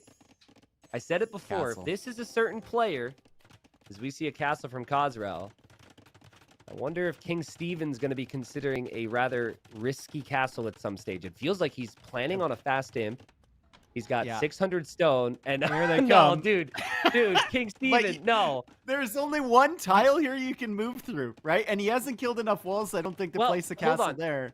If he walls, he has to wall behind the what? No, no, no, no, no, no, no, no, no, no, no, no, no, no, no, no. The memes are true, guys. We're not making fun of him. It's a reality. He's gonna try forward castle there. Dude, I mean, the light cav aren't not doing anything. The light cav are... Where are they? Well, any reasonable man would think his opponent would never build a castle there. So he's gone on the outside. I don't know if he has loom. I don't know if he has loom. I also don't know if those light cav are going to get in. No loom! No loom! He's on the way to and he's going in! He can't get loom! He doesn't have loom! He can't research loom because he's not going to have a TC where, like, he can't do it out of the TC because he's imping. These better not get in. These better not get in. Go. Hold the line. Dude, if this is doubt, that gate's going to open and those light cav are going to run in. I mean, he's got a chance as long as the light cav don't get in. Please, please, please build it with more villagers. Please shift queue this villager back. I don't trust it. You can lock a gate before it's completed now, but some players don't do that yet. Oh, God. Okay, that was stressing me out, dude. Now lock it. Oh, my goodness. And keep pushing. He's converting everything, he's converting. Dude. He's converting everything. He's not that far behind. If he gets trebs, he can genuinely win this game. Oh, my goodness. Khazra is going to be regretting sending those light cav forward and not keeping them at home. If he kept them at home without loom... all those villagers would have died before they even tapped that castle. Yeah. But nobody does what King Stephen did right there, except for King Stephen. And so I think, like, the logic of the moment would tell you that the light cav can leave because nobody builds that castle. Yeah. But, I mean, it's an epic castle, let me tell you. I guarantee you he doesn't realize he doesn't have loom yet. Oh, yeah. If he doesn't have it, it'd be hilarious if he had loom queued behind him. Can we check that before? I would love it so much just to see. Nope, just a Vil. No. Just a Vil. He's not getting loom until he loses 10 Vils. And it might be too late. It might be too late. The light cav are breaking their way in. He's got to pay attention to this. Okay, there he goes. Man. I'm so stressed right now, dude. This is crazy. I know. He's gonna make trebs. Oh, Dave. And it's a castle forward for Khosrau. And he's gonna pressure from that side, so he's gonna let King Stephen have this middle area, and he's gonna take the back of King Stephen's base, and King Stephen better push pretty quick because once that castle is up, there's not gonna be a whole lot back there to defend. This is now okay. So in the rare instances this happens on bypass, what happens is Khosrau. He has a lot of space to move to, and if he needs food eco when he loses farms, it's there. You can just drop down mills, and you can try and adapt. Without the extra food, you're screwed. But with that food there, you're okay. It has to be through this area that Khosrau has success, because he's going to get his main base trebbed. Here we go. No loom for King Stephen. No loom. And can he see that castle? I think he should be able to see it. He should have some vision on it from his base. And we'll find out here. Either. He does, okay. You got a stone wall. You got to get loom, obviously. There's so many different things you got to do here. But that castle could make it so those light cav get in. I can't believe he doesn't have loom. Dude. Oh, God. This is... At what point does King Stephen end up with all his Vils funneling through the middle into Khosrau's starting eco? Well, and I credit to Khosrau because I think Khosrau has left with the majority of their villagers Yep. from their yep. eco. They're on the way, and Steven's like, "Oh, I need vills. I need eco. Give He them needs to loom. That's me." the best way to get loomed villagers is just convert the enemy villagers. Oh my goodness, he's Castle's still gonna go holding up. it out. There's no way, dude. It's only a doesn't matter see of that. time, right? It's only He a matter of doesn't time. see Loom that. is still not queued. Oh man, come on, If get you- in. He is going to make some spears. He can convert organ guns. We have the heresy from Khosrau, 1,000 gold in the heresy. So any building or unit that gets converted after that tech is He's being completed. pulled away with the light cav. Like it's open, brother. There's no loom. There's nothing. The villagers are naked. The base is naked now. There's nothing there. There's going to be a trap. He's going in, Dave. It's so difficult. We got King Stephen building a forward TC. The monks Heresy's are all in. going to be killed. Disaster for King Stephen. And at the same time, the light cav are going to come in from the backside. At the exact same time, the light cav are in. The light cav are in. The light cav are in. The light cav are coming. The light cav are coming. Doubt's keyboard No might not loom survive on the this. Vil. Tristan, no loom. No, King Stephen. He still has Trebs. He still has a good position. There is still hope here. But losing those monks is a problem. Now, I'd normally say if you had like a lot of vills on gold, you would just buy, the pikeman upgrade. I don't even know if you can do that. Okay, big question now is, where do you build your next castle if you're King Stephen? Do you build it forward and continue to push? Or do you build the defensive one so you can Defensive, take out yeah. Khosrau? You still And have yeah, imp he's going to build the advantage. defensive one. You still have imp advantage. So Yeah. that one's Yeah. going to go up, and Khosrau is going to go onto the set. What a game here, man. Sick. But the light cav are coming Sick. in. No loom for the villagers building the castle. If he sees this castle, it is a problem. And I think he's going to notice now that loom isn't in. Khosrau will. I'm not He sure should. that... No, he's not. Steven He's will. never going to notice. This has been the most obvious thing ever. You just got to look at your TC for once and you're going to see it. I mean, that's unfair. It's stressful. There's a lot happening. Oh, God. The light cav are finding so many kills. boy. Oh, man. But yeah, people, this might be one of the best bypass games that we've ever had. And we've had some bangers. Right now, King Stephen is trebbing the monks from Khosrau. But he's lost over 20 villagers to these raids. Without forging even. And he's just massacring everything. Oh, God. Okay, No like, loom. he'll never notice at this point, I assume. No. It's gone too far. Like, noticing now is accepting that you could have been in a better position, which could affect your mentality. It might even be worse for him to notice. There's even like there's a situation here. Okay, loom. Oh my god, he's finally getting it. How frustrating is that? Oh my god. There was a situation I was about to bring up where Khosrau could actually tell Steven that he doesn't have loom Yeah, before true. he gets it. Yep. Yeah, it was enough instances where he saw the vills going down. And that would, like, a lot of this, it's very easy to lack hope if you're Khosrau. But if you are killing that amount of monks and seeing your opponent doesn't have loom, you're like, any opportunity I killing get the trebs. Oh is going to be great for me. no. He gets a treb. The composite bowmen are out though, and the composite bowmen will shred through those light cap. The castle gets taken down. Steven is trying to recover. Khosrau is taking advantage of a lot of this free food on the sides, and Khosrau's eco is still looking way better, and he might be able to go up to imp without possessing any of his main base. He's only lost 4 villagers, and his main base is completely gone, wiped off the face of the earth. That's incredible. Yeah, he just relocated. It's beautiful stuff. Here, the composite bowmen don't have any upgrades. They shouldn't do all that well. And so basically, with pushes like this, guys, what makes the push strong is castles underneath, or trebs underneath castles. And the second you're not next to a castle anymore, your trebs are going to be sniped by units. And Khosrau, who's somehow alive here, is going to click up to imp with his only TC. And he is in the driver's seat here. King Stephen's going to need to balance his eco out. And he's going to need to decide on kind of what unit comp he pushes with, being down by 40 villagers. Oh, and Khosrau has enough stone for another castle too. He might go forward with it once he gets imp and start pressuring that defensive castle from Steven. Steven is rebooming though. Or, I mean, a reboom would imply that he had a boom in the first place, but there's a 4th town center there. 5th, actually. Yep. And it is currently just one for Khazral, and it's idle. So Khazral's going to make another castle. Now here's the important thing. It's like, just on the strategy, I want people to be able to analyze this properly. The strategy from King Stephen, fantastic. But when you're going so heavily into monks, there's only a certain type of player that can handle it really well, right? And to me, it seemed like King Stephen's kind of like me. You get past a certain number of monks, and it becomes a struggle to control them. So now he's going to shift away from that into the composite bowman, which in all fairness, we don't know a lot about. It is still new, but it's going to need to be really strong to beat the amount of army. It doesn't. Right now. I don't think it punches through the armor on the organ guns, right? But how much armor do organ guns actually have? It's like For 6 pierce armor. Pierce armor or something. It's 6 or 8. It's actually Yeah. pretty decent. I think because they're So- classified as siege, I don't know if it punches through the armor on them. Yeah.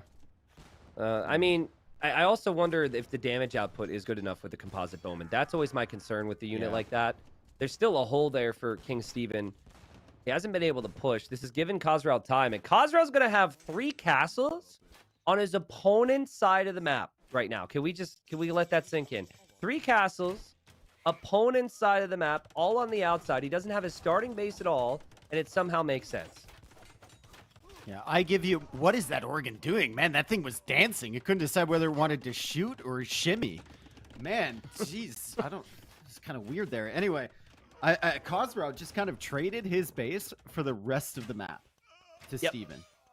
He's like, this is fine. I'll just leave on time. He's very, very patient with it. And now castle on either side, as you mentioned, chemistry coming in, which means the bomber cannons will come in.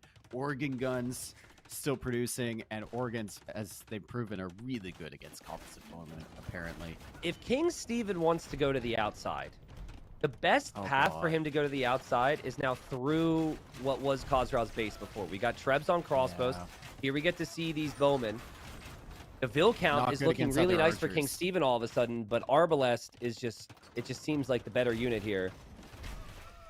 The Treb is really the main problem here for King Stephen, and that's why Khazral gets so close. And Khazral says, thank you very much, time and time again. Remember, the unit that King Stephen's making is out of his castle. He might not have his castles much longer if Khazral continues to build up siege on the other side. Wow. Loom means that he actually saves all the villagers on the woodline this time. Sick. Fog. Is there any comeback mechanic here for Stephen? Have a good enough army. Like, the GG is called, though, and that is the end of what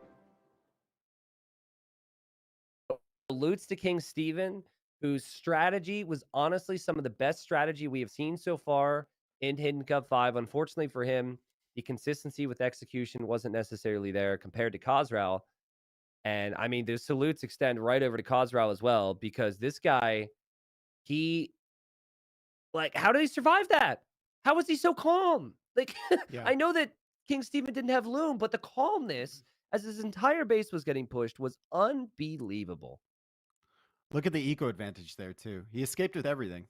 Absolutely everything. Went to the sides, took full map control, and just escaped in an orderly fashion, too. It was like there was a fire in the middle of his base, and everyone just lined up and left one by one. As we see the Dude, and, series like, recap here. Beautiful series every game- overall. Every game was so unique. Like, King Stephen tried something different to start it off, tried to go for the relics with the Aztecs. Khazral played the standard water battle. Probably couldn't believe his eyes when he saw his opponent was going for Aztecs in the first place. It was Khazral dominant early, Dave. We had some big demos to close this out, and then it was all Khazral as we kind of leaned towards game 2. But there was always a feeling that King Stephen's strategy was always pretty solid, in my opinion. Yeah, King Stephen, I mean, clearly was trying something different. Every single time he tried to match up in terms of execution against Khazral, it seemed like he lost, right? He was losing the big fights and everything. But Stephen is a crafty player. We think it might be Doubt. If it is someone else, whoever they are, very, very intelligent, focusing on the things that they can do, the things that they can control. This game was, as I say that, this game was not in his control. from the start.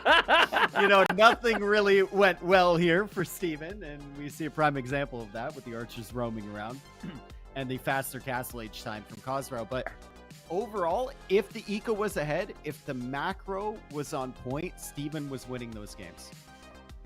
Agreed. And, Khosrau was very adaptive. And eventually, you got the first 2 wins, of course, being adaptive. And eventually dropped a castle here to pretty much cement his position against King Steven and win this game. But King Steven wanted to fight. Oh God, not a 4-0, because no one wants that. And I felt like it was inevitable that King Steven would be broken. But he stuck to his guns, and he stuck to his strats. And so he got this position, which is the same thing he did in the first round. And Khosrau was never really able to move out, never really able to breathe with the pressure of towers coming through to his base. Yeah, really, really sick game here. Even after the pushback from Khosrau, look at all those towers were removed. Yeah. And Khosrau felt like he was really gaining some steam here with these bomber cannons, taking out the Trebs, taking out the bomber cannons from King Steven. But what Steven did here so well is he repositioned his push. He figured it wasn't happening from this side. I'm going to go for the towers with Yupseong and take out the Dramens, and I'm going to make more towers in the north. And those will protect my army, pushing forward towards that gold.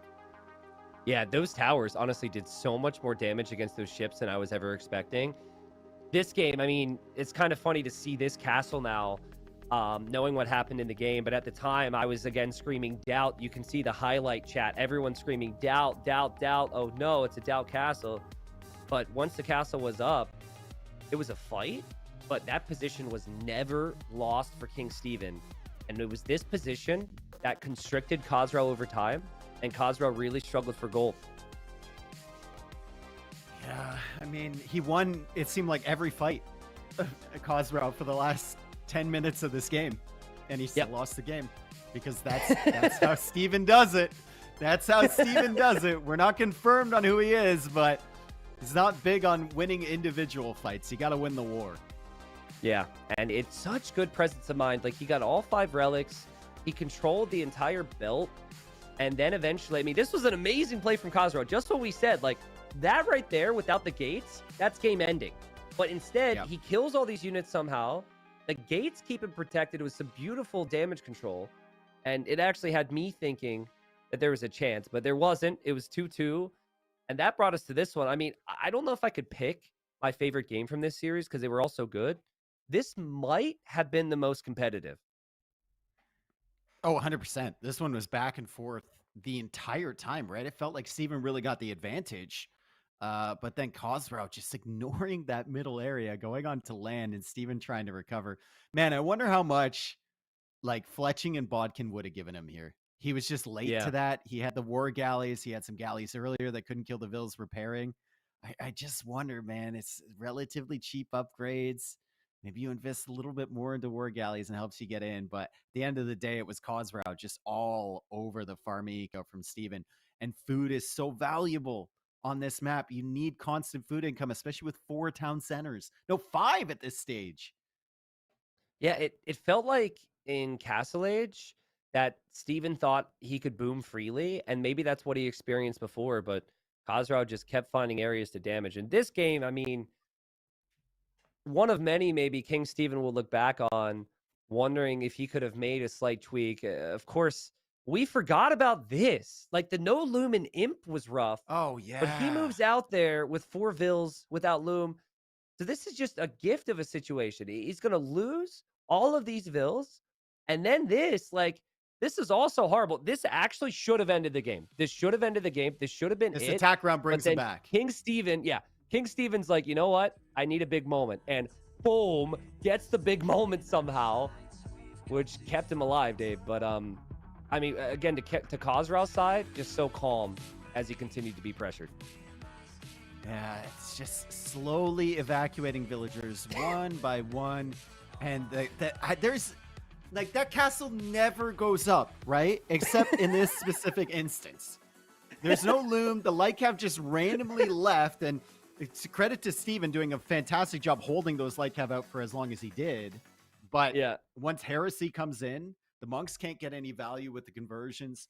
and the Light Cav are just free to roam everywhere. And Khazra is an insane eco, insane set, way better than the first 2 games would have indicated on there. And I mean, good luck to Khazra on the first or the future rounds, but King Steven, what a performance!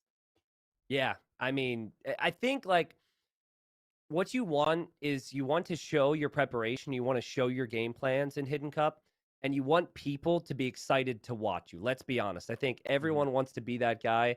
King Steven was one of the most entertaining every set that we saw from him. Kind of like Otto the Great, who yesterday played in the quarterfinal and lost, but it was incredibly entertaining. Fell into that category for me. So to whoever you are, King Steven, my salute goes out to you, my friend.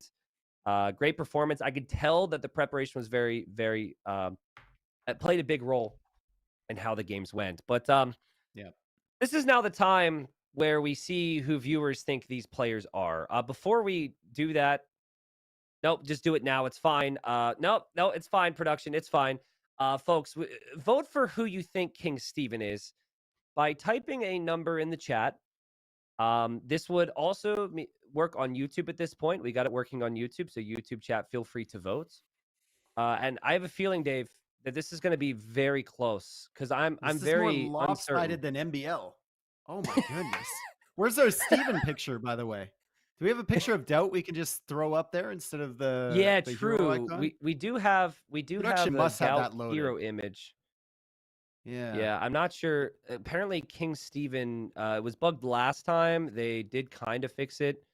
This, of course, would be the last time we use this because King Steven is out. So, unfortunately, it seems like the production forgot Loom and couldn't get the photo here on time. True. So, okay, there's King Steven for you. Who is Doubt? Who is Doubt? Everyone asking who is Doubt. Nobody asking how is Doubt. If we're wrong, guys, if we are Yeah, I wrong, know. we as a community are going to lose our minds. Yeah. But he's just so unique. I'm fairly certain it has to be him. But we can laugh and have fun and vote. Apparently, okay, who's second place here? I'm seeing some votes go other directions. Jordan, maybe? Hera? Viper? Okay, so Doubt is 87%, MBL 1.88%. I honestly don't hate that. I could see MBL being just as chaotic. And apparently Viper would play like that, 1.49% on Viper there. But it seems pretty landslidey, just like before, that King Steven is, according to the community, Doubt. Now, before we do the vote for Khazra, there were some points where I was leaning away from the Viper and the Mudflow game. Mm-hmm. But then when I saw the calm, collective, counterattack style in the final game, I'm leaning back towards the Snake. What are your thoughts? That's stable in the final game.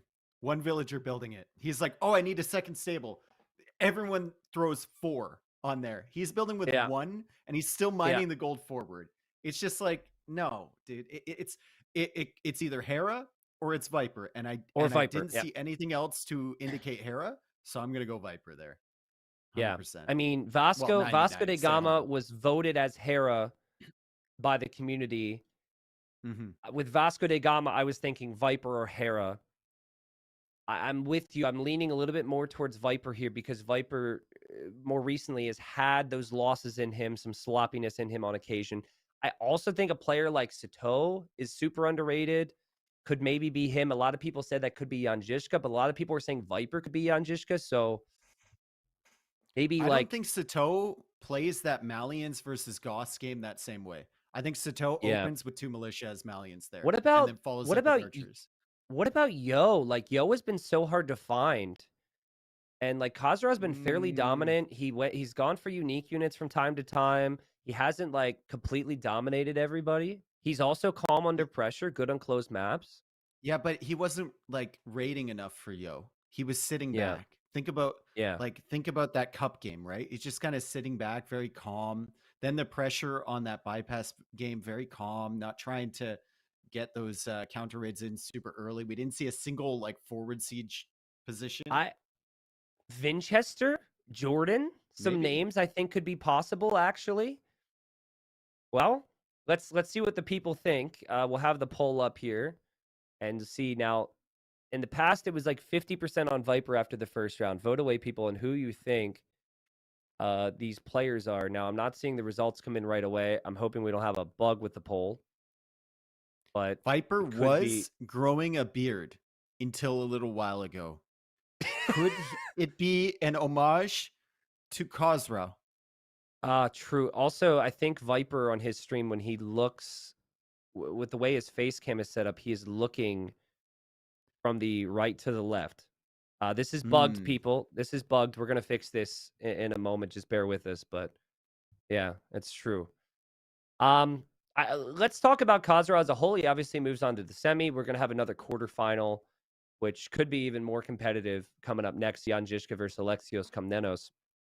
But strengths, weaknesses of Khosrow, things you expect as the competition gets higher, going towards the semis tomorrow. I think we're going to see a higher level of play from Khosrow, especially if there is no indication immediately of who he's playing against in the next round. Like, I think the first couple games, he could probably pick out that he was playing up against Doubt, and maybe from the Civ draft as well.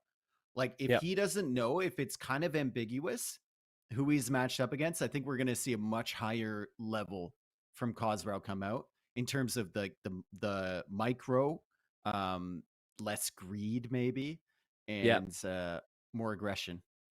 I could see that. Well, especially because the semis are live tomorrow. They will have gotten to see all these games. So Khosrow is going to be looking to see how Jan Žižka and Alexios Komnenos are drafting, how they're playing, their strengths and weaknesses. I think in general, everyone should have a better game plan for their opponent come the semis. But yeah, Khosrow, I agree with you. I was a little surprised. There was points in the game where I felt like Khosrow was just going to win. Like even the cup game, when there was all that pressure, I was just waiting for Khosrow to push it back. And it didn't happen, but I'm unwilling to say that is Khosrow not being able to close out games, because King Steven's pressure and map control was just immense. And really, it just goes back to how good King Steven was today. Yeah, exactly. The decision making was on point a lot of the time, just some execution issues that were the problem, or maybe it just couldn't keep up. But I mean, Khosrow's going to have a tough road ahead of him, because both Jan and Alexios looked really good in their sets. So I agree. He's going to have a tough competition in the next round. And apparently Khosrow is either Viper, Doubt, or Mr. Yo. Interesting how we could have a poll where Doubt is at 88% or whatever it was, and now Doubt is also somehow 22% Khosrow. I think some people do not take the democracy that we have here seriously enough and would choose to be funny and put Doubt on the ballot. And I don't think that's funny at all. Thank you very much, people. Thanks, Mom. Dave, it's going to be full weekends of us casting games. We're going to do both semis tomorrow. We'll have the final, of course, on Sunday. Crazy series, dude. Thanks for showing up again, of course. It was a great cast. Yeah, man, I had a lot of fun. I think the next two players, now you didn't ask me, but I'm going to give you my input anyway. I think it's going to be Leary against Sato in the next set. And if it is, remember that Sato 3-0'd him in King of the Desert. So think about it. Think about it. Yeah. All right. Well, we'll think about it, and we'll see you tomorrow and on Sunday and all weekends. It'll be Saturday and Sunday. See you next time. Salutes, please, to Dave for the cast today. He did so on somewhat short notice. He will not be happy I'm bringing this up to you. But weeks ago, I reached out with the caster schedule. He then said, actually, can I have the 18th off? The 28th off. I've got to do something. I said, yeah, no worries. Rework the schedule well in advance. Sent him the schedule, which had him on for the first series today. Then yesterday, at the end of the cast, he goes, I don't think I'm on with you tomorrow. And I was like, and people in the chat were like, and I went to him. I was like, hey, you're on the schedule. He said, didn't I ask for that day off? I was like, bro, it was on the thing 3 weeks ago. He's like, you know what? I don't know what he had planned, but he's like, I'm there. There was no dispute. He canceled all his very important plans to get here. And we've had some great games. We have some great insights. I like to think, and hopefully you guys enjoyed his presence. So again, salutes again to Dave. I don't know why I had to talk crap about him there, but I know it's going to come back and hurt me tomorrow and Sunday. Listen, we have more sets coming up. I got to get some housekeeping stuff out of the way and explain to you guys kind of how the tournament's structured real quick. Okay, this is the way the bracket looks right now. We are very close to the end of Hidden Cup. We need each and every one of you guys. And obviously, hopefully you want to be here as the entertainment just gets better. The first semifinal tomorrow is going to be Vasco da Gama against Gajamada, which should be incredible, followed by Khosrow against whoever wins this upcoming series with Jan Žižka and Alexios Komnenos. The final day is Sunday. We have the third place match to start it all off. Players will fight for an extra grand basically there and some entertainment. And then we also have the final, which is to decide it all, to see who becomes Hidden Cup 5 champion. After the final, and only after the final, is when we have the reveal. So I'm excited to see that reveal as we get closer to it. Now, I don't know if this is ready yet. This may be something I touch base on here in a moment, but we are going to have the guess competition, and it is actually prepared. So in the event you want to input your guesses now, which might not be smart because you might want to probably wait for games, but basically with Hidden Cup, you have a way of submitting your guesses for all the heroes. And if you go to hiddencup.com, there is a Guess Heroes tab. And on the Guess Heroes tab, you're able to make your guesses. So that is not like the poll where you can just like vote doubt for everyone because you think you're funny, haha. That one, you can only select one player for each hero. And it is fun to see how correct we are as a community. So that's going to be cut off most likely right before the finals. So you still have time. But if you're so certain right now that you'd be willing to input your guesses, feel free to go over there. There's also some other details on hiddencup.com while we're there. Next series is coming up, guys. But listen, Hidden Cup 5 would not have happened how it's happened without our sponsor. So we're going to thank our sponsor, Surfshark, before we move on with the day. Hidden Cup 5 obviously has a huge hidden element to it. And in today's day and age, our internet traffic is not very hidden. Surfshark is playing a big role in Hidden Cup 5, but can also play a big role in your experiences on the internet. Surfshark VPN allows you to change your location with ease for a variety of different benefits. On top of the potential for added data security, Surfshark can make it easy to access shows or movies on various streaming platforms that may only be available in certain countries. Additionally, many websites show you prices based on your location. So shopping for things like flight tickets or hotels with Surfshark can be an easy way to save you money. I personally have encountered issues where when trying to upload content for you, that I found my internet was not giving me the quality that I was paying for. Turns out my internet service provider puts a cap that they don't really make obvious, and with using Surfshark VPN, I'm actually able to bypass that cap and upload things much faster to my editors and to the channel. Honestly, there are too many benefits to mention for using a VPN. Below the stream, you will find the Surfshark link and the deal with Hidden Cup 5. That is it for now, though. We now move into our next series in Hidden Cup 5. So guys, below the stream on Twitch, there is a panel which you can click to read all about it. There's a little scroll through all the benefits of it. Even if you're not interested in a VPN right now, even if you don't think you're going to consider one in the future, I would ask that you click that, look at it for just like 5 seconds of your life minimum. It really supports the event to do so.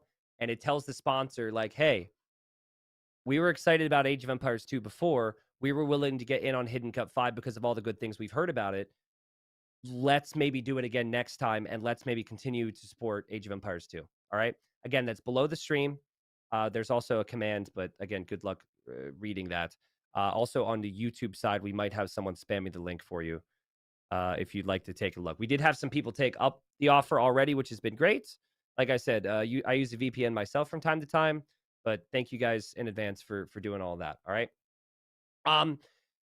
Listen, we have some very unique players in Hidden Cup, and every Hidden Cup I try and make videos about them to, so you know what to look for, but also to have a whole lot of fun. Yesterday, we did the Tato confirmed video, and you got to learn a little bit more about Tato. We're going to move now into our next player showcase. And, well, I'm not going to spoil the player. You'll find out about it in the video. Thanks for subscribing and supporting. And we got more Hidden Cup up next. And I'm running on in production. Please save me. This is really bad. I didn't practice this. Please play the video now. Thank you. Production, please.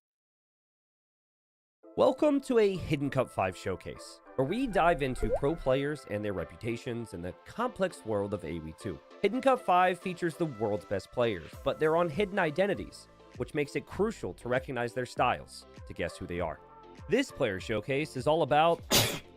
It is all about... Okay, you good? It is all about... MBL. MBL is known for being a very extreme player. From building bombard tower walls to just not walling at all. I have balls. I don't sit behind walls. MBL is always doing something a bit That's what I do, guys. different. That's how I roll. I have balls. Because I have balls. I don't sit behind walls. I have balls. I don't sit behind walls. That's what I do, guys. That's how I roll. I have balls. I don't sit behind walls. I don't sit behind walls. Because I have balls. That's how I roll. Because I have balls. I don't sit behind walls. I don't sit behind walls. I do sit behind walls. MBL is possibly the most unique player in Hidden Cup. He is always creating chaos like no other player can do. MBL is just not afraid to make it messy and will always use the animals on the map to his advantage. In Age of Empires terms, MBL is what we call a lamer. If you've got a boar somewhere on the map, it's not yours. It's MBL's. This past year, he lamed his opponent around the entire map. So if someone lames in Hidden Cup 5, MBL confirmed. When someone gets lamed at a high level, it can be very frustrating. So sometimes opponents will try and get revenge.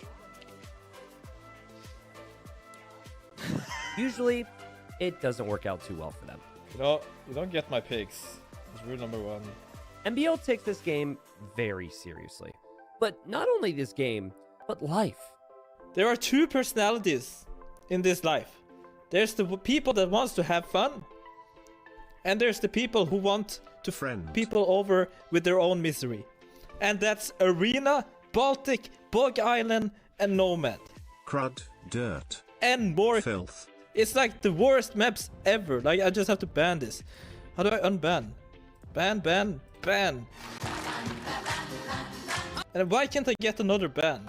Of course, this is all coming from a guy who 5 years prior said, Okay, I stole 4 goats, I killed his scout, I lamed 1 villager, and I'm stealing his rhino. you do have to respect it though, because MBL is truly committed to the park. You see, some people in this world gift flowers to their girlfriends. MBL, he knows a special kind of chivalry. Dragan, do you want a pig? Sure, why not? Okay, I'll give you a pig. So cute. Thank you. So if you see a player with an addiction to boars in Hidden Cup 5 and a propensity for chaos, MBL confirmed. More than anything with MBL, you just have to look for the chaos. From building a forward TC on the enemy island, to villager rushing the entirety of Feudal Age, MBL qualified for Hidden Cup 5, being the purest version of himself he could possibly be. And seeing as Hidden Cup 5 is completely random seeding, one poor soul is going to have to face him, and everyone is probably terrified that it could be them. That is all from this Hidden Cup showcase. Coming up is more Hidden Cup 5 action.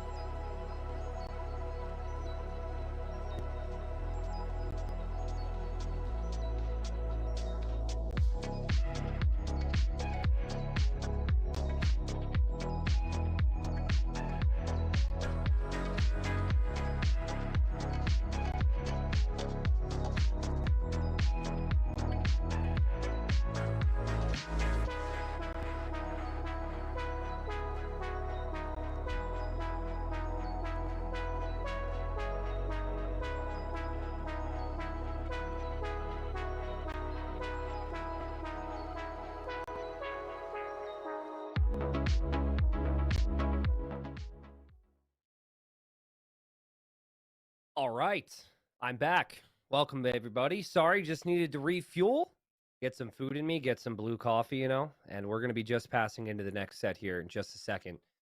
But, you know, while we have a chance to chill for just a moment, want to say hi, see your, well, usernames, not your faces, and say thanks again for being here. Volp, I'm not muted, bro. I'm not muted. You've been around for far too long. Just, come on. You're not going to get me with that one, but thank you. Thank you very much for the attempt. Hello, Ducks. Hello, Northern Donut. Hello, Lord Pasta. Hello, Pie. Brandon, VK Watcher. What's up? I want to say thanks to Oz for the new sub. Chat, how do we welcome the new people here? Thank you, Oz, for the new sub. Thank you, Tuna. We have this really, really, really, really, really fun joke. It's so funny that I have to... No, I'm not even going to explain it. I'm not going to explain it this time. Chat's smart. But there have genuinely been a lot of new people supporting the stream. So I'm going to guess that you either came in from YouTube, if you're not already watching on YouTube, or maybe you're seeing Age of Empires 2 for the first time in a long time. I don't know the situation, but it does mean it's motivating for me. I've done this for almost 10 years now. So to see the amount of people that are here supporting and the amount of new people combined with all the old or, you know, experienced ones is great. Been very motivating. Thank you. Thank you, Big Illa. You're welcome, my friend. Thank you. Thank you, SJ. Thank you, Mr. Pants. Thank you, Secretly Vogon, for the 5 gifted subs. Sick. So we had a couple donations I wanted to thank while I had the time. This was at the start of the series when the hype was high, but I missed them, and they were pretty sizable. I'll go through all of them. I saw Isaac and Washi. Thank you very much. Thank you, Warrior Bun Bun. Thank you, Did Durganos. We had Doubt in a Gosh Darn Barrel. Said the Lord becomes king. Probably rooting for Doubt there. Thanks for that, Dono. Thank you, Flopshot, very much. I know it's been a long time. We also had Blue Pill with a $250 donation. We had Loose Skittles with $100.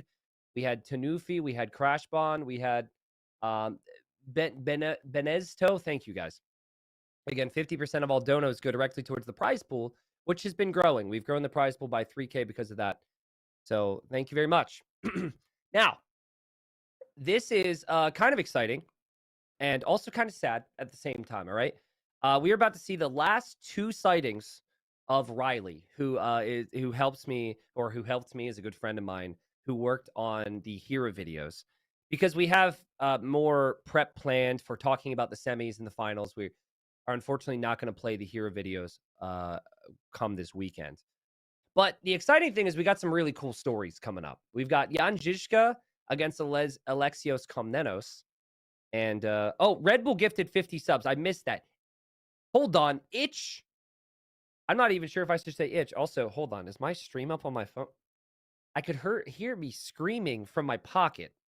That was really weird. Hard to explain. But basically, when I go on break to make sure stream is good, or like as I'm eating, I want to see what chat's saying about the videos as I'm stuffing my face.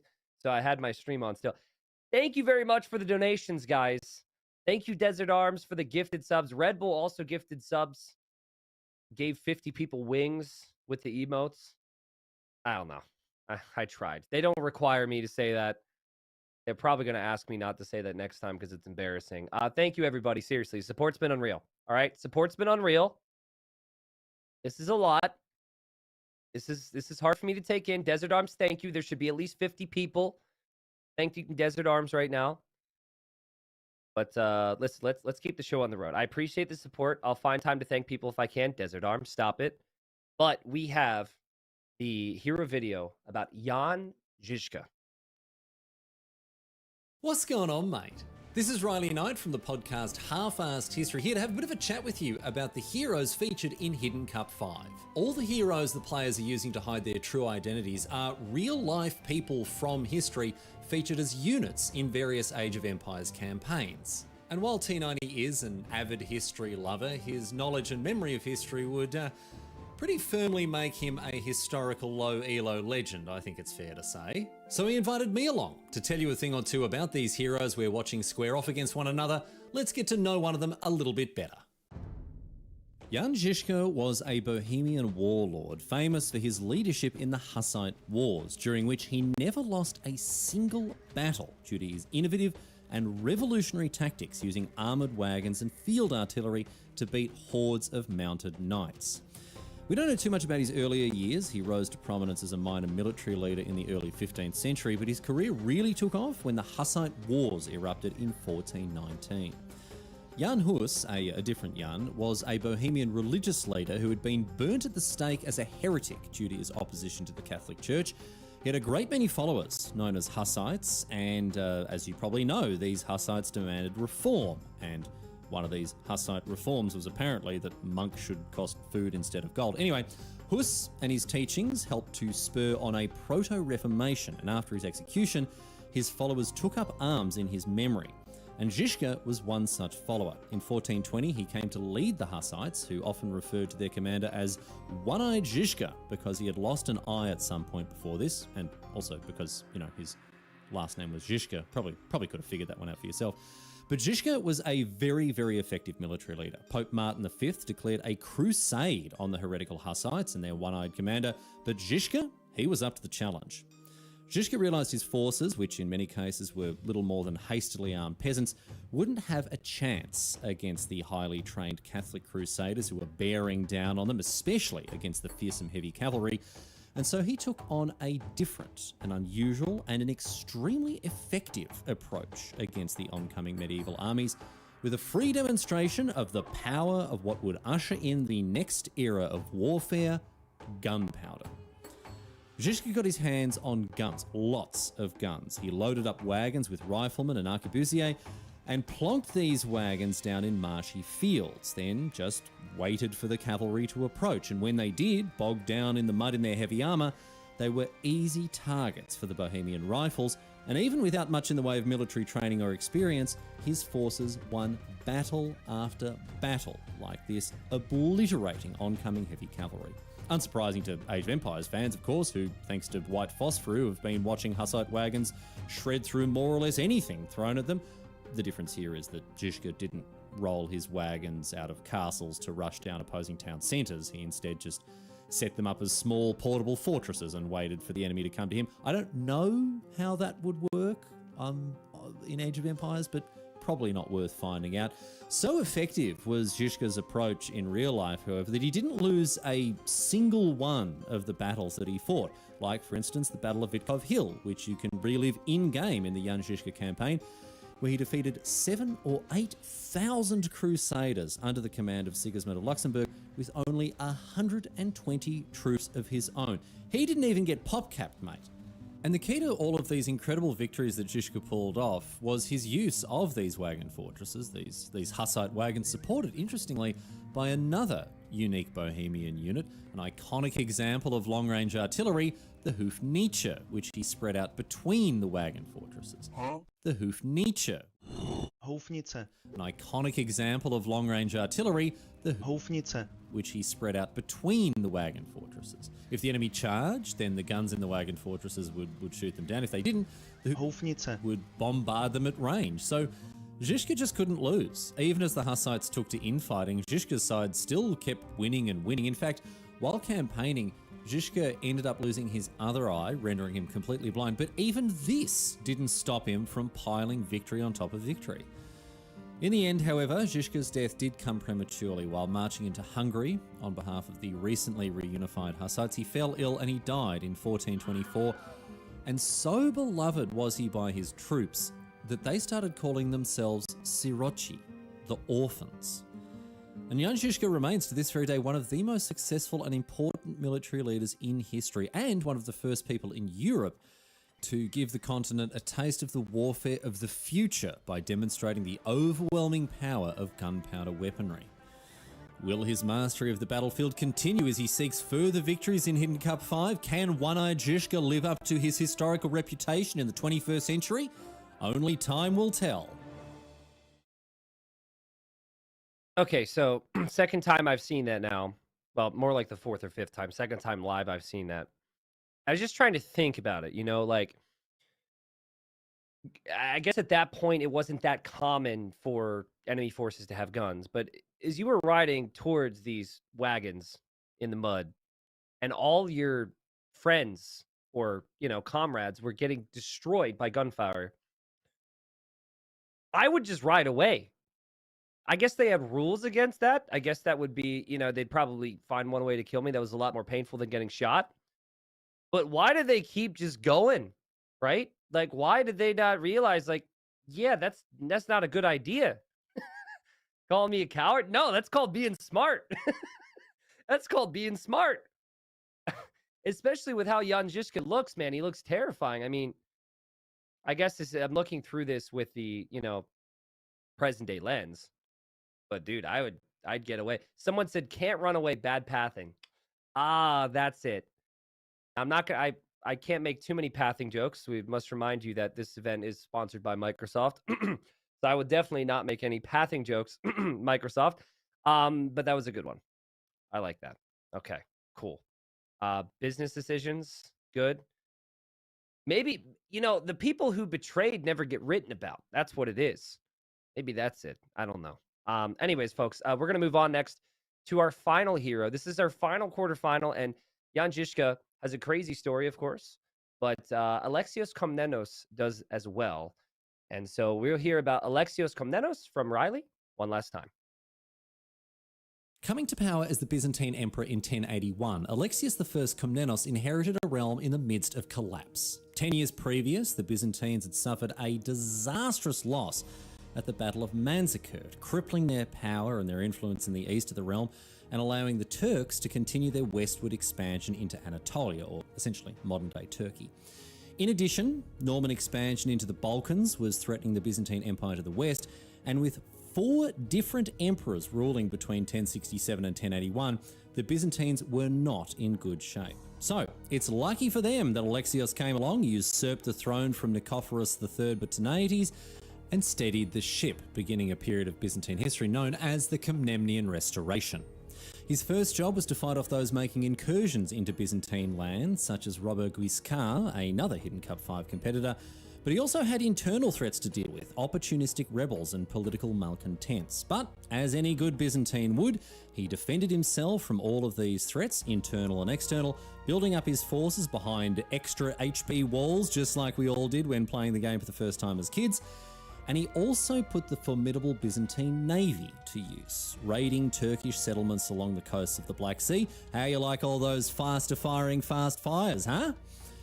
But Alexios also played the diplomatic game as well, making some clever alliances to aid him in fighting off his foes. For instance, with the Cumans to the north, which was terrific because now his, his palisade walls are completely impregnable. Wow. Great. Thanks for the team bonus, Cumans. Why don't you click Cuman mercenaries as well and send me a few free tiny low damage paper mache kipchaks while you're at it. But no, more important were his attempts to normalise relations with the papacy in Rome. Constantinople and Rome weren't exactly on the best of terms at the time, but neither of them wanted hordes of Turks overrunning Christendom. Plus, always useful to have access to condottieri. Now there's a team bonus. Take note, Cumans.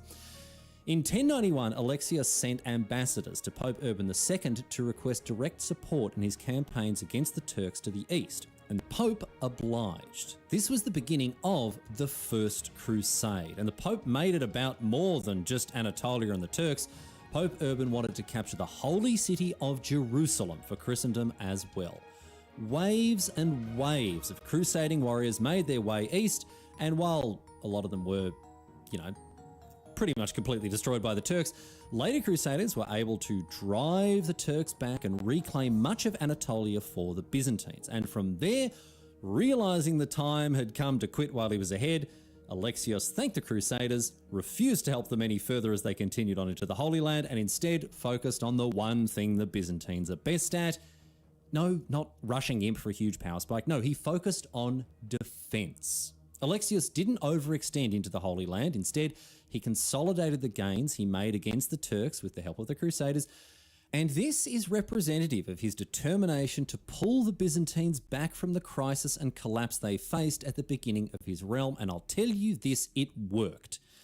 Alexios is considered to have saved the empire from ruin, and his efforts to stabilise things saw the Byzantines continue to prosper for centuries, until, of course, 1453 and the fall of Constantinople, but hey, that's nobody's business but the Turks. But what will the fate of Alexios Komnenos be in Hidden Cup 5? Will he once again be able to weather the storm, rely on his solid defences and see himself through bitter conflict with powerful foes? Or will he collapse this time, unable to steady the ship as he did 1,000 years ago? We'll find out as Hidden Cup 5 continues. All right, we are back, and we are ready for the first quarterfinal. Welcome back, Dash. Good to see you back in the booth, man. It's good to be back. It's good to be back. I heard you had your coffee in the break. I'm all caffeinated up as well. But honestly, who needs caffeine when the series have delivered the way they have so far here in the quarterfinals? One more to go till we end up with our top 4 here in Hidden Cup 5. Yeah, the diversity of the sets has been so cool. Like, first quarterfinal, Vasco, it got a little stompy at times. It seemed like Vasco was the most dominant player. But then Otto the Great and Gajimata, back and forth, a lot of uniqueness with the approach, a lot of uniqueness with the strategy. That ends up 4-2.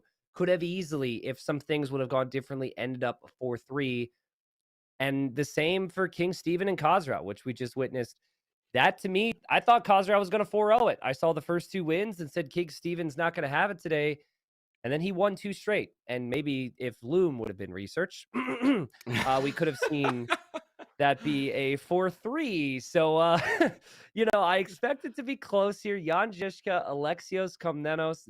Whoever wins this will face Khosrau. And we don't know who the players are, but we can tell that we're getting to the very best. And I'm excited about that. Now, we don't know who the players are, but I am going to ask you now that we've seen a couple more series played and we're starting to narrow things down. Does anything at this point feel like a certainty to you that maybe didn't feel like a certainty a couple days ago when we were casting? I mean, most everyone has pinned King Stephen and Otto. But outside of that, there still seems to be, quite a lot of discussion around the remaining, 14 names in this tournament. Yeah. I mean, it has become more certain to me that a lot of people are going to be very surprised and very wrong come the reveal, because there are missing pieces here. I still think Gregory the Seventh getting 4-0'd. I think that's going to skew everyone's look on this. I think Gregory the Seventh is a bigger name than a lot of people think. Potentially, like Alfred the Alpaca was huge. Yeah, I mean, it's I have less certainty, I suppose, but I'm more certain that people should be less certain, which kind of answers your question. Yeah, fair enough. Fair enough. You know who's gonna look good though is Nikov. I think Nikov's gonna look good at the end of all of this. However, I will insert one more name into the equation because he has been speaking with certainty that it has been ACCM over Jordan in that first round Gregory matchup. Why Yeah. not Yo? Why not Yo over Jordan? Yo Why has not? been Okay, the so hardest person to pin down in this trial. yeah, He's the best player, least pinned down or least spoken correct. about in terms of votes.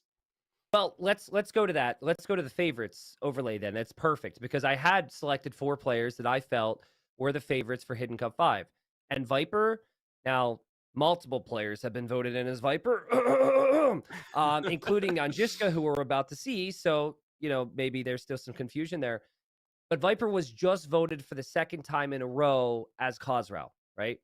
Hera was voted for the second time in a row as Vasco da Gama. Tato was voted for the second time in a row as Gajamada.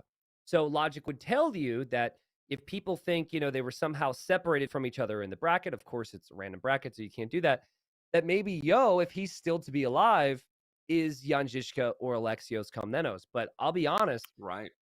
I'm not seeing Yo in Jan Žižka or Alexios Komnenos. I see different style players. So Yo is one of the toughest ones to spot in this Hidden Cup. I honestly can't tell you who he has been so far. I can give you a couple guesses, like Salim the Grim is a solid one. I also think there's Emperor Sigismund or maybe a Jean Bureau, but all of those players did lose in the first round. And it's hard to imagine that a player like Yo, who's like always top 4, it feels like, was out in round 1. Yeah, and the only reason why I wanted to bring Yo up specifically in the Gajamada case is because, again, people are so unwilling, and understandably so, right, to accept that maybe one of the top 8 players could lose in that first round, right? And we just, our bias wants to place them all in individual first round matchups and say, okay, the favorites have won and made it through. But when I think about who's capable of 4-0ing a player like Jordan or like Tato, who could possibly be Gregory, and while ACCM is absolutely capable of that, I think the slightly more likely, while still having a similar play style, ultimately, would be Mr. Yo in that 4-0. So just wanted to throw that name back in there for everybody who maybe hasn't found a place to put him in their own brackets at home. Well, I'm gonna take this one step further from a slightly different angle, right? So if we could go to the guesses, the votes from the community on who players have been so far in Hidden Cup, there are still 3 names missing, right? It has not changed yet. People have pretty much stayed with what we had before. Now, in this case, once Khosrau won today, 45% thought it was Viper instead of 51%. But we are still missing Yo. We are still missing Sebastian. And we're still missing Sito on there.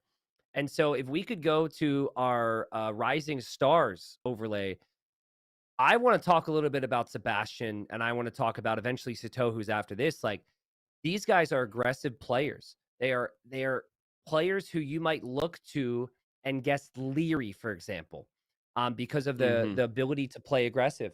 And I just don't think that with so many people watching Hidden Cup, and obviously we appreciate you all for being here, I don't think people are yet aware that some of these up-and-comers like Hart or like Sebastian could possibly be a leery replica, like a Hera replica at times.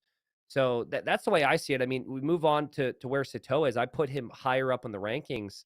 And I think I put him closer towards contenders. But, like, listen, man, I personally feel right now like we have either a Sebastian or Sito in this quarterfinal. I don't know which, but I think one of those 2 players is involved in this quarterfinal. And so far, the community has not thought that. Yeah, I think it was, I mean, I'm sure a number of people have said it, but I think it was Dave who I heard it from most recently for Jan Žižka. I'm liking the Sito call out. for Jan Žižka. And then on the side of Alexios in the matchup that we're just about to see, I say flip a coin between Leary and Hart. Yeah. It's one I of those agree. two. Flip a coin. I don't know which one, but it's got to be. Yeah. I agree with you. My feeling was that Alexios had very similar strategy to Vasco da Gama. And my feeling is Hera's two closest friends, his two most practice partners would be Leary and it would be Hart.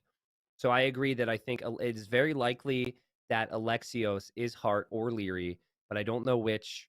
I think Leary's performances in tournaments would definitely make you lean more towards Leary. But I also think we passed over a name that like no one's talking about in Vinchester. Like this whole tournament, people just were like, okay, Vinchester got 4-0 to Gregory the 7th, done. And that's it. No one's talking about Vinch. And Vinch is very similar to some of these names too, dude. It's like the beauty for me, and I'd love to hear if viewers agree, okay? Because I know we're not going to agree on all the players and who is who. But viewers, would you at least agree that the more we talk about it, the more we think about it, the more we look into it, the more we look at details, that the more confusing it can get? Because that's how I feel, Dash. It's like I have spent sessions after every stream the last 2 days hearing from people. I'm looking at screenshots of starting farm locations. I'm looking at like someone's like, oh, they quick walled starting with a house and then a palisade. Everyone's breaking down all this stuff. Stonegate, Palisade Gate. And it just like it muddies it up for me in my head. Right. Well, in the words of the great Margugu, stay humble. Yep. Everybody's got to stay humble because we do not know. At the end of the day, we do not know. And that's what makes this tournament so fun. All the theory crafting, the way that, the opinions change on a dime, right? Within any singular game or series, you see a play made and then it's like, oh, it could not possibly be this person anymore that I was so certain that it was, and now I am so certain that it is this other player, only for that expectation to be shattered a moment later. And I mean, that's, what you just that's said, the beauty of Hidden Cup. You said Margugu, and in that moment, he messaged me, and he apparently went to ChatGPT and asked ChatGPT who the winner of who is the Viper in Hidden Cup 5. And we got an answer. Production, I just passed it along. I don't know if we could maybe show it on screen. It's going to look pretty bad. It's a pretty long paragraph. It says, let me read it. In the thrilling Hidden Cup 5 tournament, where the best Age of Empires 2 players compete incognito, the true identities of the competitors remain shrouded in mystery until the very end. Wow, this is better than even my intro. Neither the commentators, the audience, nor the top 16 players know who is behind each in-game hero unit name. Let's unveil the hero who goes by the name the Viper. And it says the Viper is none other than the skilled player Tristan Berry. Now that's my name for those that don't know. It says Tristan Berry, known by his in-game alias as the Viper, has captivated viewers with his strategic gameplay and impressive skills. Oh, well, thank you. To witness the Viper's battles and immerse yourself in the excitement of Hidden Cup, tune in to T90 Official's Twitch or watch the recorded matches on YouTube. May the Viper's cunning strategies lead him to victory. And then Margugu says, are you sure about that? ? So, yeah. I mean, it's good to think. It's good to think a bot thinks I'm good. That makes me happy. Yeah. Hey. But I mean, to fool ChatGPT, that's quite the accomplishment in and of itself. There, T90, with your own gameplay. So well done on that front, if I do say so myself.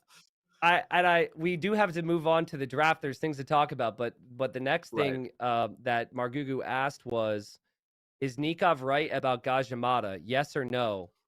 And it was a non-yes or no answer. And then Margugu said, say yes or no.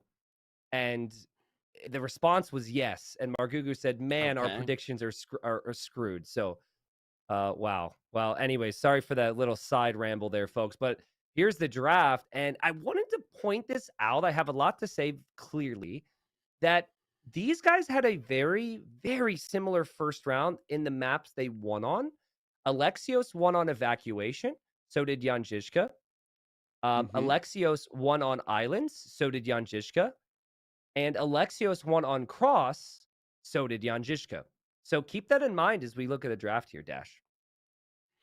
Yeah, well, and this, I mean, to me, then speaks to just relative comfortability for both of these players across the tournament map pool, right? And in some ways, we kind of saw that in the last series as well, where we had both players, King Steven and Cosrout, trading each other's home maps, right? And so I'm excited for that very reason. Then that we're going to get a repeat of some of those maps and maybe a look at a few more for each of these players. One other small thing I'll just throw out there is I love to see the pro players who are feeding in to all of the craziness around the conversation. You saw Viper tweet out just the other day, this is going to be a crazy semifinals, if it goes my way, citing the fact that both quarterfinals here would have him matching up against himself if he makes it one round further. Yep, I agree. That it's been fun to see. It's tricky for the players, right? Because they can't actually reveal anything. It's against the rules, but I've loved the interest from the players as well. And from what I've heard, like players, they are also guessing, even if they're in the main event, like they're trying to see what's what and enjoy it themselves. So let's explain the draft. Thank you, fact checker, stat guy, who continues to just knock it out of the park here in Hidden Cup 5 for that. So the way I the feel like draft that's works, subjective commentary. I don't know if that's a fact. Yeah. Maybe we double check stats guy on that one. Yeah, I agree. Thank you very much, Dash. Thank you. So it goes from top to bottom here, folks. So what it would be is you show up for the tournament, like, hi, I'm Jan, hi, I'm Alexios. You introduce each other, you do the handshake, and then you start off with a pick. So Jan Žižka valued evacuation, Alexios valued high tides, and then the rest is back and forth, but you then go to a ban, and then you go to more picks, and then it eventually fills out. Game 1 is the map that is left over after all the picks and after all the bans, and this has been rare for Hidden Cup 5. Very rare that we would have Arabia game number 1, and I guess the reason for that is because even though everyone's good on Arabia, only some players think, I can be that best Arabia player. So very clearly right here, Jan Žižka seems to believe that could be him, and same with Alexios. Yeah, absolutely. But I love the fact that we're going to start out on Arabia because it is such it is our Age of Empires 2 standard map. And as we move from the maps to the Civs T90s, I'll also call out that Mongols left up and snapped up by Alexios feel like that's a pick that has been banned relatively often due to its power projection on a number of maps. I think most notably Bay in a lot of situations where you can get out some of that extra hunt and whatnot, but excited to see that one put to use, while of course that does sacrifice the use of something like Chinese later on, another very well-rounded Civ. I agree. I mean, a lot of the times with the very first pick, players have prioritized the Chinese if the Chinese wasn't banned. And so to see Jan Žižka pick the Chinese with the first pick and have Alexios value the Mongols over the Chinese is interesting to me. I think Mongols can be really strong on a lot of maps, mainly like High Tides, which is his number 1 home map pick, or maybe Bay. But yeah, that's exciting to me that clearly Alexios is not planning to use Mongols on Arabia. And he might be looking to plan on towards something else. Other thing that stands out to me is Alexios picking islands. If we are correct, right, and Alexios is not Hera, but someone who is very close with and knows Hera quite well in Heart or Leary, I do not consider Heart or Leary good island players, or at least players who would prefer islands. So yeah, as far as the guessing game is concerned, it's a bit trickier for me. Yeah, I definitely agree there. But the reason why I called out Mongols, and I think I've even brought this up to you in the past, like when we were at an NAC just talking in person, and in that moment you may have even disagreed with me, but I don't know why I have it so stuck in my brain from watching Heart during the Voobly days. Heart plays a lot of Mongols back in the day. Yep. And so that's what kind of screams to me, if we're going to pick between Leary and Heart here for Alexios, that priority on the Mongols is not something that I see for Leary, but it's something I could see here for Heart. Again, now you counter it with the islands point, and once again, we're back to, to square one here. Yeah, I know. It's so fun. But here's the other side, right? Here, we got to be thorough about this.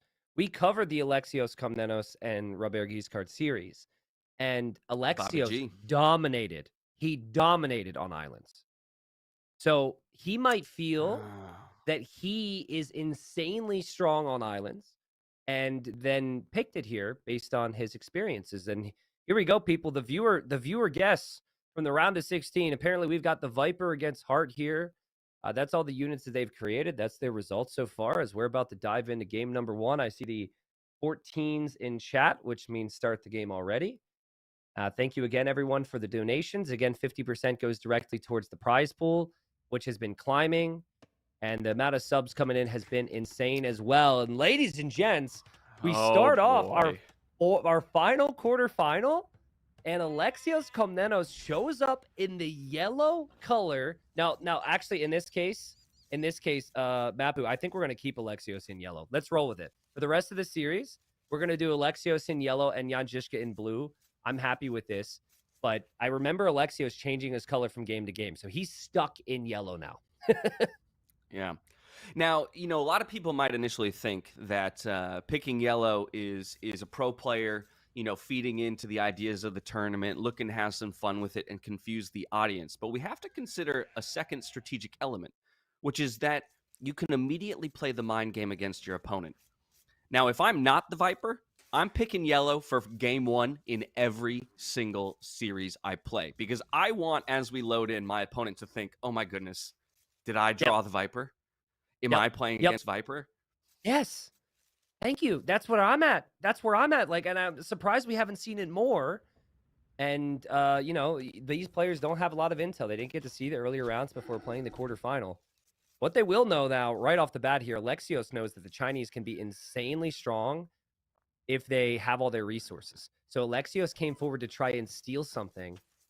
Thus far, wasn't able to steal any boars. Is going to find some sheep, though. A really smart move here from Alexios to try and take something away from the Chinese. Because if the Chinese have a fluid start in Age of Empires, they're just simply one of the best civs. Yeah, 200 food snatched away, but it even looks like Jan Žižka, trying to search for those final 2 sheep, won't be able to find them. Even if they never make it back home, just removing that food from the Chinese player going to help, like you say, to disrupt the eco, disrupt kind of the smoothness that the Chinese player can find in terms of how they develop through the game with such amazing tech tree options, relatively solid eco. I mean, just such a well-rounded civ. Now, on the other side of things, let's talk about Khmer and the value there. I mean, immediately, I'm thinking about scout play, and that comes back to Hart. That comes back to also the ability with not having to drop a barracks per se to either go for a very quick uptime, right? And we could see some serious aggression here early by the Khmer player to try and punish Jan Žižka. Okay, so on the yellow color real quick, there's one big player that you think of when you think yellow color. That is the Viper. 3-time winner of Hidden Cup. Also a player that people voted Jan Žižka as. So it's a bit tricky, right? A lot of people are going to vote Viper because he's so good. But he hasn't consistently picked yellow in Hidden Cups. The only time Viper picked yellow in Hidden Cup was after going the whole of Hidden Cup 2 without picking yellow. And then he showed up on the semifinals and the final day in his yellow colors. So it's not common for him. But there is a player who in the qualifier or in all of his tournaments as well, picked yellow 80% of the time. And it's the youngest player in the event. It's Mihai. And Mihai has this Khmer build that he would use in the past, which was insanely aggressive. He was really good with Khmer. So just putting that out there. I think a lot of people have assumed that a player like Mihai, who's new, who's made his first Hidden Cup, is not going to be in the quarterfinals. But with everyone being so talented, you cannot discount that possibility. 100%. 100%. I mean, I would almost say it's more a guarantee that one of those, rising star players is in the quarterfinals, right? Where, again, our expectation would be that they would all lose in the first round. I would say we're definitely seeing one of those names here in the reveal, at least in this top 8 quarterfinal round. Okay, so the tricky thing against Chinese is if they survive the early feudal window, it can be really problematic. Now, I'm looking at this right now. Almost looks to be an archer opening here for Alexios and not a scout opening. But yeah, it's like Right now, there's going to be a 2 villager lead for Jan Žižka, and he's got cheaper techs, and there's more food on the farms, and you have a better tech tree. So Lexios has to think about ways to find damage. I don't hate the Archer opening, but it's not going to be nearly as aggressive as the Scout opening can be. Yeah, coming forward for information now is Jan Žižka, so not aware of what his opponent is going for just yet. If he can loop around here to the gold, that will give him the awareness he needs that perhaps some archers are coming forward, but the early feudal age comes in here for Alexios, and he's going to chase down the scout. This is a fabulous find here. I think for Jan, he's got to get as much info as he can before the scout goes down. Yeah, really good find. Also very telling how Jan Žižka dealt with that. So he knew his scout would be receiving hits, and that his opponent would hit him multiple times. But he hit and he ran even though he was at a disadvantage. That is not something that even amongst the top 16 everyone does. So essentially his scout's weak, which it was going to be anyways, but he did take the opponent's scout down to low HP, and Alexios does not run into that TC. Well played. Okay, so here's what's important though, right? Is Jan Žižka didn't get any scouting information on that gold or even the archery range, I believe. And so still left to wonder, is it scouts coming forward? Is it archers coming forward? What is it that's going to come? Oh, he did get a peek at the archery range just on his retreat. That's huge. Yeah, so sees the range. So it's good that he's not adding any spears. Now, it's awkward for the Khmer here to be going archers if they can't mix in spears combined with their archers, because you skip the barracks, right? So it's important that Alexios really goes purely on archer mass, and he needs to protect his gold right now. Look how fast Jan Žižka has moved forward, even with the weak scout, but Alexios happy to fight that off. And again, I'm seeing confidence from both.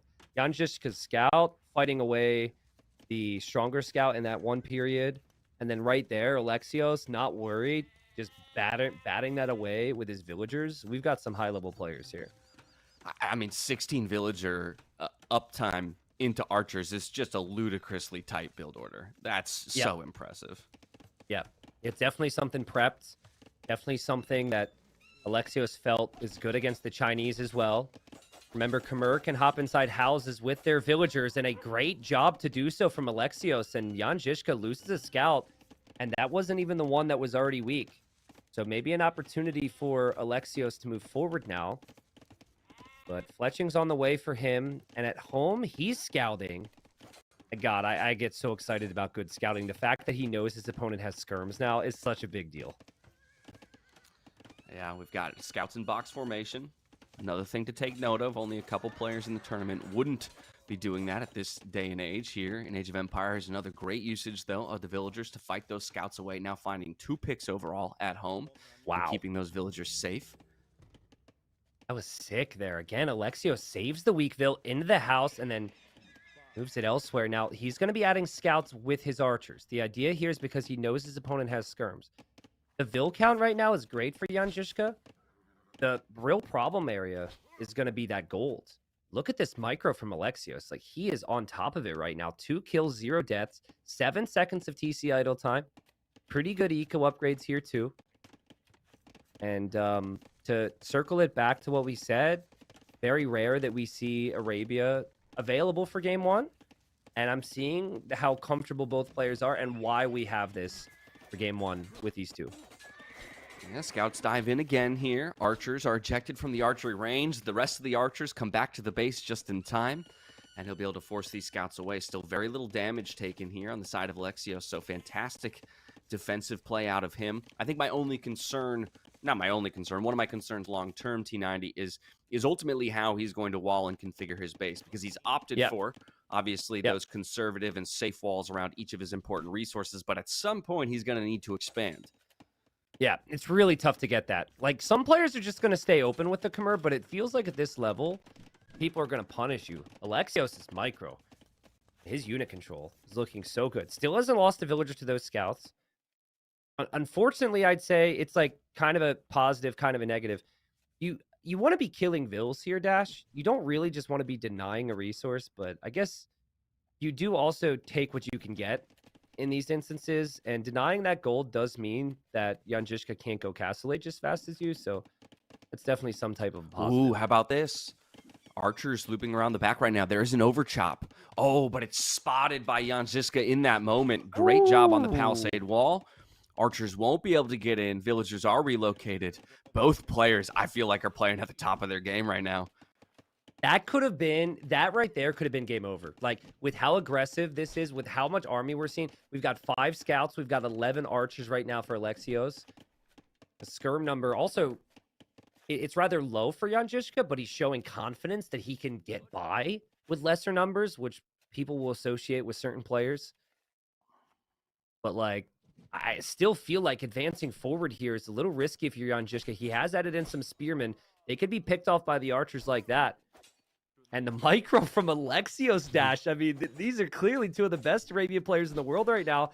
As the confidence continues, really hard to call this, though. It really could go either way. The spearmen need to be sniped by the archers. It looks like they have been. There's no more spears in the mix, and it's a better fight for Alexios.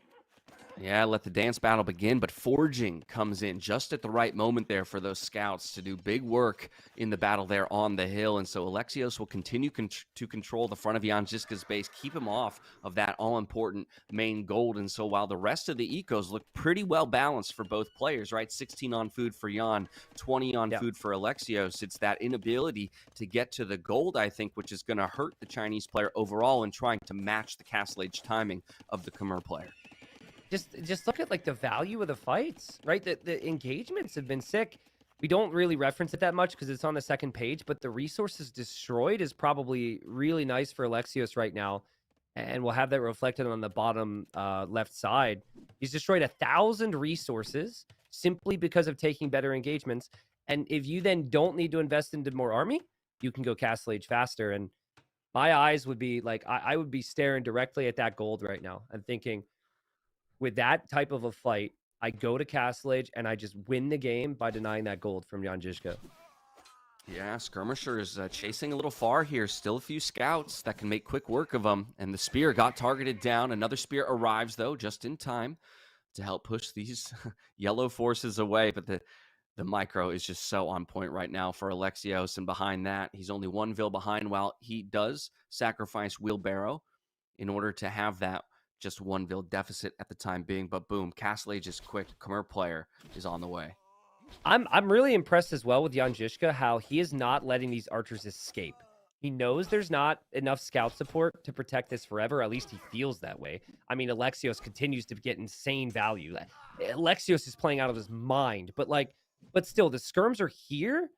They should, in theory, have opportunities to eventually kill these archers with the upgrades they have. Dude, Alexios is nerding out like a madman right now. Yeah, I wish there was a way to see the number of kills that dead units have, right? Like, I want to know how many skirmishers those scouts were able to snipe over the course of the game. Look at this. Seriously. There's no skirmishers remaining. It's spears now against archers. And he had 3 scouts, and like 2 of them were basically dead. But he was still able to avoid every spear hit. He's going to be up in 30 seconds. And if you get Knights onto that gold, as we see a beautiful quick wall from Jan Žižka, Knights onto this gold can end the game against Chinese. Chinese do need to have some sort of gold income. Beautiful damage control from Jan Žižka. Doesn't lose a villager. Still out here doing his best to kill the archers. Will lose a lot of spears. But, you know, just continue to reiterate what we've been saying. These guys are elite level Age of Empires players. 5 archers have 13 kills right now. Okay, one of those archers go down, which drops the kill count down to 9 or 10, but still the micro is there. He cleans it up. He's going to be able to pressure the left-hand side while also putting pressure on the front of Jan Žižka's base. He forced the tower down as well, which means no TCs upon reaching the Castle Age for the Chinese player. I mean, at this point, Alexios feels like he has total control, and it's up to him how he wants to close this out if nothing changes. Yeah, you can tell why Alexios is very happy to play Arabia. Jan Žižka was up against an aggressive player in Alpha the Opaca round 1, and he was on the more defensive side of things come Castle Age, but he has never faced this level of pressure before. The crossbows are camping farms on either side. The Knights are just going to run Knights through. are in? It's also the patience, Dash, to know, I'm going to find damage with the Knights, and the crossbows need to wait for the moment. And now this is the moment the crossbows come in, and this might be game over here. Like right now, Jan Žižka, he can't take any resources, and he's gonna call the GG before he is even in Castle Age. Alexios Komnenos destroys on Arabia game 1. against one of the best Arabia civilizations out there in the Chinese. Yeah, that's a first pick Chinese pick, which is a very reasonable first pick, right? I Yeah. think, again, we were talking about how strange it was that Alexios himself didn't pick up Chinese in the first pick as well. And but he shows us why. He's got the confidence that he can out micro in the Civ matchup. He used that Khmer uptime brilliantly to get the archer numbers up and defended very, very well with just villagers and houses, right? Playing relatively open, not using the villager time or the resources to fully wall, and just index into the aggression. Full stop. I mean, I kind of got chills with that, dude. Like that right there is insane. The confidence, and also think about the flip side. We have all this context. We've seen all the other games. We know what the community guesses were. It is funny to me when I see the community continue to guess people that the community have already voted for, but that just says everything about Alexios. But like your opponent breaks your number 1 Civ, kills you before you're in Castle Age, and they picked yellow game 1. How are you feeling if you're Jan Žižka right now? Oh, you're shaking in your boots, my friend. Shaking in your boots. Playing the hero that's never lost a battle in his life, even while losing 2 eyes in the process. But you just lose game 1 in a best of 7. Now, it's a long series, right? It's a long series, and we've kind of already talked about how the map pool alone sports many maps that both these players have been successful on. So I would expect still that you're able to shrug this one off, go to your next most comfortable map and enter it with confidence. But definitely now you're considering, okay, my opponent has some of the best micro I've ever faced, right? And how is that going to change my approach to these future games? Because, again, strategically, I think Jan Žižka played fine in that game, right? Agreed. But ultimately just got a little outplayed in each of the fights. Yep, I agree. It was just like, usually the Chinese, they might have a slower start, but they take one good fight, and then they have the better economy, and they dominate in Castle Age. It's very rare the Chinese get killed off that quickly. I think map-wise, Jan Žižka is going to look to Evacuation because it isn't your typical crossbow map. It's not anything like Arabia at all. But here's the question. So Alexios had changed his color constantly in round 1, which made us speculate Leary because he does that. If you dominate someone like that and you showed up playing yellow, and you think that yellow has this scary effect, this Viper effect to it, dude, I'm not changing my freaking color. I'm yellow all series right now if I'm Alexios. I mean, I'm not you. changing it. I'm with you. I would 100% hold on to the yellow, but I will admit, for as much as I was leaning towards Hart going into that game 1, talking about the Mongols pick and all of that kind of stuff, that was peak Leary gameplay right there. That was the version of Leary that we have talked about in the past as possibly the next GOAT, of Age of Empires, right? When he was coming up in the scene and doing things to pros from a micro perspective that we had never seen before. That was what we just witnessed. There were some interesting aspects, though. The confidence to fight off scouts with Vils, the frequency of it there, that was pretty wild. Sometimes players are just going to go whoop into the houses. But no, it was like Alexios waited to the last second on a lot of those, which does feel very Viper-esque. You also have a couple killers still out there on Arabia who love their aggressive styles, like, Hera, Vinchester, Sato possibly. So let's go game 2. Let's see what Jan Žižka has. But that was certainly a way to start it all off. I'm thinking Evacuation. Well, any of these maps really is going to avoid the type of game we just saw game 1.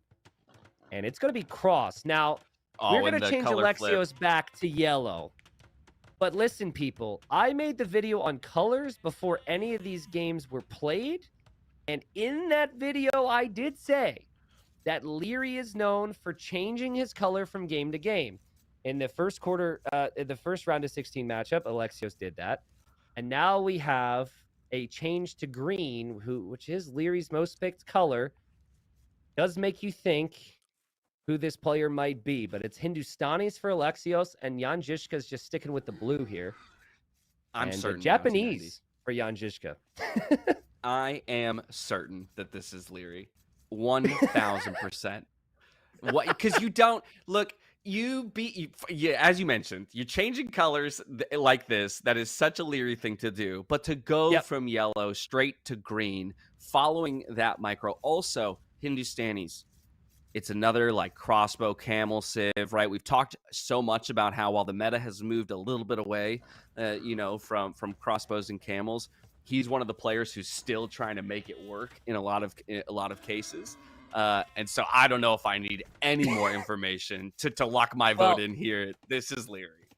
Well, in Dash's mind, Leary confirmed. If you agree, maybe use the confirmed emote. We don't have a humble emote yet, but a lot of people are saying, hey, stay humble. Let's not say it's confirmed just yet. Could be someone trying to pretend as though they're Leary, which would certainly terrify people just as much as someone pretending they are Viper. When Jan Žižka played this map, we had a back dock with Malay into crazy walls and then fish boom with fish traps. Now, Japanese are really good at that too, but I don't think there's as much reward. I don't think there's as much... I think it is more awkward to play towards the walls with the Japanese, Dash, when you have so many bonuses offensively. So I'll be curious to see the style here. I mean, Hindustanis, this might be the first time they've ever been picked here. It definitely feels like... It just feels more awkward. Let's just put it that way, compared to the Japanese. Yeah, absolutely. I mean, if you're going to call a Civ win here, just by this sense of which Civ is more likely and more suited towards this map, you're going to think naturally Japanese. Already going for that early dock. The fishing ships are going to bring in fish that much quicker. You're going to look for maybe a nice little fish boom. Great scouting here by Jan Žižka already to establish where he can build up those walls and at least guarantee himself one very safe pond with which to boom up in. But I think then the question becomes whether or not Jan, after seeing the aggression out of Alexios in game number 1, even opts to look for a second pond, because you could overextend yourself, right? And get punished as a result. Yeah, I want to see the confidence from Jan Žižka here, because Chinese is probably the reason why he was so passive in comparison to his opponent in the previous game. But like, Japanese now are the civilization. They have the flexibility with all the wood savings to add the fish and also go for man-at-arms or fast archers or even in a rare occasion scouts. So if Jan Žižka chooses to think, I have additional flexibility, I'm still going to play defensive, then we have a style difference. But if we see Jan Žižka come aggressively here, it wouldn't surprise me at all. Because, as I said, the Japanese have the ability to do that. And Jan Žižka showed us in his first series that he could be just as aggressive as Alexios was in game number 1 here. All right, well, checking back in with the scouts. Alexios is the first one to bring his forward and look for his opponent. While I say that, we have the other scout moving out at the same moment. So both players going to get a look at each other's bases, try and decipher what strategies we're going for. Small eco advantage here for the Japanese player, getting those wood savings on buildings like the lumber camp. They can easily funnel right into fishing ships to give them a little bit of a food boost, and Loom on the way, while Feudal Age has already been clicked here for Alexios. Feels unlikely we're going to see an early barracks for Jan Žižka at this point, because he would have built it already. Now they're looking for each other. I noticed that the gold situation on this gen is really poor for both players. And Jan Žižka sees the lumber camp, is going to move on. But yeah, I mean, the golds, you just look at the mini-map there. The main golds for both are below a hill. And I consider that to be problematic. There's also not like a second or third gold that's really convenient for either. So I think Alexios might be in a better position there. But still, I mean, you got to protect those golds, which means land military is going to be key. Yeah, it's a really good point. And so Alexios is actually going to opt for one of his secondary golds. Hasn't even scouted the third just yet. And while we have a moment here to breathe, Feudal Age just being reached for both players, I'll remind everyone, T90, that Alexios had won game 1 on this map here against Bobby G, but in some of the most awkward fashion. Remember, it was that forward Siege Workshop and stealing 4 sheep, even 5. Oh my goodness. God. A heavy lame Alexios underneath the TC. And wait a second. I thought there was only one player who could do that, and people already thought we had him in Hidden Cup. Alexios stealing the sheep. I mean, that's huge, right? That's a new thing people have been doing because people got tired of complaining that TCs don't hit anything and decided to do something about it. And what is that, 400, 500 food? That move is definitely something that Hera started, but is something everyone should know about right now. What a great job from Alexios to take advantage TCs of don't hit scouts, but they sure as heck hit sheeps. I tell you that much. that. Yeah, very accurate against sheep. Now let's see how Alexios damage controls, because he was using his scout to kill sheep, and so he didn't see. Oh, and we got a quick wall from Alexios to save the villager. What a crazy sequence here. Wow. I'm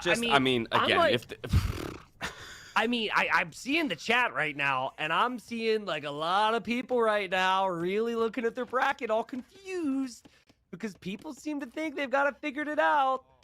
But this is some crazy damage control and aggressiveness from Alexios. Yeah, and once again for Jan, right? You're thinking, okay, I scouted out where he's gone for gold, recognizing that both players have poor gold positions, thinking he's going to get some early damage in, and it gets denied due to some beautiful quick walling. But while all of that's happening, I'll point out triple pond domination here for the Japanese player. Already extended out to the south, dropping a dock in the north now as we speak. And so good on him to use those militia, keep the attention back at home here for Alexios, and slowly build up that eco advantage and maybe even get some safer walling back at home. Just now trying to extend those walls in front of the main gold.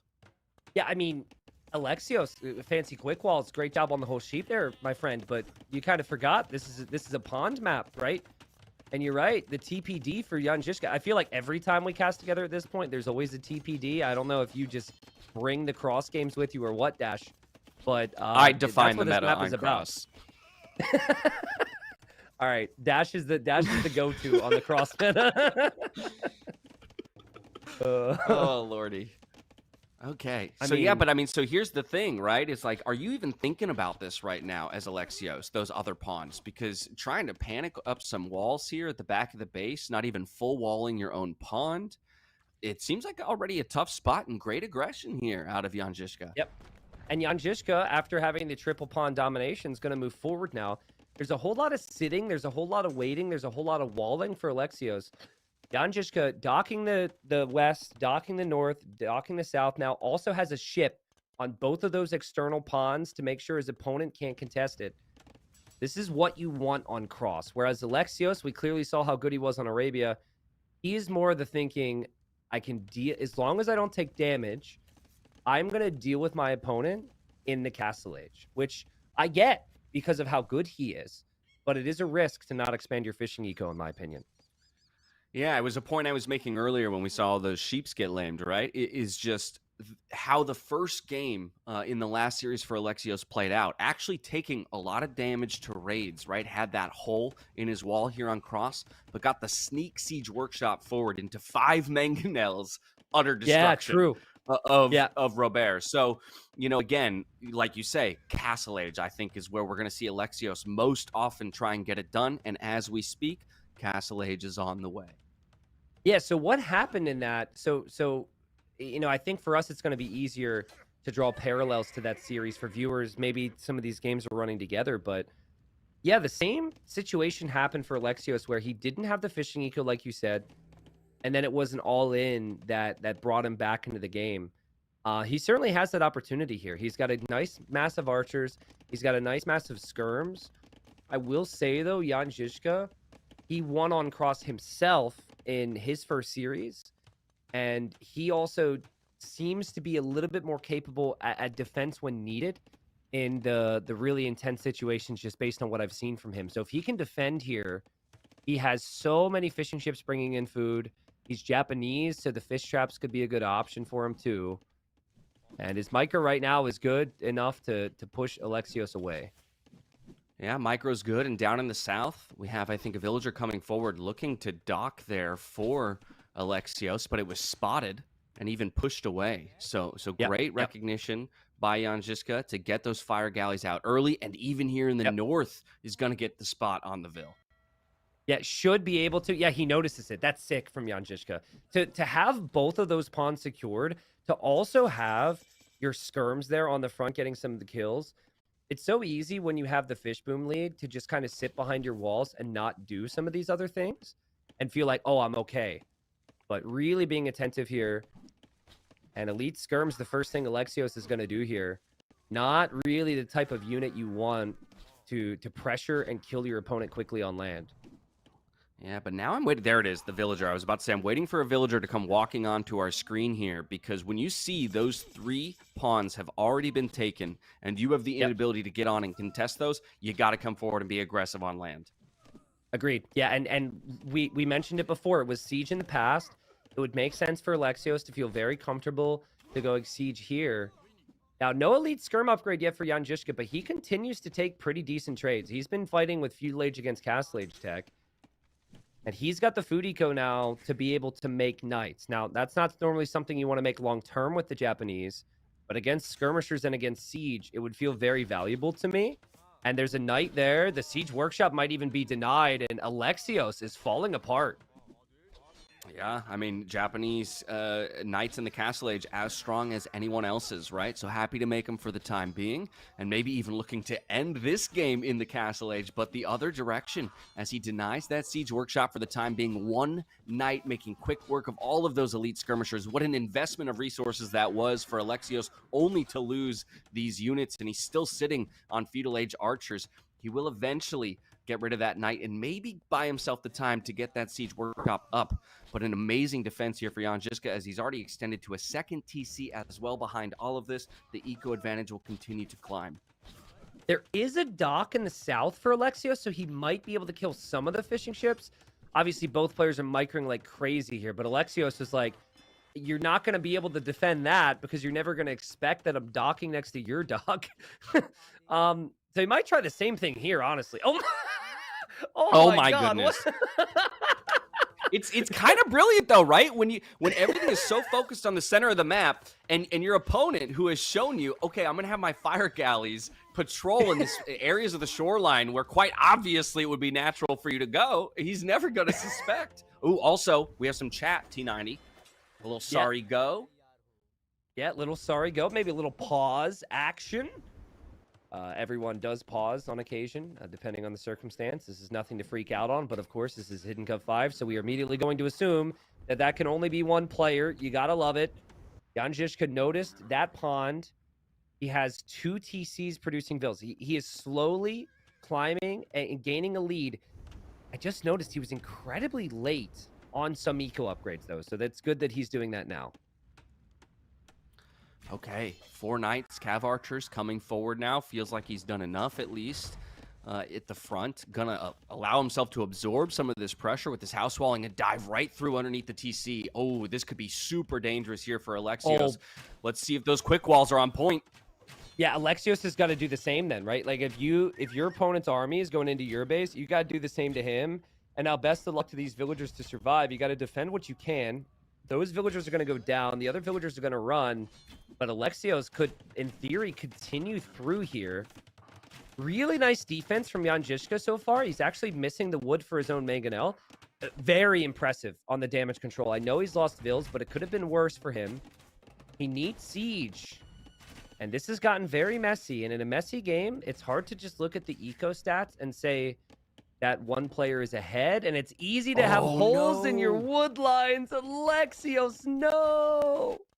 Oh, this could be an absolute disaster. 4 knights, not enough military back there to defend just yet. A few crossbows, a few skirmishers. Yes, the Cav archers are going to have to move, and just in that moment takes the opportunity to drop the 2 knights out of the stable and look for the pick here on the mangonel in the back of his base. Great to get rid of that siege. Still is going to have to deal with the military, but amazing villager finds here from an even eco KD, now ballooning up to 12 kills here in favor of Jan Žižka. GG's called. GG's called. Jan Žižka. He had a whole lot happening there. His opponent was contesting both of his pawns. Very easy to not see that. Very easy to not react to those very obvious yet sneaky docks. And then that army in front of his base, he just ignored. It was gutsy, but it was glorious there from Jan Žižka. Jan Žižka ties it up. Again, a beautiful game in what I consider, or what I now consider to be maybe one of the closely contested quarterfinals we'll have. 1-1. The difference for me is Jan Žižka played cross, okay? went for the TPD, the triple pawn domination. Alexios played, oh my god, I have 6 fishing ships now to defend my crossbow push. He played Arabia while ignoring the other pawns and thought that with his micro he would have enough. So unfortunately, you got to prioritize the fish a little bit more, and didn't work out there for Alexios. Yeah, and I just want to compliment Jan Žižka on the strategic choice to send that military forward, right? I think, again, for a lot of players, the inclination when you feel like you have the eco lead, right, and are continuing to extend that you would just sit at home and defend, right? All I have to do is stop this push from killing me. And instead, he decides, you know what? I'm just going to concede some ground and go deliver the killing blow on the other side because I have a sense that my opponent is very all in, right? And so any damage that I can do to his economy is a killing blow, while I can absorb some damage. I'm with you. I mean, there's not many players that do that. Most players, when they get the eco lead and there's an army at the front of their base, they say, if we defend from this army, we then have the eco lead, and then we win the game. That is what the majority of the players that people are even saying in my chat right now, yes, even Tristan Berry, will do. But what Jan Žižka realized was he could afford to take the risk because he had the better eco. And that was epic. And honestly, if that became a micro battle in the middle and there was no counterattack with the Alexios micro, that might have been Alexios' way back into the game. Maybe his plan would have worked. So I thought that was quite telling that Jan Žižka is happy to make it messy. But should mention that Alexios is saving the best for last here, Dash. He still hasn't picked any of his top row civilizations. And Jan Žižka still, he played the first 2 games with his first 2 picks. That's a very good point, right? And so as you look at a long best of 7, right, at a certain point, you start to wonder, is Jan Žižka picking himself out of the tournament? Of course, you get the win. You want to make sure if you're using your top couple picks that you're getting wins with those civs, but definitely have to be considering as we move deeper and deeper into this, the power pick civs that still sit in that top row over there for Alexios and where he might be able to put them. Of course, that's not to snub our noses over there at Lithuanians, Italians, Koreans even, who have found some great wins throughout this tournament as well. So those 2 maps can be played so differently than what we saw. They can be played passively. They can be played with low army. They can be played with early walls. And instead, what both of these 2 have brought is intense multitasking, insane speed in micro, and it seems like they both thrive in similar scenarios. So I just want to state that before we hop into the next game here, because that should excite people over the potential aggression we could see. And I'm curious how that translates to a map like Bay or a map like Islands or Evacuation, where there's many different skill elements. But viewers, thank you once again. We had some donos flying in that go towards the prize pool. 50% of it does anyways. And we are here game 3 for what I would call the matchup. The matchup. The matchup that Bay has brought me the best Bay memories.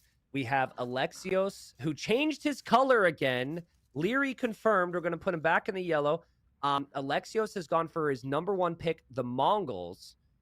And Jan Žižka has the Italians.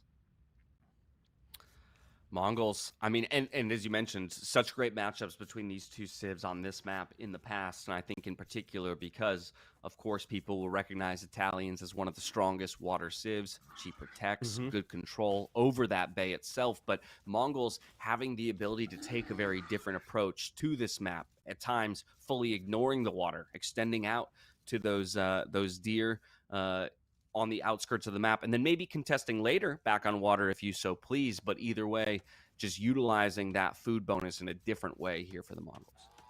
Yeah, and there's a lot of hunt on this map. So this is maybe one of the rare instances where we won't just see the players take the initial deer, but we may actually see the Mongol player choose to really expand with villagers and take hunt pretty much all the way towards Castle Age. Like, the Mongols have that ability. I think every other civilization that's being picked is very frequently having to contest on water, and they have a lot of water bonuses. But with the deer being everywhere, I think that will be Alexios' focus.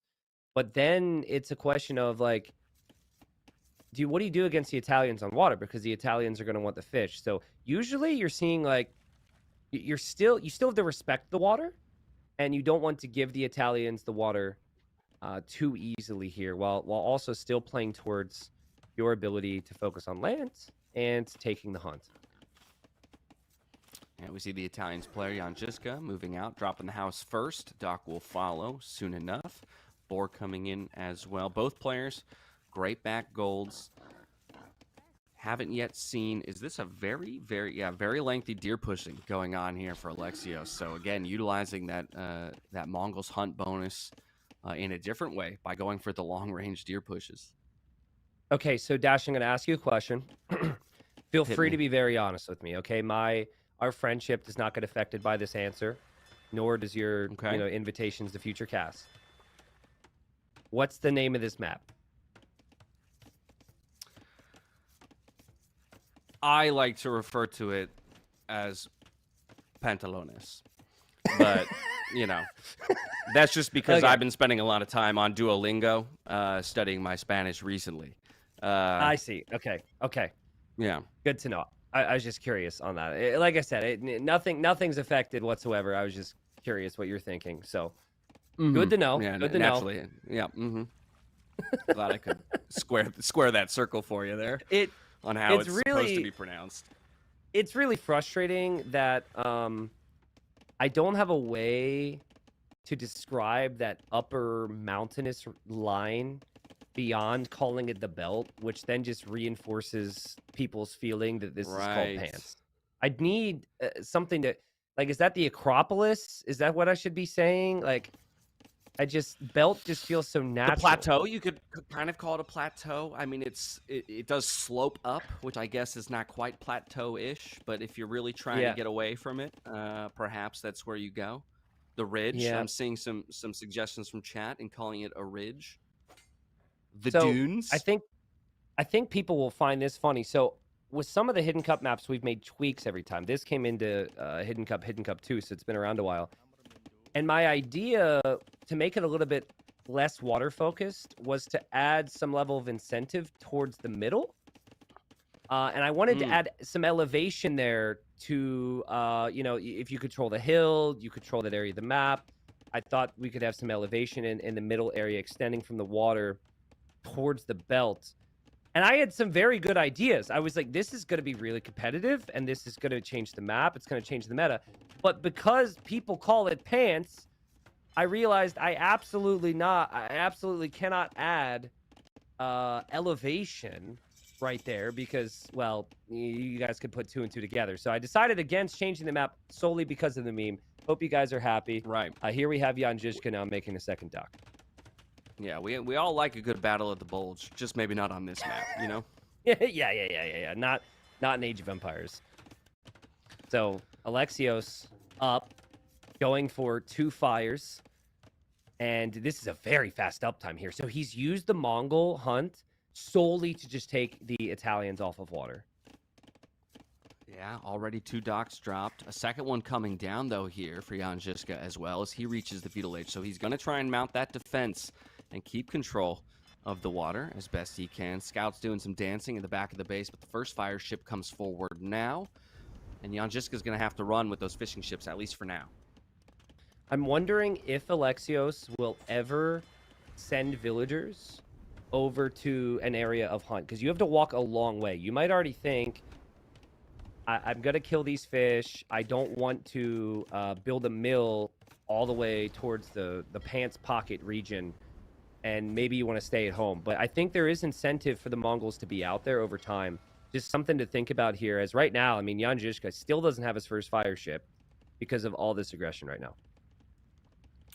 Yeah, I mean, this is phenomenal play here out of Alexios right out the gate, right? Using that faster uptime to take control of the water. Of course, we still have an opportunity to respond with those garrison flags on the dock here, and we'll wait for the Italian player to feel like he's got the forces required. I see 1 demo in the queue, and those could always turn the tides of a naval battle.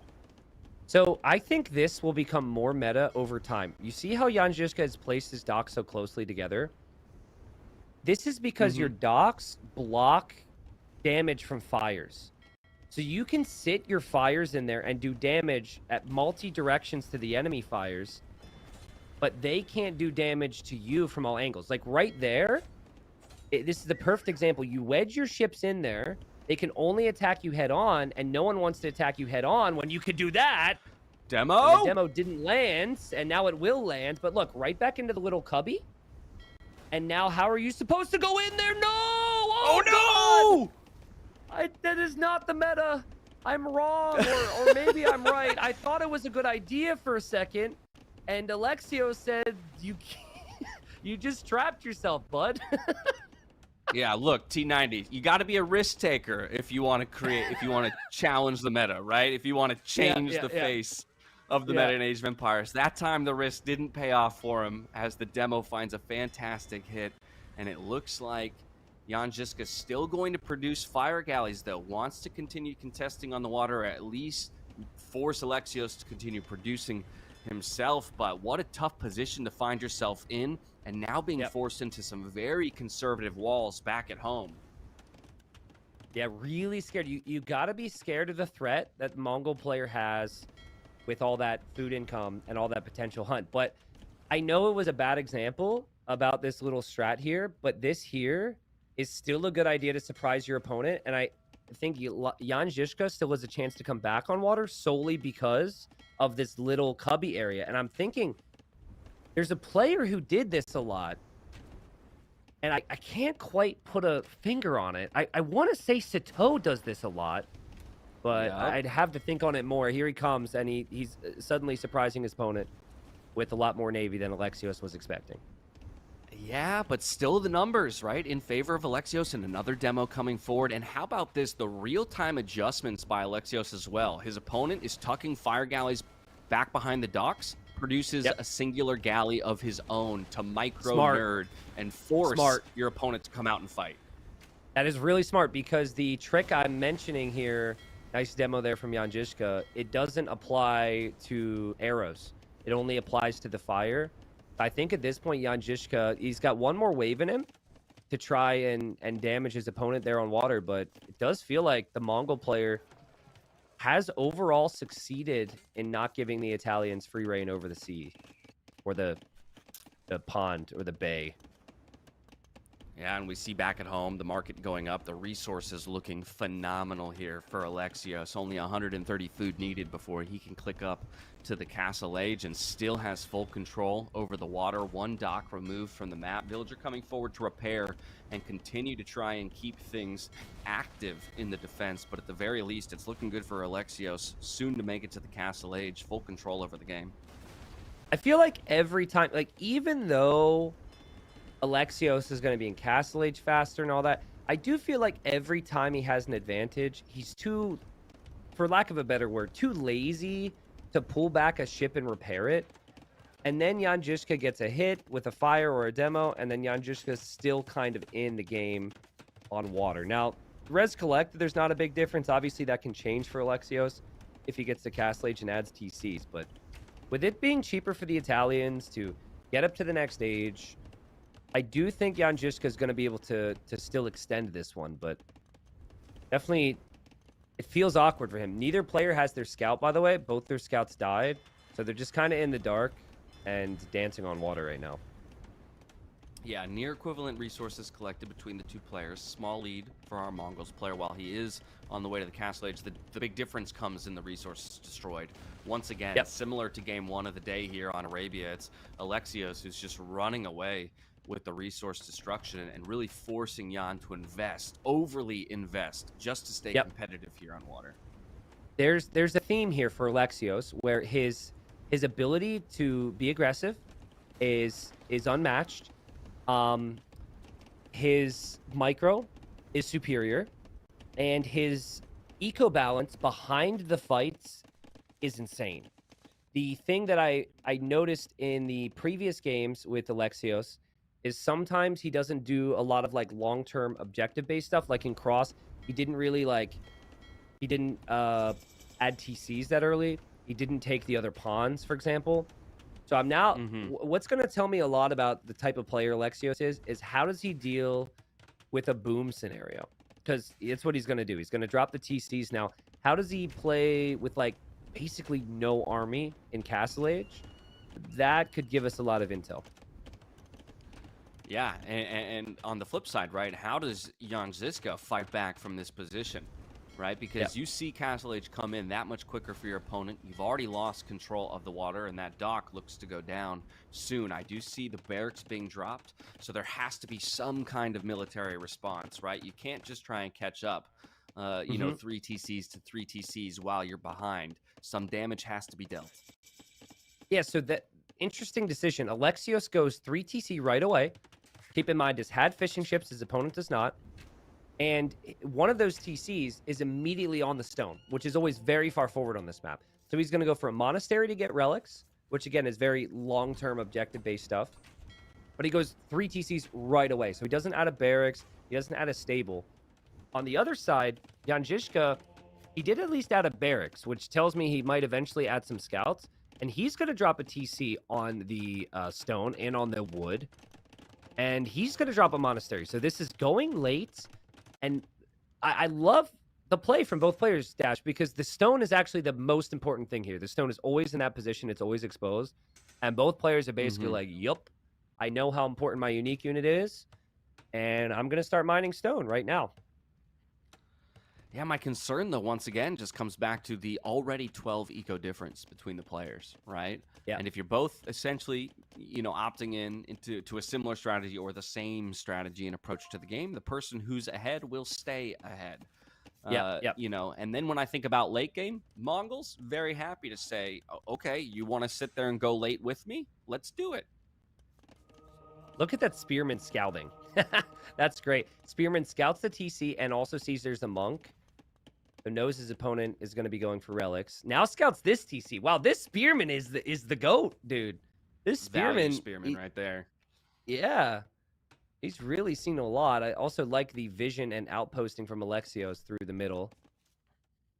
Fourth which TC. late game do you prefer if you had to choose one? Let's say I choose Mongols or Mongols. Italians.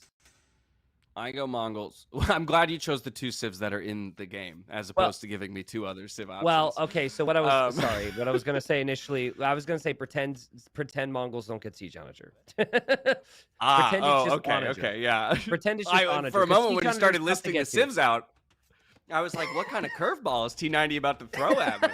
Do you like It's been a long Italians week. or Bohemians? Okay, well. It's been a long week, dude. Yeah, I feel you, man. You've been grinding, and the grind is evident in the quality of the tournament, shall I say? So good on you there, and we'll forgive you for any of the couple of missteps you make along the way. But I'm gonna go Mongols, but a lot of that just comes from 2 things. I mean, number one, mobility, right? Still, at the end of the day, while Italians in the unique unit battle, I mean, Genoese into Mangudai aren't gonna hate that trade that much, right? I just think mobility becomes such a huge factor on this map when most of the time the only safe part of the eco is that we see for either person is the initial TC area, right? And you're forced to extend so far out that the ability to reroute your Mangudai and maybe your Trebs to take important positions, I think that can't be overstated rather. Yeah, mobility's huge. I agree. I do wonder though if like right now Alexios is thinking too much about the late game and just forgetting about some of the small stuff you can do. Jan Žižka, he saw that there was a monk out there with a spearman a long time ago, and I think the spearman may have switched sides now, so he's a traitor. But stuff like that, adding the extra scouts for a little bit of extra vision is awesome.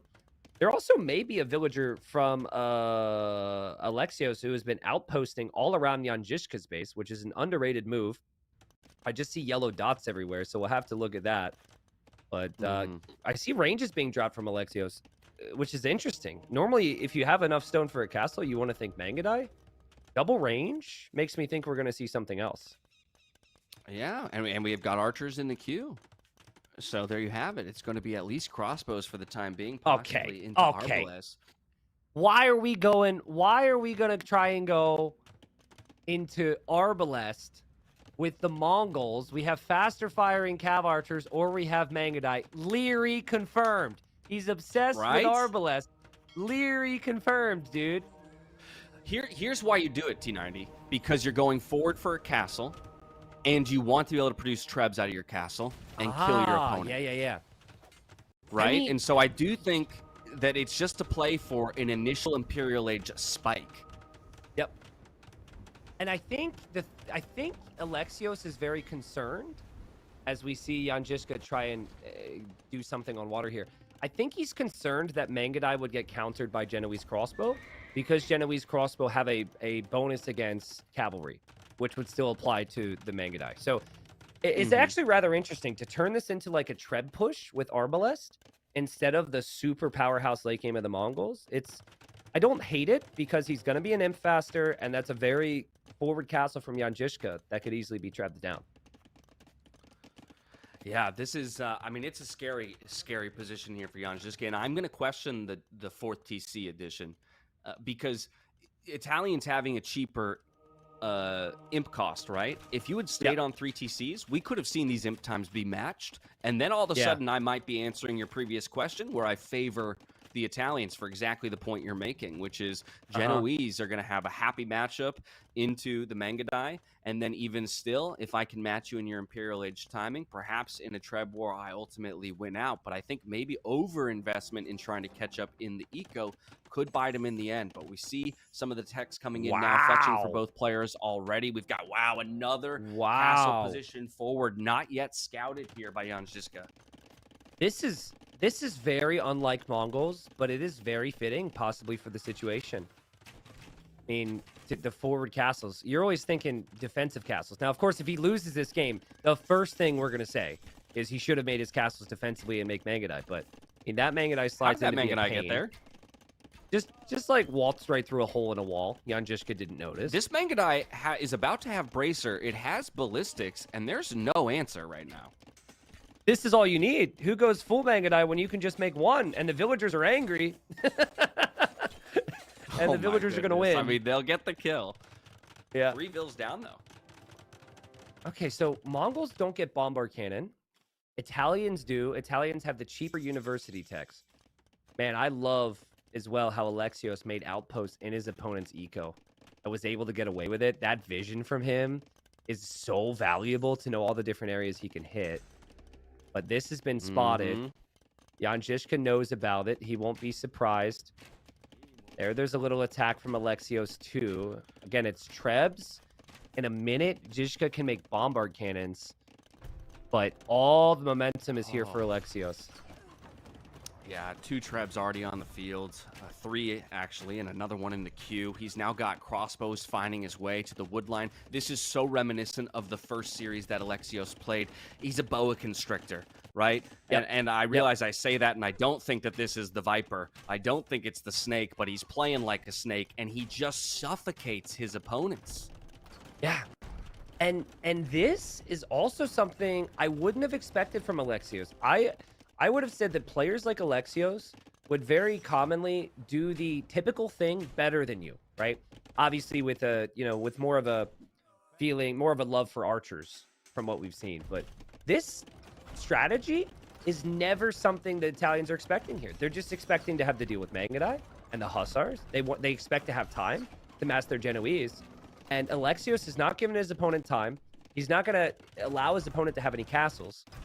And then with 4 bombard cannons in the queue right now for Janjiska, he's got to repair with everything he has and hope those bombard cannons get here fast. Because if he loses this castle dash, there's nothing to stop Hussars from raiding him to death. Yeah, and with just those couple crossbows that made it into the back of the base, look at the gold count. While both castles have now dropped for the Italian player, there's only 10 villagers on gold. He's been shoved off of his main gold, only has 1 other gold pile to remain. Skirmisher coming back will finally get him back onto that all-important gold position, but he's also lost so much on the front in the process. Yeah, 6 bombard cannons in queue. Still no bombard cannons. Where are these bombard cannons? Capture rate just telling 7 in queue. I don't know exactly what's happening. He's about to have all of them at once. Yeah, he's got 4 possibly siege from workshops. a bunch of different siege workshops. Yeah, there we go. But he's lost his castle. He could lose his Trebs here. Alexios continuing to repair his castle. Bombard cannons have been spotted now, and they need to roll this way. I think if you're Alexios, you do like 1 or 2 more volleys with your trebs on the enemy trebs, and then you have to pack up here. This is actually getting a little bit worrying. You don't want to end up losing these trebs. Uh-oh. Yeah, Bombard Cannon's the one unit that can really turn this game around, right? You're playing Skirmishers and Trebuchets right now into Bombard Cannons, and that's a losing battle. So does take your advice after losing 2. Will back up, and look at that. A couple Step Lancers. A couple Step Lancers here. Looking for the numbers and the forging upgrade. Now he's going to swoop in and try and sweep up all of these siege units. If he does, that might be the killing blow. The quick walls come down here for Jan Žižka to force him back, and the condos are on the field as well. Okay, so now he's got 7 Bombard Cannons, but he's got no way to defend them. it's kind of a funny situation because he was so desperate. And now he needs an army to defend from the Lancers. He's going to lose his Treb to the Lancers, I think. Treb's still being repaired. He almost killed his own Trebuchet with those Bombards. Did you see that? I did. Yeah, I did see that. Close. And it's very likely he could kill a lot more of his own units here if he's not careful. Now he's going to mix like crossbows. It makes sense for Jan Žižka to do this, but he calls the GG, and the score is 2-1. Alexios Komnenos, his strategy of going for archer range units and skipping the Mangudai and simply going into Trebs, what a sick strat to win that game. Yeah, T90. I struggle to find one moment in this game where I would say Alexios made a misstep. Yep. From start to finish, wild. I think. Which is wild. The strategy was just so crisp and so clean. The faster feudal into the contest on water. He sees the dock positions of his opponent, sees him tucking those fire galleys in, builds one singular ranged galley of his own to nullify that entire strategy, get the picks on the villagers. Then, with an eco advantage, first to castle age. The demo as well, punishing this. That's a great point. Like, he actually backed away with his demo there, so he wouldn't trade 1 for 1, and he could get through there with that demo. That was just disgusting. And that's what we've said about Alexios. Every win Alexios has had, it started off going his way, it continued to go his way, and he wins the game that way. Jan Žižka was able to show some resistance and some fight on cross, but he doesn't end up getting the job done there. Now, I think draft-wise, Alexios is loving life right now because he's up 2-1, and he has used his best civilization, and then also his like 2 kind of meh later picks. Jan Žižka has used civilization number 1. He has used civilization number 2.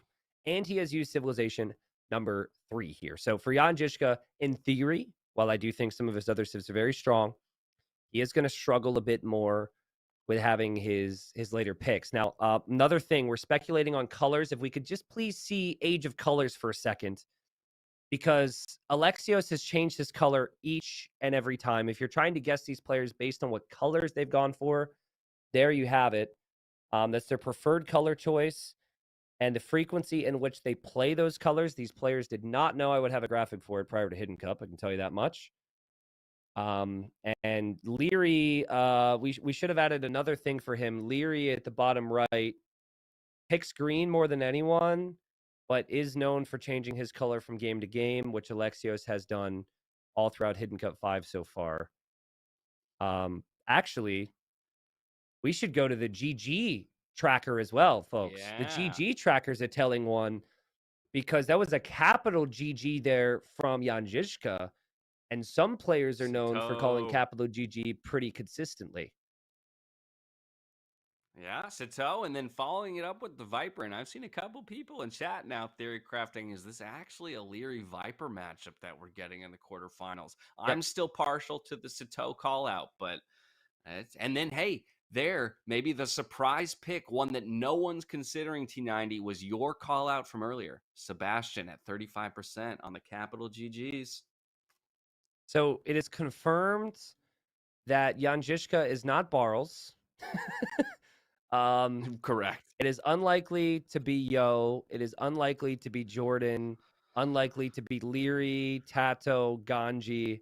I mean, this is pretty nice. We get to eliminate quite a few players here just based on the GGs. But if it is a capital G and then a lowercase g, which we don't have on screen, Ganji, does that apparently 50% of the time, but we haven't seen that to my knowledge. So Right.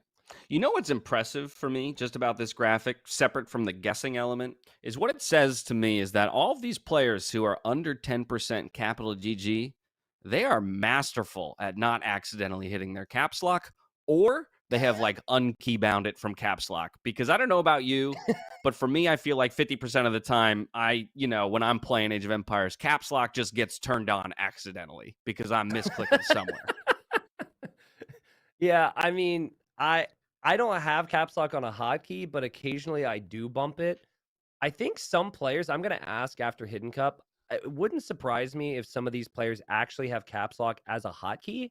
And then it's like, it's very likely the caps lock could be on when they go to call the GG.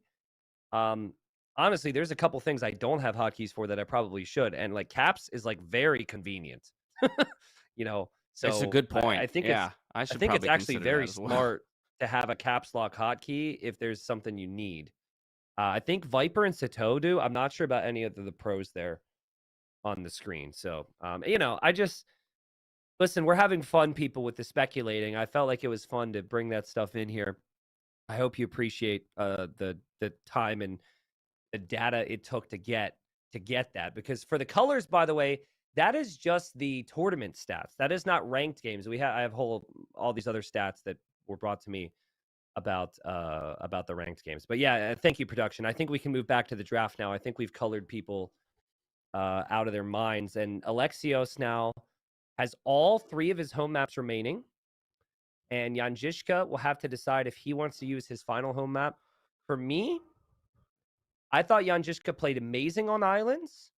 He may be a little bit scared of Alexios in some ways, just because Alexios is up 2-1 and picked islands. But like, if I'm Janjishka, I've also seen that Alexios is very, very direct, right? It's like the starting strategy works over time, or he loses. So I don't think islands is that direct.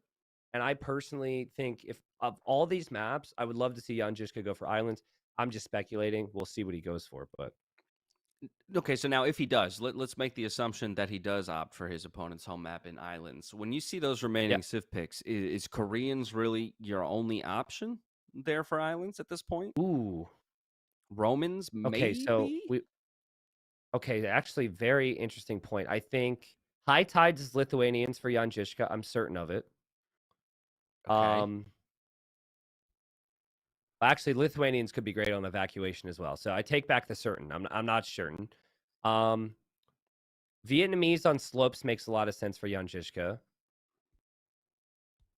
Huns may be possible for islands, but Koreans is probably the best bet. I agree with you. Korean Navy is a bit underrated, in my opinion. But I think the scary thing is, right, that means Alexios can also operate with some element of certainty that you're going to go Koreans. Whereas there are much better hybrid / water civs on the side of Alexios. So you're left guessing for what he's going to take to islands. Obviously, Vikings is going to jump out to a lot of people, but Portuguese as well. Phenomenon water. Persians, even with their docks, can do great there. And then Malian's another just great hybrid civ in general. I think they would be maybe my 4th pick there on islands out of his civs. But it seems like a much more flexible draft in some ways here for Alexios, just from the civ perspective. Yeah, I agree. And I think it feels more flexible because he's been able to get wins with his later civilizations. That tends to happen.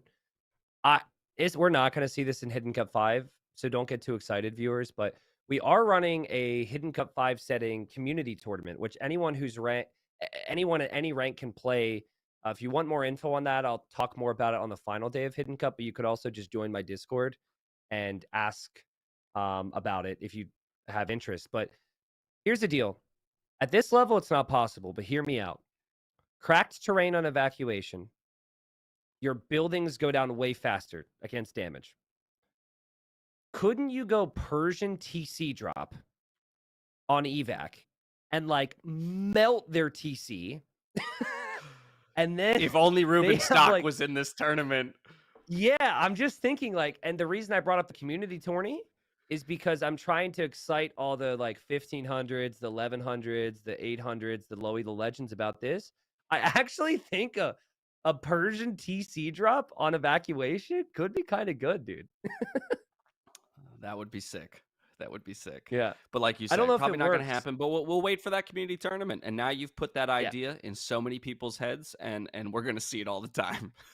That's what I hope for. That's what I hope for. And we do have Persians here come game number 4. baby. So just saying there's a chance, people. And Huns also cannot build houses to block the area where the TC could go. We are here game number 4. It is evacuation. This is the final home map for Jan Žižka. And Alexios changed his color again, and we're going to keep him in yellow because we're always sticking with the colors the players that we start with in game number 1. Now, this is a hybrid map. It's very complex. What do you think about these civs here, Dash? I mean, I'm concerned with Huns for a couple reasons. I mean, number one, like you say, just the lack of houses, and given the openness of the map, or rather the necessity to, at a certain point, make that migration or evacuation to the Greenland side of the map, means that you might struggle. You might have some more difficulty locking down areas and ultimately protecting yourself, where we have seen a lot of players move towards full walls across both sides of the map.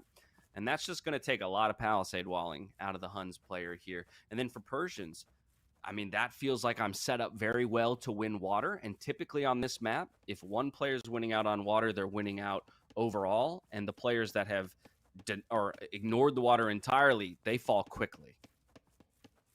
So I think that Persians are more solid overall. I think their start is smooth. Everything you said is true. The one thing that Huns excel on is when things go wrong and it's messy, Huns can dominate because they're always producing. They never get pop capped. They have that wood savings, which feels nice. So I think if Jan Žižka can make this messy, advantage to Jan Žižka. But I got to tell you, the whole strategy here behind bringing in this extra boar on the outside with the scout, Alexios did it before. And then on the other side of the bracket, Vasco da Gama did it before. But we haven't had other players doing that right there. I believe, again, we talked about it, that Alexios and Vasco da Gama are very good friends. They're practice partners, and they may be players who've seen the game similarly. And the names that come to mind when I say that would be Leary and would be Hart.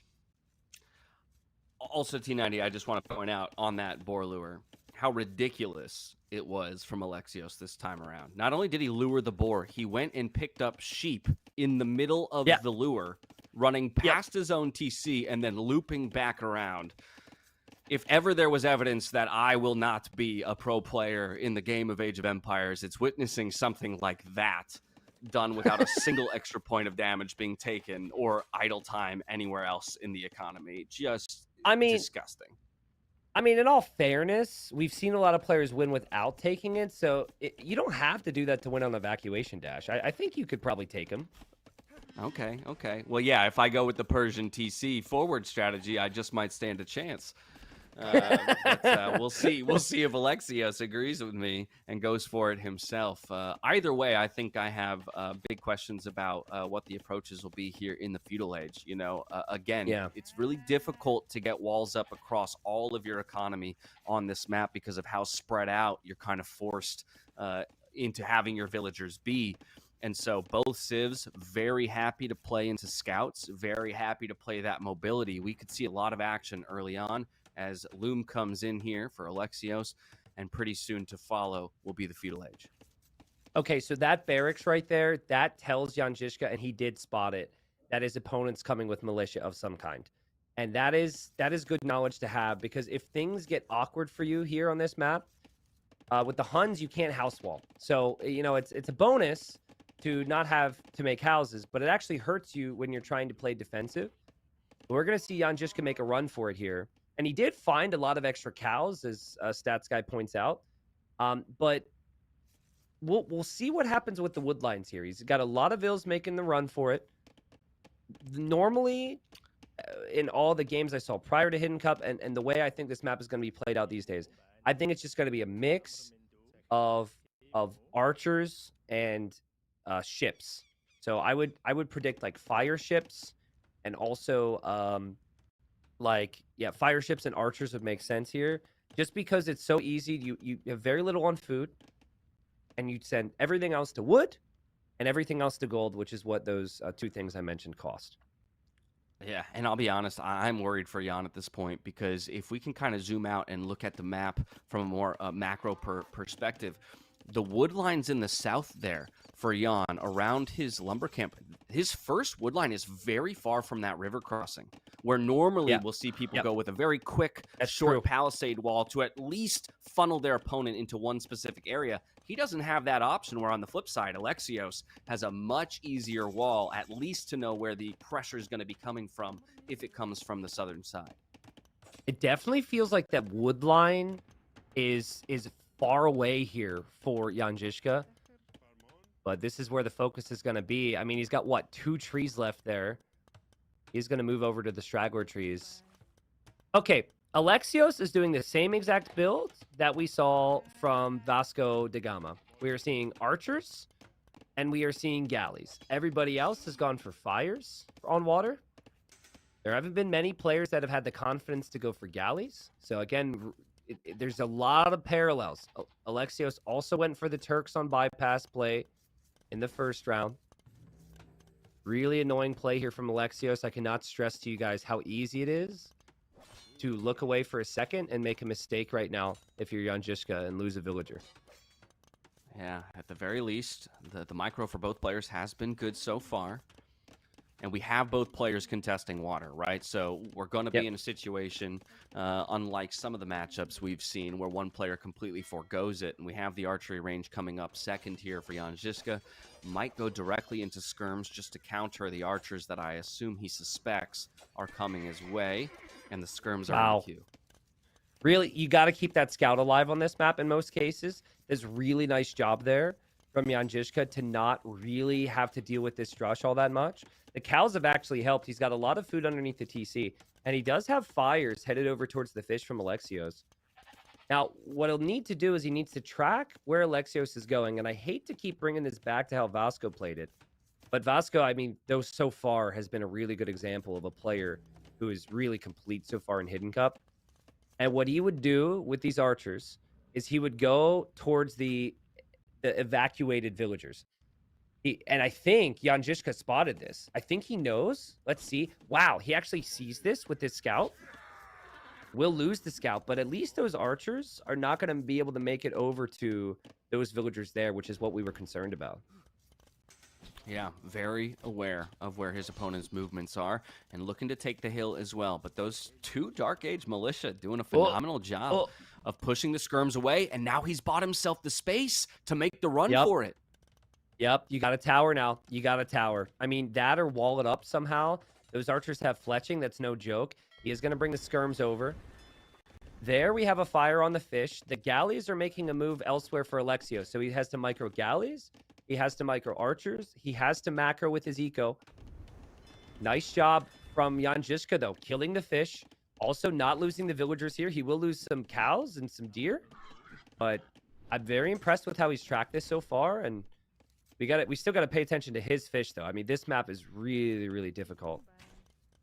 Yeah, both players still executing brilliantly here on their chosen strategies. Those are the galleys we were talking about, trying to make their way forward to possibly threaten some fishing ships and find some picks. But like you say, back at home, under threat from the fire galleys himself, and we've seen a small eco advantage creep up here for Jan Žižka. Yeah, and you would expect the Persians with the faster producing TCs, the faster producing docks, the stronger docks, you'd think they have a lot of bonuses here. And they do, but it's taken time for the galleys to really get to a sizable number. The galleys also aren't all together, so that galley gets pushed away. I really think with the way that area looks for Jan Žižka, you have to play so perfect to not lose vills in that outer area. I just love to see a tower at some point. Like a tower in a vulnerable area on this map is not something you should lose much sleep over. I know players are resistant to the idea. Wow, such a sick job from Jan Žižka to track that. But you look away for a second, you miss a couple archers, and you're down 6 vills, and that could end the game. So you gotta pay very close attention and consider a tower. Yeah, and I agree because now we're starting to see him get pulled apart a little bit, right? You know, just groups of 3 archers at a time here from Alexios. Just such amazing army control, threatens more villagers. Now they have to run, even finds 1 pick here in the end. And so, with the galleys now finally finding some numbers, going to find another pick as well. So great on Alexios to keep the pressure forward. Meanwhile, getting some of those walls up across the main section of his base. I do see some blue dots, though, there looping around. I think it's just skirmishers, though. Yeah, just skirms. I think the problem there for Jan Žižka was he left with his skirms, but this is not going to be something Alexios expects. Alexios, if anything, is going to be expecting those ranged units to be hitting him where he's taking the berries. He is not prepared to deal with a little army of skirmishers and archers and a spear. I mean, this could lead to some damage that Alexios isn't prepared to deal with right now. And for an otherwise clean economy, Alexios is going to take losses, and this will definitely ruin his plans as he's headed towards the next stage here. Yeah, opting to fight with the villagers just like he did in game number 1 as the Khmer hasn't lost one yet. The boxing gloves are on. We're targeting the archers. There's only 1 more in that pack. Is he really going to get away without losing a single vill? I think he lost that one. But he lost 1. Just his immediate response of being like, okay, I'm just going to fight it off with vills. We buy time for army, and we're fine. The fact that he did that was really nice there. And keep in mind, he's still winning on water there. He's going to click up to Castle Age at a pretty decent time. But again, it's like Alexios just doesn't give a crap, man. But maybe he should, because now Jan Žižka's paying closer attention and kills another villager. That's exactly right. So more archers coming back to respond. About 10 on the way. Should be able to wrap up this army. The villager gets away. Puts on his dancing shoes. As Jan Žižka was using so there we have the spears. He was using the spear and the skirm in front, which is pretty fancy there. Really like how Alexios walled to the edge of his island, so his opponent can't access his crossing, and Jan Žižka not expecting the walls. Oh, but he sees the vill, and Jan Žižka snipes the weak vill that escaped from him earlier. That was impressive. So Eco KD 6-5, very close. Uptime's also very even. Alexios will be up faster, but a beautiful find for Jan Žižka. Yeah, concern for me overall, though, is that while the Eco KD is near equivalent, the overall KD 25-14, we see 19-2 in the army count, with 9 archers on the field and Castle Age being quicker here for Alexios. That tells me we're going to see that crossbow Bodkin click nice and early, and possibly more damage to follow. What could be the killing blow early on in the Castle Age if Jan Žižka doesn't find a response. Perhaps that tower you asked for. I see less stone in the bank, so may have dropped it, actually, for safety down on the Greenland. Sensing a real theme here, Dash. Archers, crossbowmen, every single game here from Alexios. I mean, he did it with the freaking Mongols in the previous game. This is a player who loves his archers. Now, this is... Jan Žižka has to drop another tower to protect his wood, and this is far from ideal. The crossbow and Bodkin threat, even if it doesn't kill anything, has already accomplished enough with that. Jan Žižka down 2-1 already. This is his last home map here. He needs to find an answer. I mean, maybe like a sneaky demo or something, but Alexios, who paused again, interesting.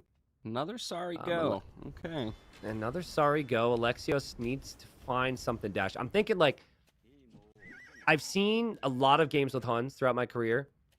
If you somehow can breathe, before you know it, you'll have a big mass, and you can come back, especially against a bad skirmisher civ like Persian. So that's what your hope is here, but Alexios isn't exactly letting him breathe right now. No, not at all. And while all of this pressure continues to kind of clamp down on Jan Žižka, we see the second TC being dropped by that wood line back at home. So he's going to beat his opponent to the increased villager production, and still has complete map control, it seems, keeping most of the focus on this side of the map. Mm-hmm. Farm's getting shot down. Alexios did this in the round of 16, which I guess was 2 days ago for him because he was the final round. So he's like, okay, I can't kill your vills right now because you're going to hide them? Cool, I'll just take all your farms. And oh my god, oh no! Oh, Jan Žižka trying to escape! and he runs right into the Navy, and oh, this is horrible. Yeah, he went for the river crossing. I mean, it was a game-saving play, I think, right? If he gets away with it, to just kind of reestablish himself completely on the southern side of the map, and it's a risk you have to take, right? When you feel like you're on the back foot. So I can respect the move, but unfortunately, Alexios is in position, waiting there with the open arms of the galleys. The gold being completed in that moment, so he can at least back away from that resource. But the pressure continues here with the crossbows. Just so much value found out of 14 crossbows. I mean, it's incredible to see. Yeah, I mean, there's only 9 of them right here. He's got 14 on the map. He's probably got 5 more. He's ready to nerd out elsewhere. Like, this micro from his crossbows is ridiculous. The guy's not taking a single hit. And I remember saying a similar thing in the first game when his opponent had skirms and supposedly had an army to counter him. But here's the next wave from Alexios. Alexios is playing out of his mind. I mean, he played great in the round of 16. But in the quarterfinals, he's somehow so much better. Come on, man. He's got his number right now. 3 crossbows, Knight, Camel. Finding a TC. He can back up out of tower range here and continue to harass. The GG is called. I mean, it felt like after the first 2, man, oh man, are these guys similar. But every single game now, Alexios is just finding that crossbow play. And the timings of his attacks, the unit control is great. The thing that is so underrated about Alexios' play is if you go to the economy tab, his res collected is amazing. There's a lot of really good archer players out there, but they have to sacrifice their economy to do it. What Alexios does a sick job of is balancing the eco while also going for the archer play. And to quote a player who told me this, his name is Daniel, he played in the qualifier. To quote Daniel, something he told me 3 years ago, he said, the best players will use their micro to set up their macro, meaning they don't need much, but because their unit control is so good, they've got these moments where they take full advantage, and behind it, they've just got villager after villager on farms, and the efficiencies there. And the worry here for Jan Žižka Dash is how can you not feel Alexios' dominance? You've got to feel that you are just second best here. Yeah. And back to your point about the archer skirmisher micro battles. I'm the one building the counter unit. How am I losing? And you know what? We've got a lovely meme in the Age of Empires community. Knights counter pikes, but after this series, we might be looking at a different one. Crossbows countering skirms. Yeah, I mean, certainly with Alexios, man. I mean, the rules do not apply to this Alexios character. Mongols building castles, what are you going to make? 1 Mangudai and then go into Arbalest and Trebs. Persians lack Arbalest, they lack Bracer. What are you going to do? I'm going to go crossbows, even though my opponent's on skirm. Like, Alexios is breaking the rules. It's unfair right now. You know what I would love to see now is somebody making a YouTube series of like build orders taken from like this tournament, right? Where it's like, you've got Hera with all of his, really clean, great build orders for new coming players and stuff. It's like, no. Let's get the out of the box. Here's the new meta. This is the build order. Like you say, into Imp, 1 Mangudai, Trebuchets and Arbalest. Like, what? He has actually gone with crossbows with 4 civilizations that don't even have good crossbows so far. Just to point that out. Like, Hindustanis don't get Arbalest. Khmer do, but they lack Thumb Ring. Persians don't get Arbalest, and they lack Bracer. Mongols, I think Mongols might actually sneakily have fully upgraded Arbs, but no one ever does it because they have the Cav Archers and the Mangudai. But still, it's like you're not putting any of the civilizations that Alexios is playing with as like great Arbalest civs, but it's just he's able to get the job done with the window there. So, listen, I think you and I have a very similar opinion right now, Dash. But there was a player who was the most excited about the patch we're using for this, which fixed melee pathing and made crossbow play better. And I think we are seeing that player right here as Alexios, because this is not a player that we saw at NAC, for example, meaning we didn't get to see this type of play be a viable option at NAC. Right. and seeing a whole lot of crossbows. Yeah, particularly when the previous NAC was such a great example of that particular player's power on camel Yep. and crossbow civs, Yep. right? And so how stark a difference it was in just seeing, both the game supporting that type of play, but also, the player utilizing those units to such great effect. And even back to your point about how the civs that, Alexios has used so far not being incredible archer civs, there's also, I think, some hidden value in that too, though, because we're not seeing him once again overinvest in archers. Yes, he's going for them every time, but he's going into archers, forcing out skirms, and then Castle Age, some knights and some camels come out. It makes it so easy for him to just bring out a couple of those power units for the civ that he's playing to kind of lay the killing blow, right? To sweep up the game in the end. Viewers, are you enjoying this right now? I'm hoping we get more games for you. Obviously, Game 5 coming up. I hope everyone has been enjoying Hidden Cup 5. The level's been insane. People said they're having fun, and what better place to take people who say they're having fun but to Islands, where Alexios actually goes to color yellow again, which we've kept him on because that's what he started the series off with in Game 1. Alexios playing as the Vikings, Jan Žižka playing as the Koreans. We've got some rather off-centered islands here. And, I did cover both of these players playing islands. Both of them won on islands in the round of 16, so I think the confidence is there. But Vikings, definitely more of your typical pick, I think, Dash. 100% agree with you there in that it's more typical. But, of course, Koreans still plenty of power to be packed into what is their navy, as well as a possible landing. Just going to call that out. I would love to see maybe Jan throw a curveball at Alexios and go for maybe a landing and towers and just be super aggressive, make the game messy. Because as we pointed out earlier, as the series has rolled on, the moment Alexios in these last two games has gotten a slight advantage, he has cruise controlled his way to a victory. So I don't think you can let him approach the game in such a stable way anymore. Agreed. I spot on. I was just going to say that. I think the key for Jan Žižka, and this is something he showed he was very comfortable with when he played on islands in the round of 16, is to go for a landing here.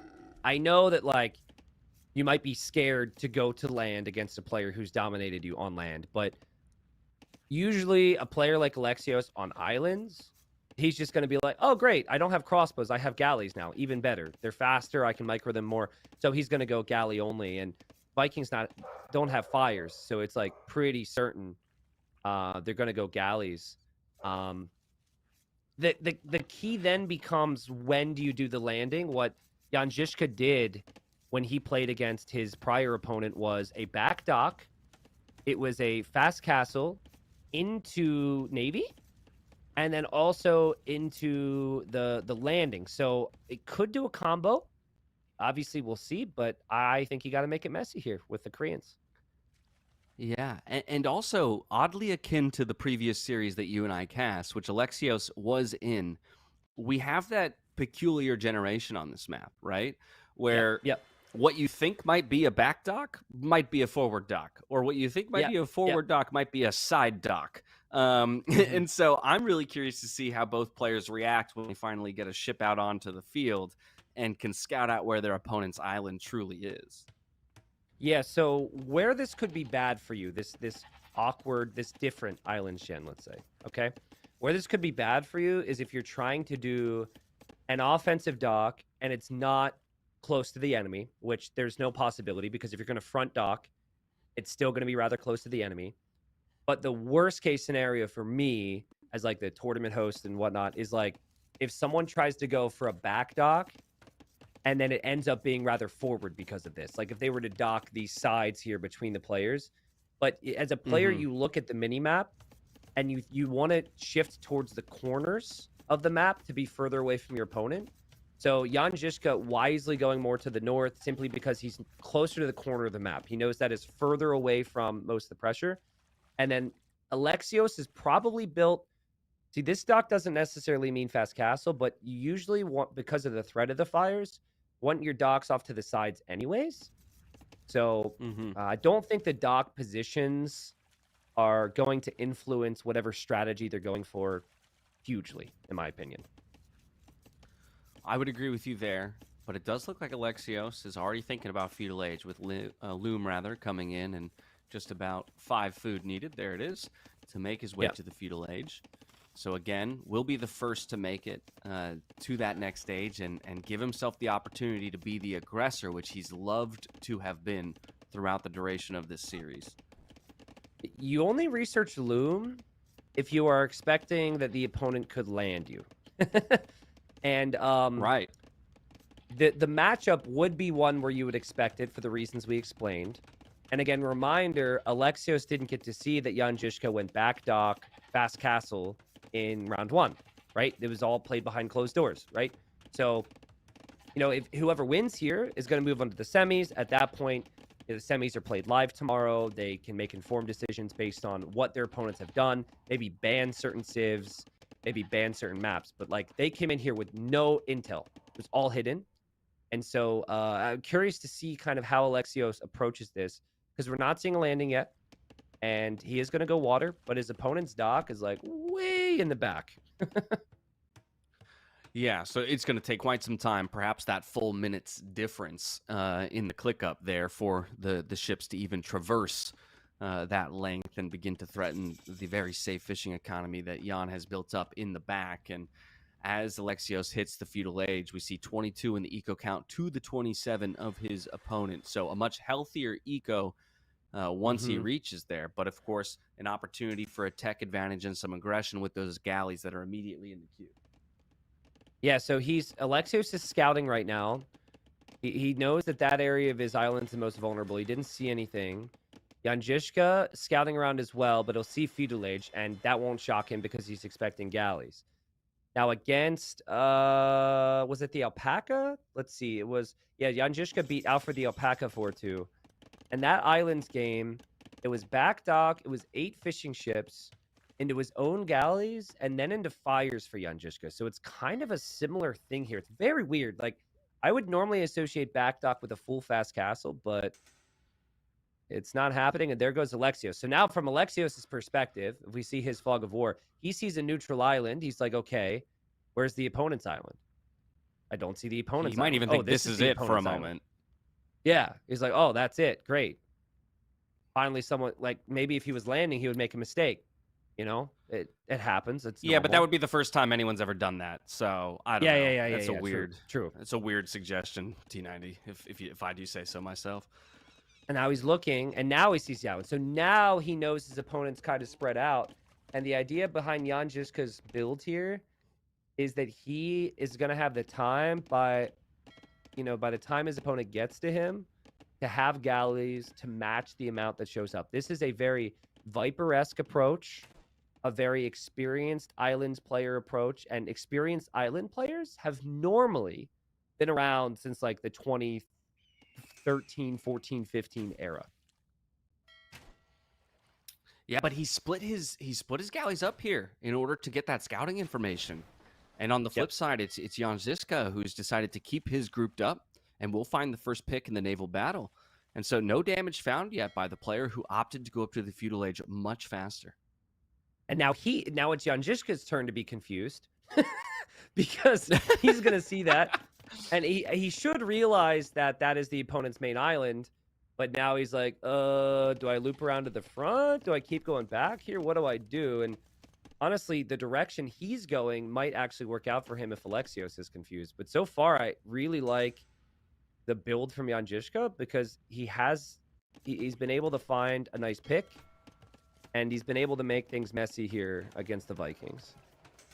Yeah, and he's done it all with a 3 advantage in the fishing ship count, right? And I also, T90, see a transport in the queue for the Korean player. That excites me.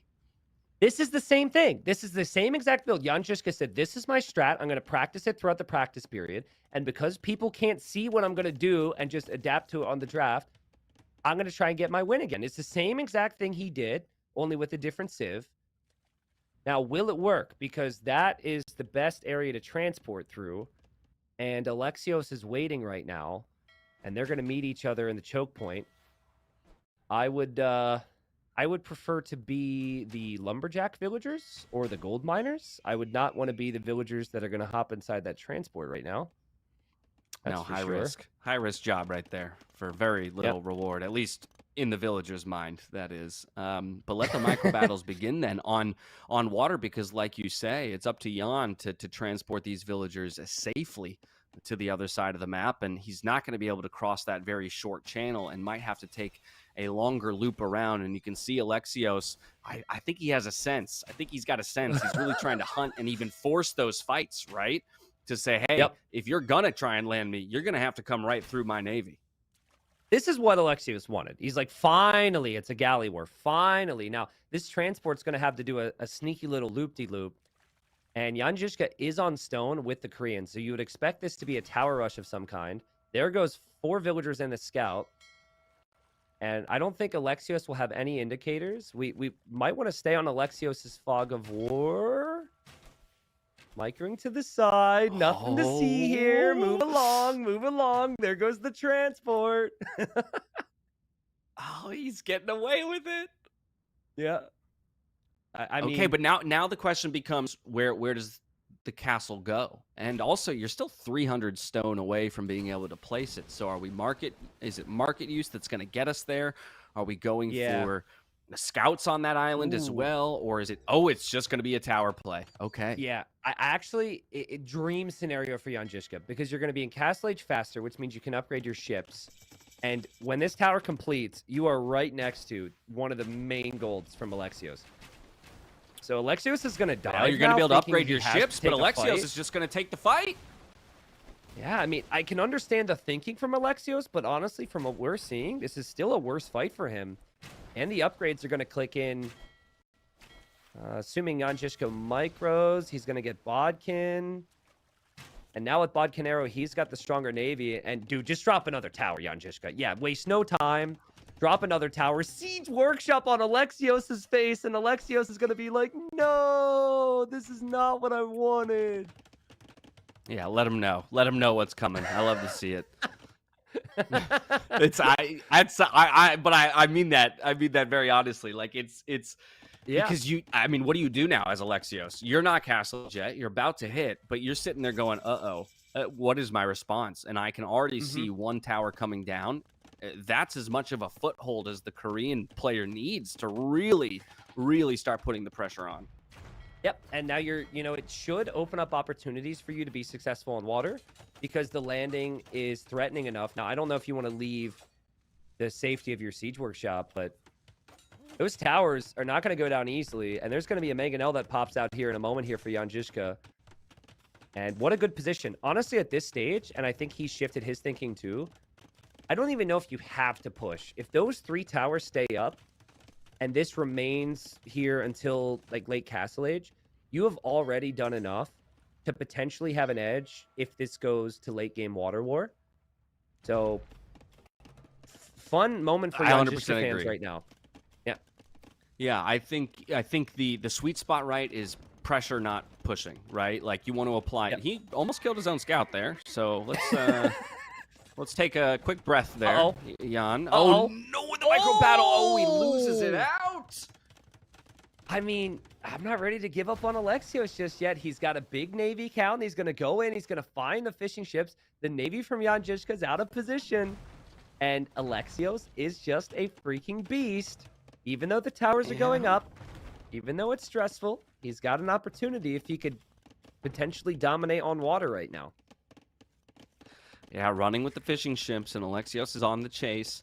But it was Jan who got to the second TC first, right? And so we'll look to continue to extend the eco advantage now that he's got some map control over his opponent's base and some of those important resources. He's already denied the main gold and the main stone here from Alexios. So he's taking a page out of his book. You've been strangling me out of games earlier, but the Mango micro here for Alexios just is so much better.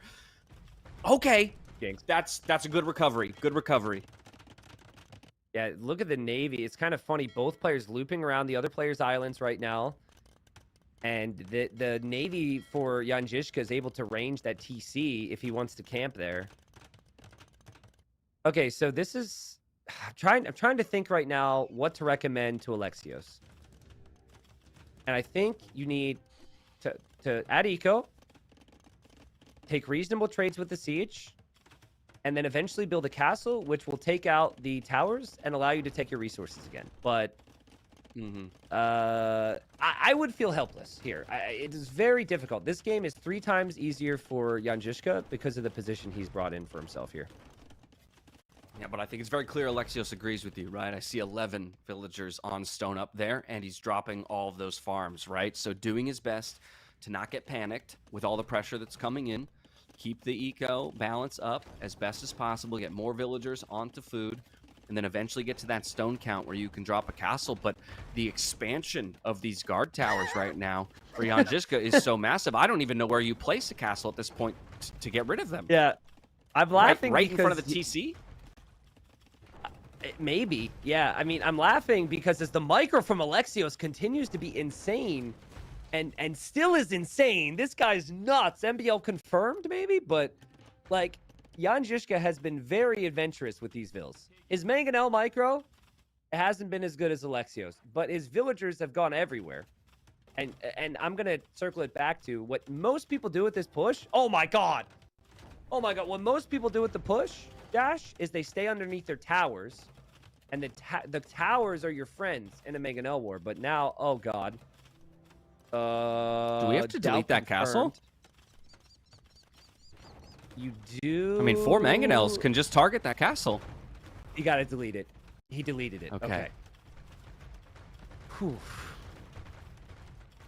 In the end, Again, I'm not even sure I like the castle play here from Jan, right? I almost want you to continue with the guard towers, slowly creeping. So on the player guesses, I was talking to Margugu, who's a French pro. Many people know him. He casted with me earlier in Hidden Cup. And we were typing. It was like midnight for me, and I'm just scheming away talking to people. And I said, I think Jan Žižka is Sito because he had the perfect plan into a fail forward castle and then a throw on Bay. And Margugu goes, yes. He goes, perfect play into thinking you can win the game with a castle and losing. Very French. So, as I see this, as I see this insistence from Jan Žižka to just keep pushing, and not just chill like so many other big pros do, it does make me wonder, as he continues to get pushed away, like Alexios has had ridiculous trades with the siege, and he has no siege bonuses. I do wonder if maybe Jan Žižka needs to settle it down a little bit, and again, just like keep these towers up and go imp and try and win with galleons there, maybe. Yeah, no, I agree with you, T90. And if the Mangonel micro, or losses rather, weren't evidence enough of the point you're making, I'd say the next thing you need to look at is the Vil counts, right?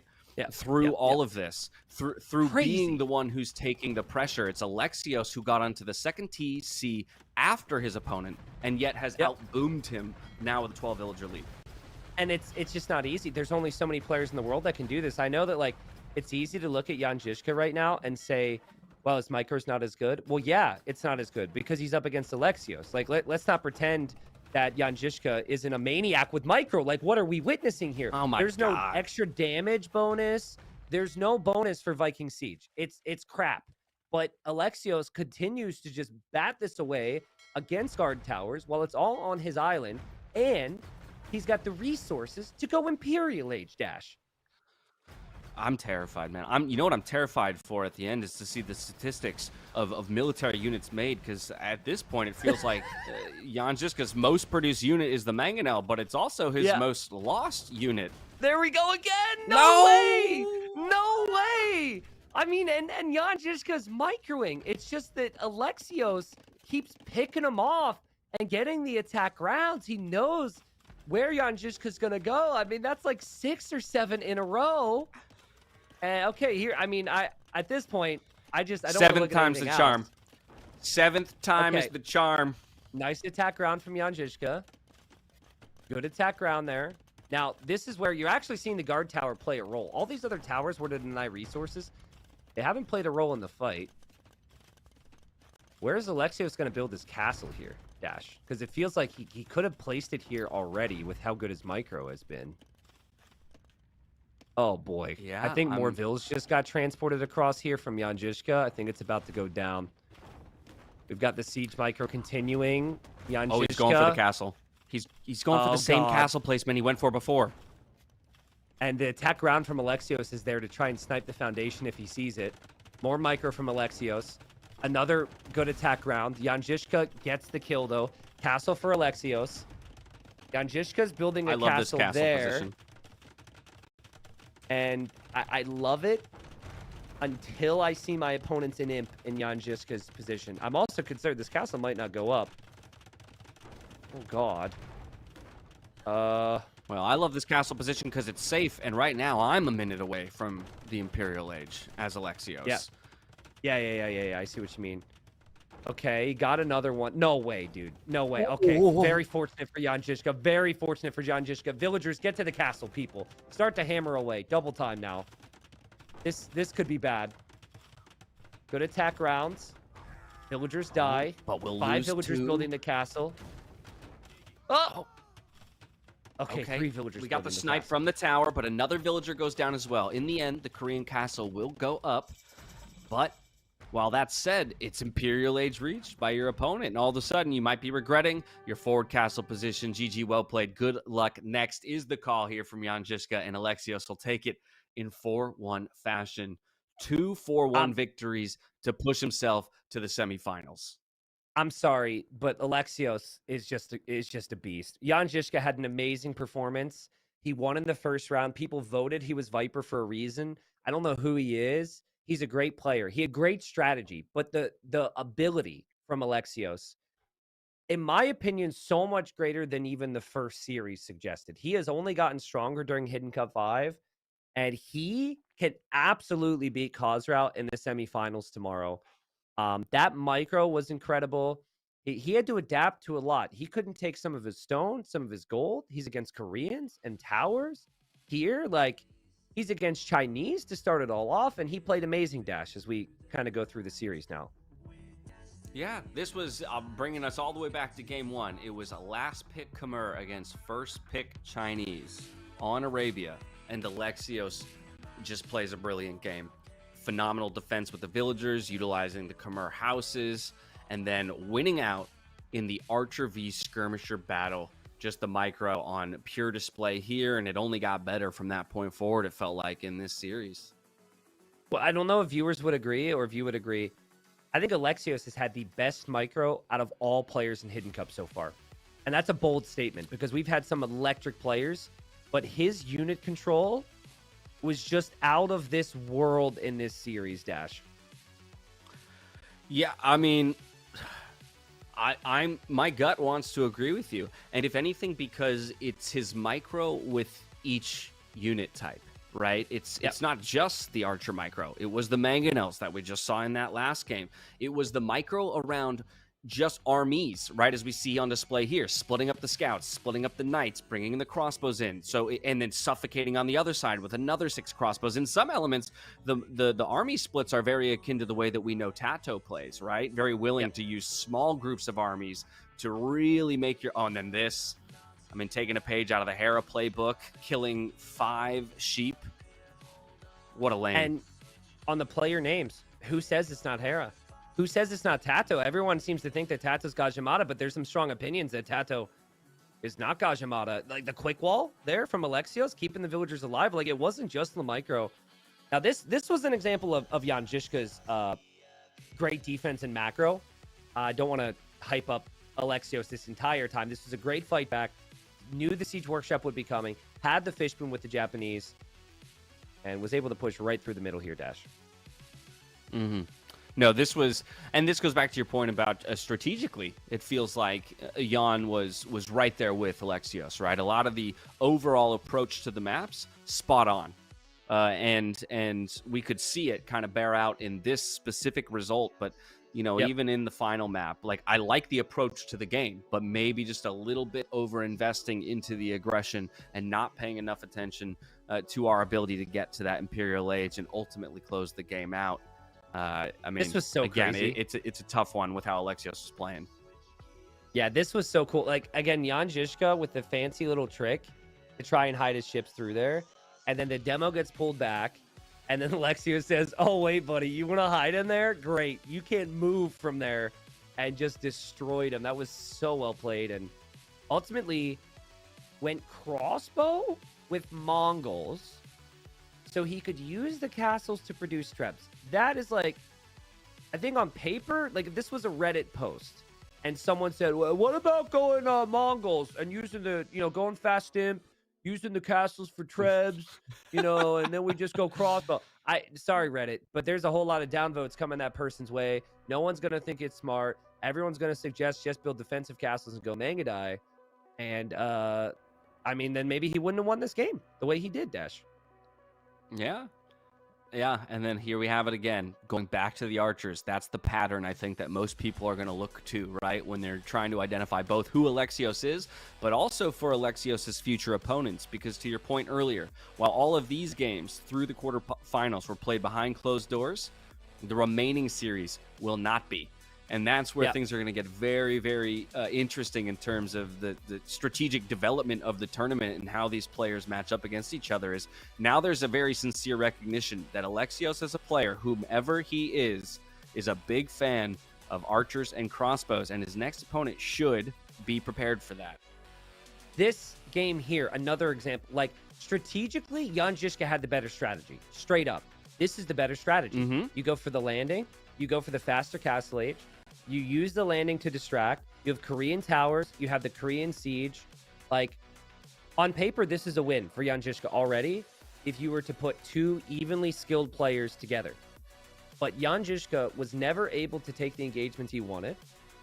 And the value for the engagements from Alexios was out of this world. I will say, Dash, because we didn't really have a ton of time to talk about it. I think that you have to use the towers to help you in the siege war. That is more important. It is more important to place like two towers underneath where you're going to siege push than it is to cover and deny resources with the other towers, if you get what I mean. Yep. Oh, absolutely. And I think you even asked the question about midway through this push, right? When maybe 3 towers had been established, you had asked, how far do we go? Right? How much pressure do we need to put on, or is this enough? And can we kind of rest on that and look again to extend to the Imperial Age? And I think he over indexed into that pressure, wanting to close it out, wanting to get himself to that next map in the series, and ended up biting him in the end. Man, I mean, that was a fun series. I mean, obviously we always want more games. As a caster, we want the 4-2, we want the 4-3. But there's a level of excitement with when you have a player like Jan Žižka that's so good, and then you have Alexios just rising above it all. That really got me pumped for tomorrow. Oh, I'm so stoked, man. I'm so stoked. And again, in so many ways, because I am still on the This Is Leary train. Yeah. And this is Leary playing the style of Age of Empires that he wants to play and that he is best at. And that, I think that makes for a brilliant Age of Empires tournament when we've got a lot of players playing in their peak form. Yeah, I mean, I think it's time. I think we got to see what the people think, because I could see 3 or 4 names going in there for either player. Jan Žižka obviously losing here, did win the first round 4-2 against Alfred the Alpaca. Now, I believe that the people voted that Jan Žižka beat Leary in the first round, which is kind of interesting. Now, I think I'm to blame for that. I was very pro Leary for Alfred the Alpaca, and after taking a moment to think about it, I'm leaning a little bit more towards like maybe a Sebastian, maybe a qualifier player, but I'm getting ahead of myself. Who do you think this player was, this Jan Žižka? Do you think along the lines of Margugu that it was a very French player, that it was Citeaux, or was it maybe somebody else who got through the first round and then lost here in the second? Vote away here, people. Clearly, see what the community thinks. Yeah, clearly some favoritism towards Citeaux in the vote, but as you mentioned, perhaps Alfred the Alpaca being Sebastian, that looks to be the secondary guess for a lot of people here. Yeah, that's true. I mean, Citeaux and Sebastian, Winchester, Mihai, Hart, like it could be any of these players. I don't really know. I think what it is players who lost in the first round, no one wants to change their mind on those, right? Because we haven't seen any more data from them to help us change our mind. But in this case, you see a player lose in the second round. then you have more intel. And 53% of people think it is Sato, 12% of people think it is Sebastian, and then 7% of people think it was Viper. Okay, production, can we please go to the viewer guest bracket for a moment before we do the next vote? I've got a bone to pick with people.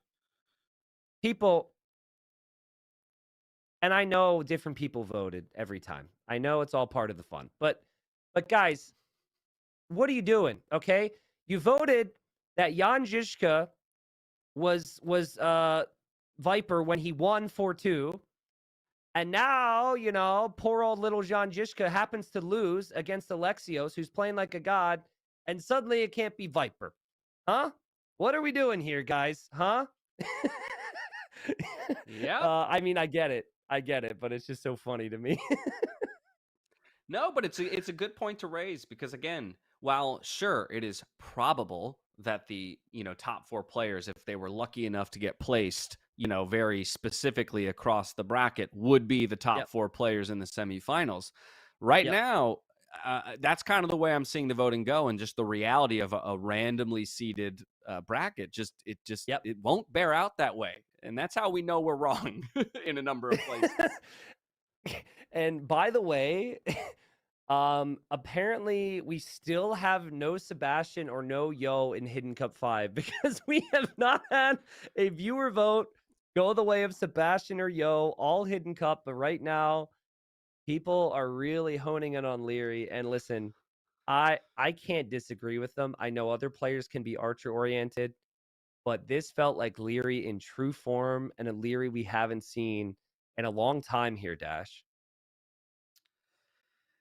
Yeah, and I mean, there's a hopeful piece of me, right, that when we get the reveal, it will be Leary, because that just speaks to, a resurgence in his play and his Age of Empires career. But it's starting to feel like, or at least again from the community's perspective, that there is some certainty around some of our remaining players, jumping all the way back up to Vasco.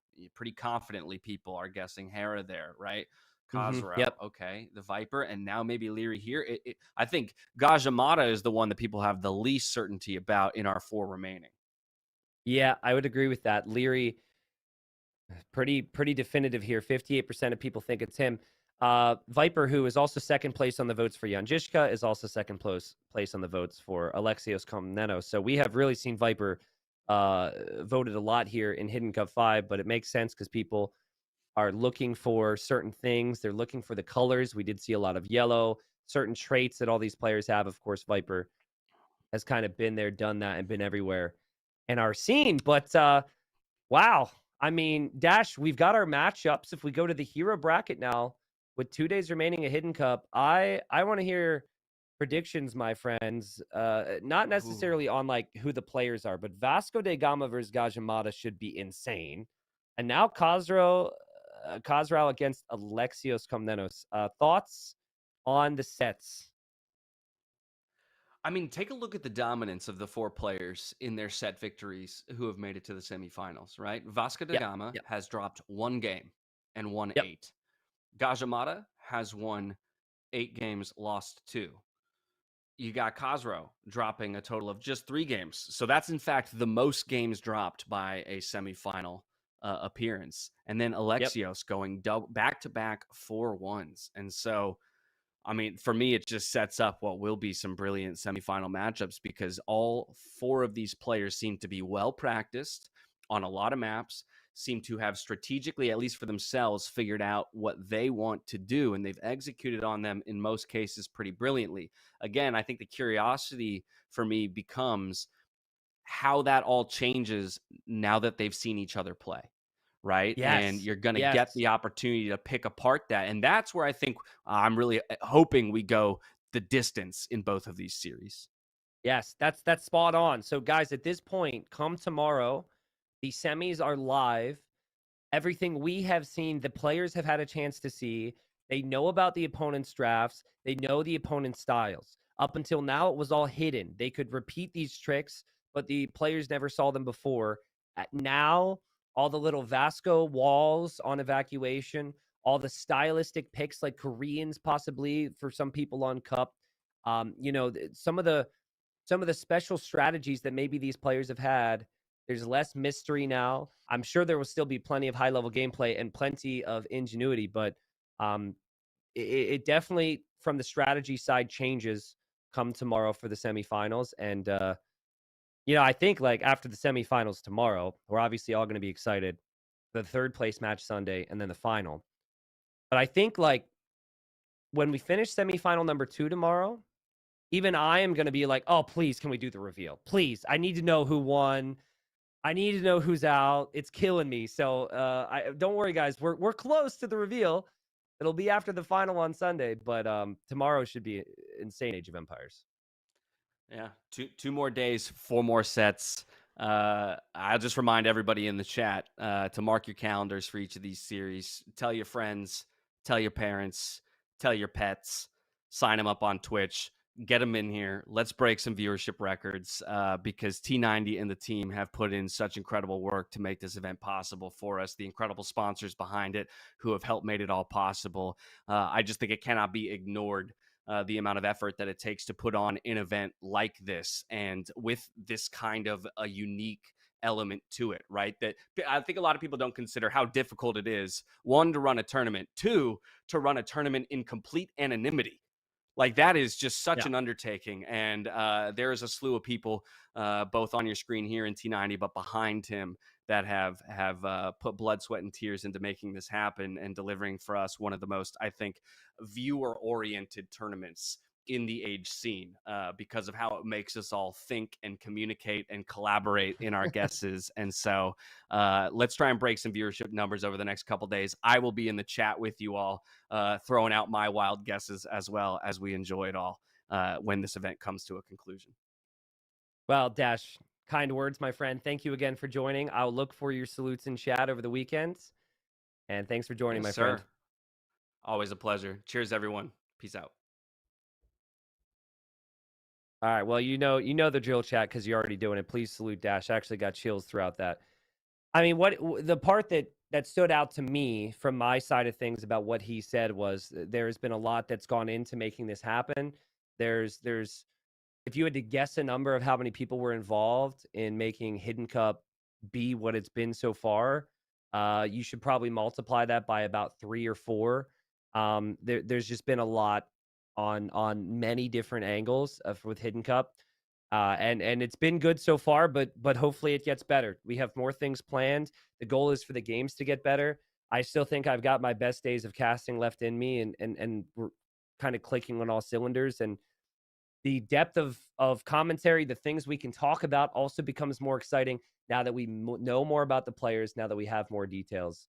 So thank you again, guys, very much for joining. And I'm actually kind of getting like pre-sad right now because we only have 2 more days.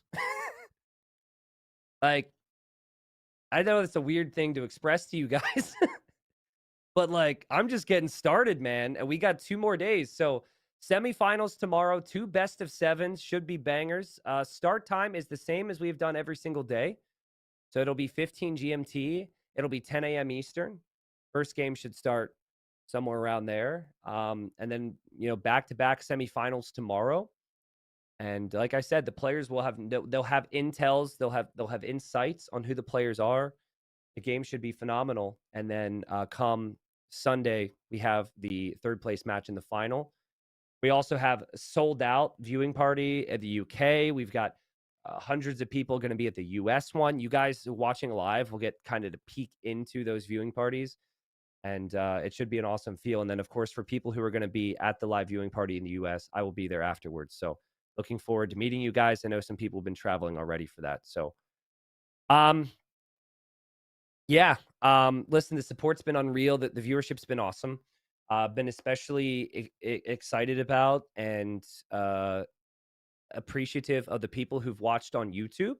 I did not expect so many people to watch on YouTube Live. So if it's your first Hidden Cup there, thanks for being there, everybody. Means a lot to have that many people coming in somewhere I haven't really streamed much. And then the viewership on Twitch has been really solid. The chat energy's been great. Thank you, guys. It is mind-blowing to me, I will say, how ready you guys are to laugh at me. I it's okay. I get it. I lean into it too. Half our emotes on the channel are built around making fun of me, okay? But you guys are just ready. It's like those are the funniest jokes one could possibly make. And that tells me you guys are in a good mood. You know, you guys are in a good place and having fun, which tells me a lot. But also, you know, I guess I got to make better jokes. Thank you for the subs as well. The amount of new people that have come in from Twitch Prime is really encouraging. And we've had, I mean, I've been back on Twitch now for 4 months, and so I'm seeing people continue to kind of come back with the early resubs, and then the people who are around a long time, you know, obviously moved to Facebook, then continued to resub when I came back. It's just been a good mix of everything, man. It's been a good mix of everything. So thank you. And I've been really, really satisfied with the level the players have brought. Like, I have all these hopes and dreams on if players are going to prepare and how the maps are going to be played. I'm very, very grateful. Okay. Whew. T90 official, are you going to fire the stats guy?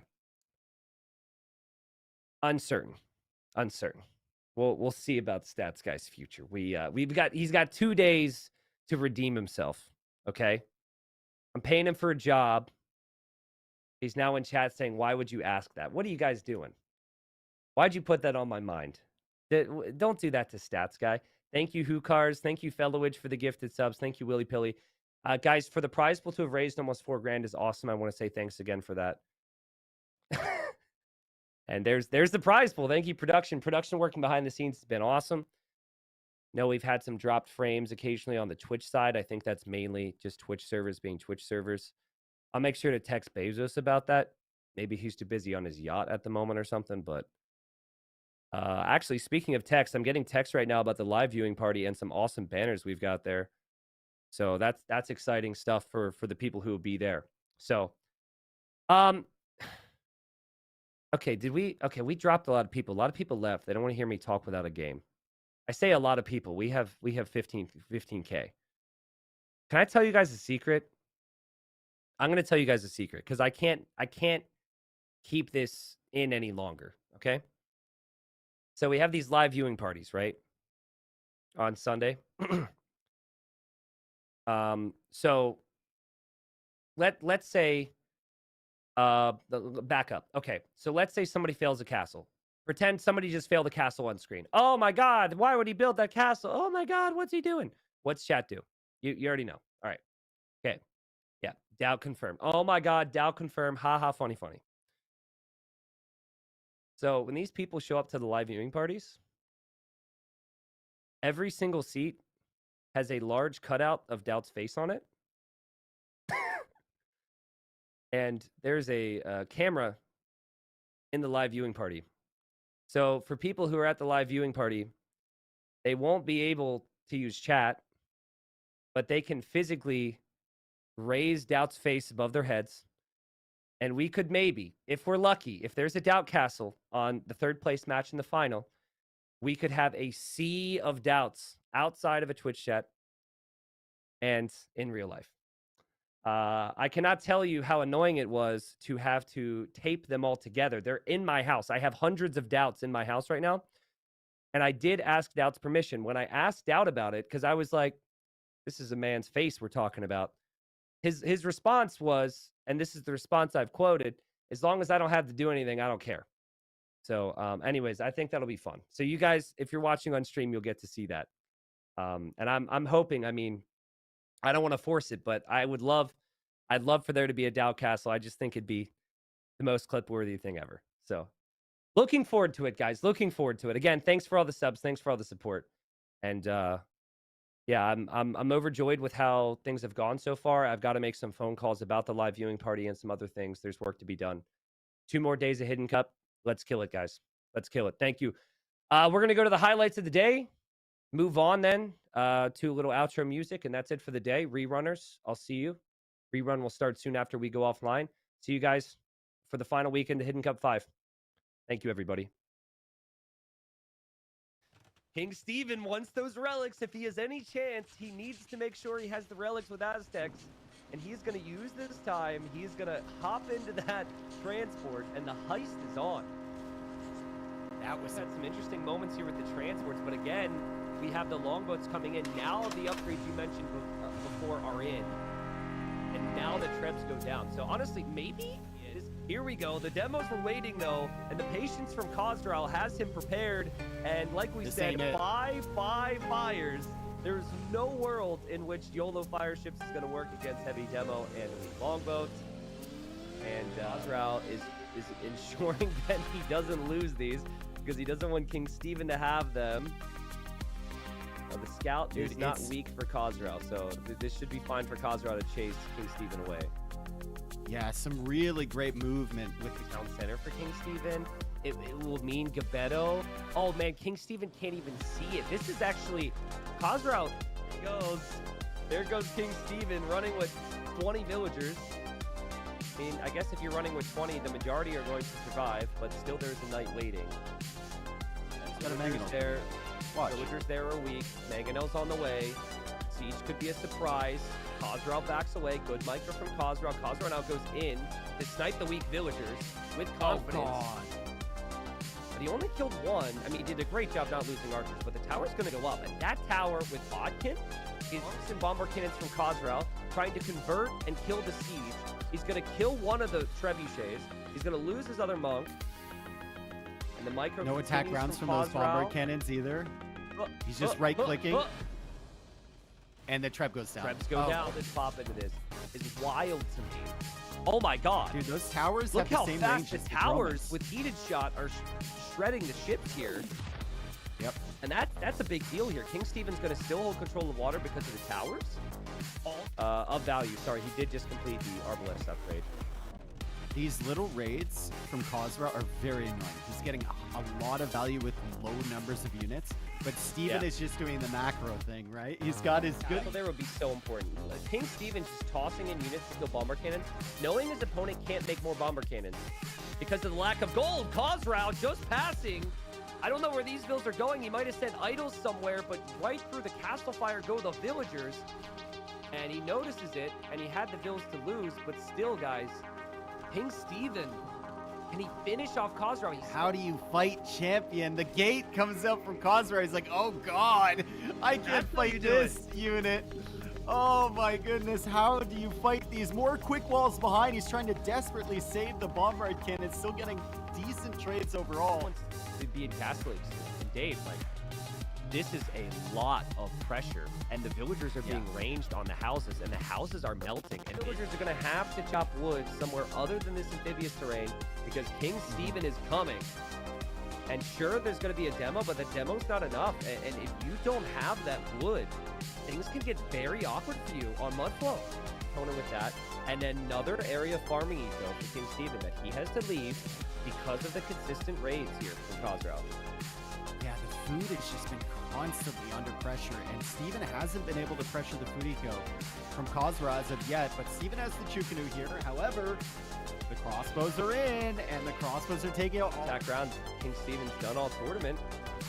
Maybe throughout his career as more villagers die, and Dave, how much of this is Khazral not respecting? It's a reality. He's going to try forward castle there. Dude, I mean, the Lightcav are not doing anything. The Lightcav are... Where are they? Well, any reasonable man would think his opponent would Does he never have build a Loom yet? castle there. King Steven building a forward TC. The monks Heresy's are all in. going to be killed. Disaster. Something that Alexios felt is good against the Chinese as well. Remember, Khmer can hop inside houses with their villagers, and a great job to do so from me. I mean, Alexios continues to get insane value.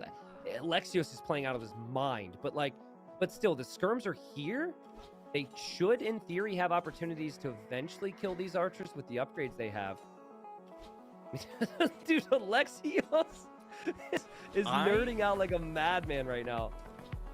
Yeah, I wish there was a way to see the number of kills that dead units have, right? Like, I want to know how many skirmishers those knights are in. It's also the patience, Dash, to know,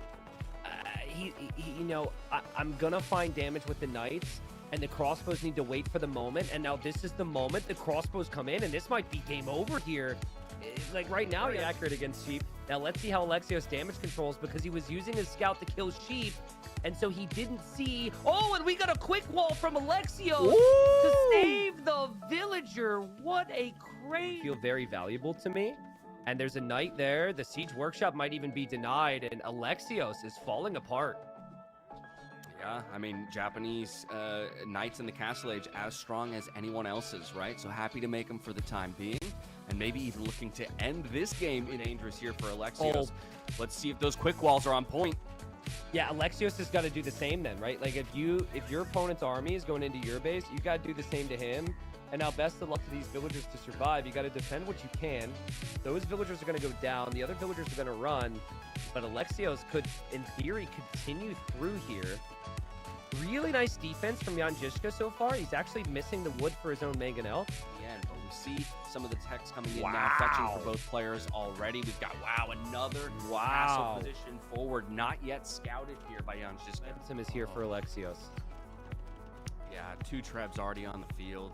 3 actually, and another castles. And then with 4 bomber cannons in the queue right now for Jan Žižka, he's got to repair with everything he has and hope those bomber cannons get here fast, because if he loses his castle dash, there's nothing to stop Hussars from raiding him to death. Yeah, and with just those couple crossbows that made it into the back of the base, look at the gold count. While both castles have now dropped in the game, so you gotta pay very close attention and consider a tower. And I agree, because now we're starting to see him get pulled apart a little bit, right? You know, just groups of 3 archers at a time here from Alexios. Just such amazing army control, threatens more villagers. Now they have to run. Plans as he's headed towards the next stage here. Yeah, opting to fight with the villagers, just like he did in game number 1, as the Khmer hasn't lost one yet. Boxing gloves are on. We're targeting. You're gonna hide them? Cool. I'll just take all your farms, and oh my god! Oh no! Oh, Jan Žižka trying to escape! And he runs right into the navy, and dream scenario for Jan Žižka, because you're going to be in Castle Age faster, which means you can upgrade your ships. And when this tower completes, you are right next to one of the main golds from Alexios. So Alexios is going to die. You're going to be able to upgrade your ships, but Alexios is just going to take the fight. Yeah, I mean, I can understand the thinking from Alexios, but honestly, from what we're seeing, this is still a worse guard towers right now. For Jan Žižka is so massive, I don't even know where you place a castle at this point to get rid of them. Yeah, I'm laughing right in front of the TC. Maybe, yeah. I mean, I'm laughing because as the micro from Alexios continues to be insane, and still is insane. Another good attack round. Jan Žižka gets the kill though. Castle for Alexios. Jan Žižka's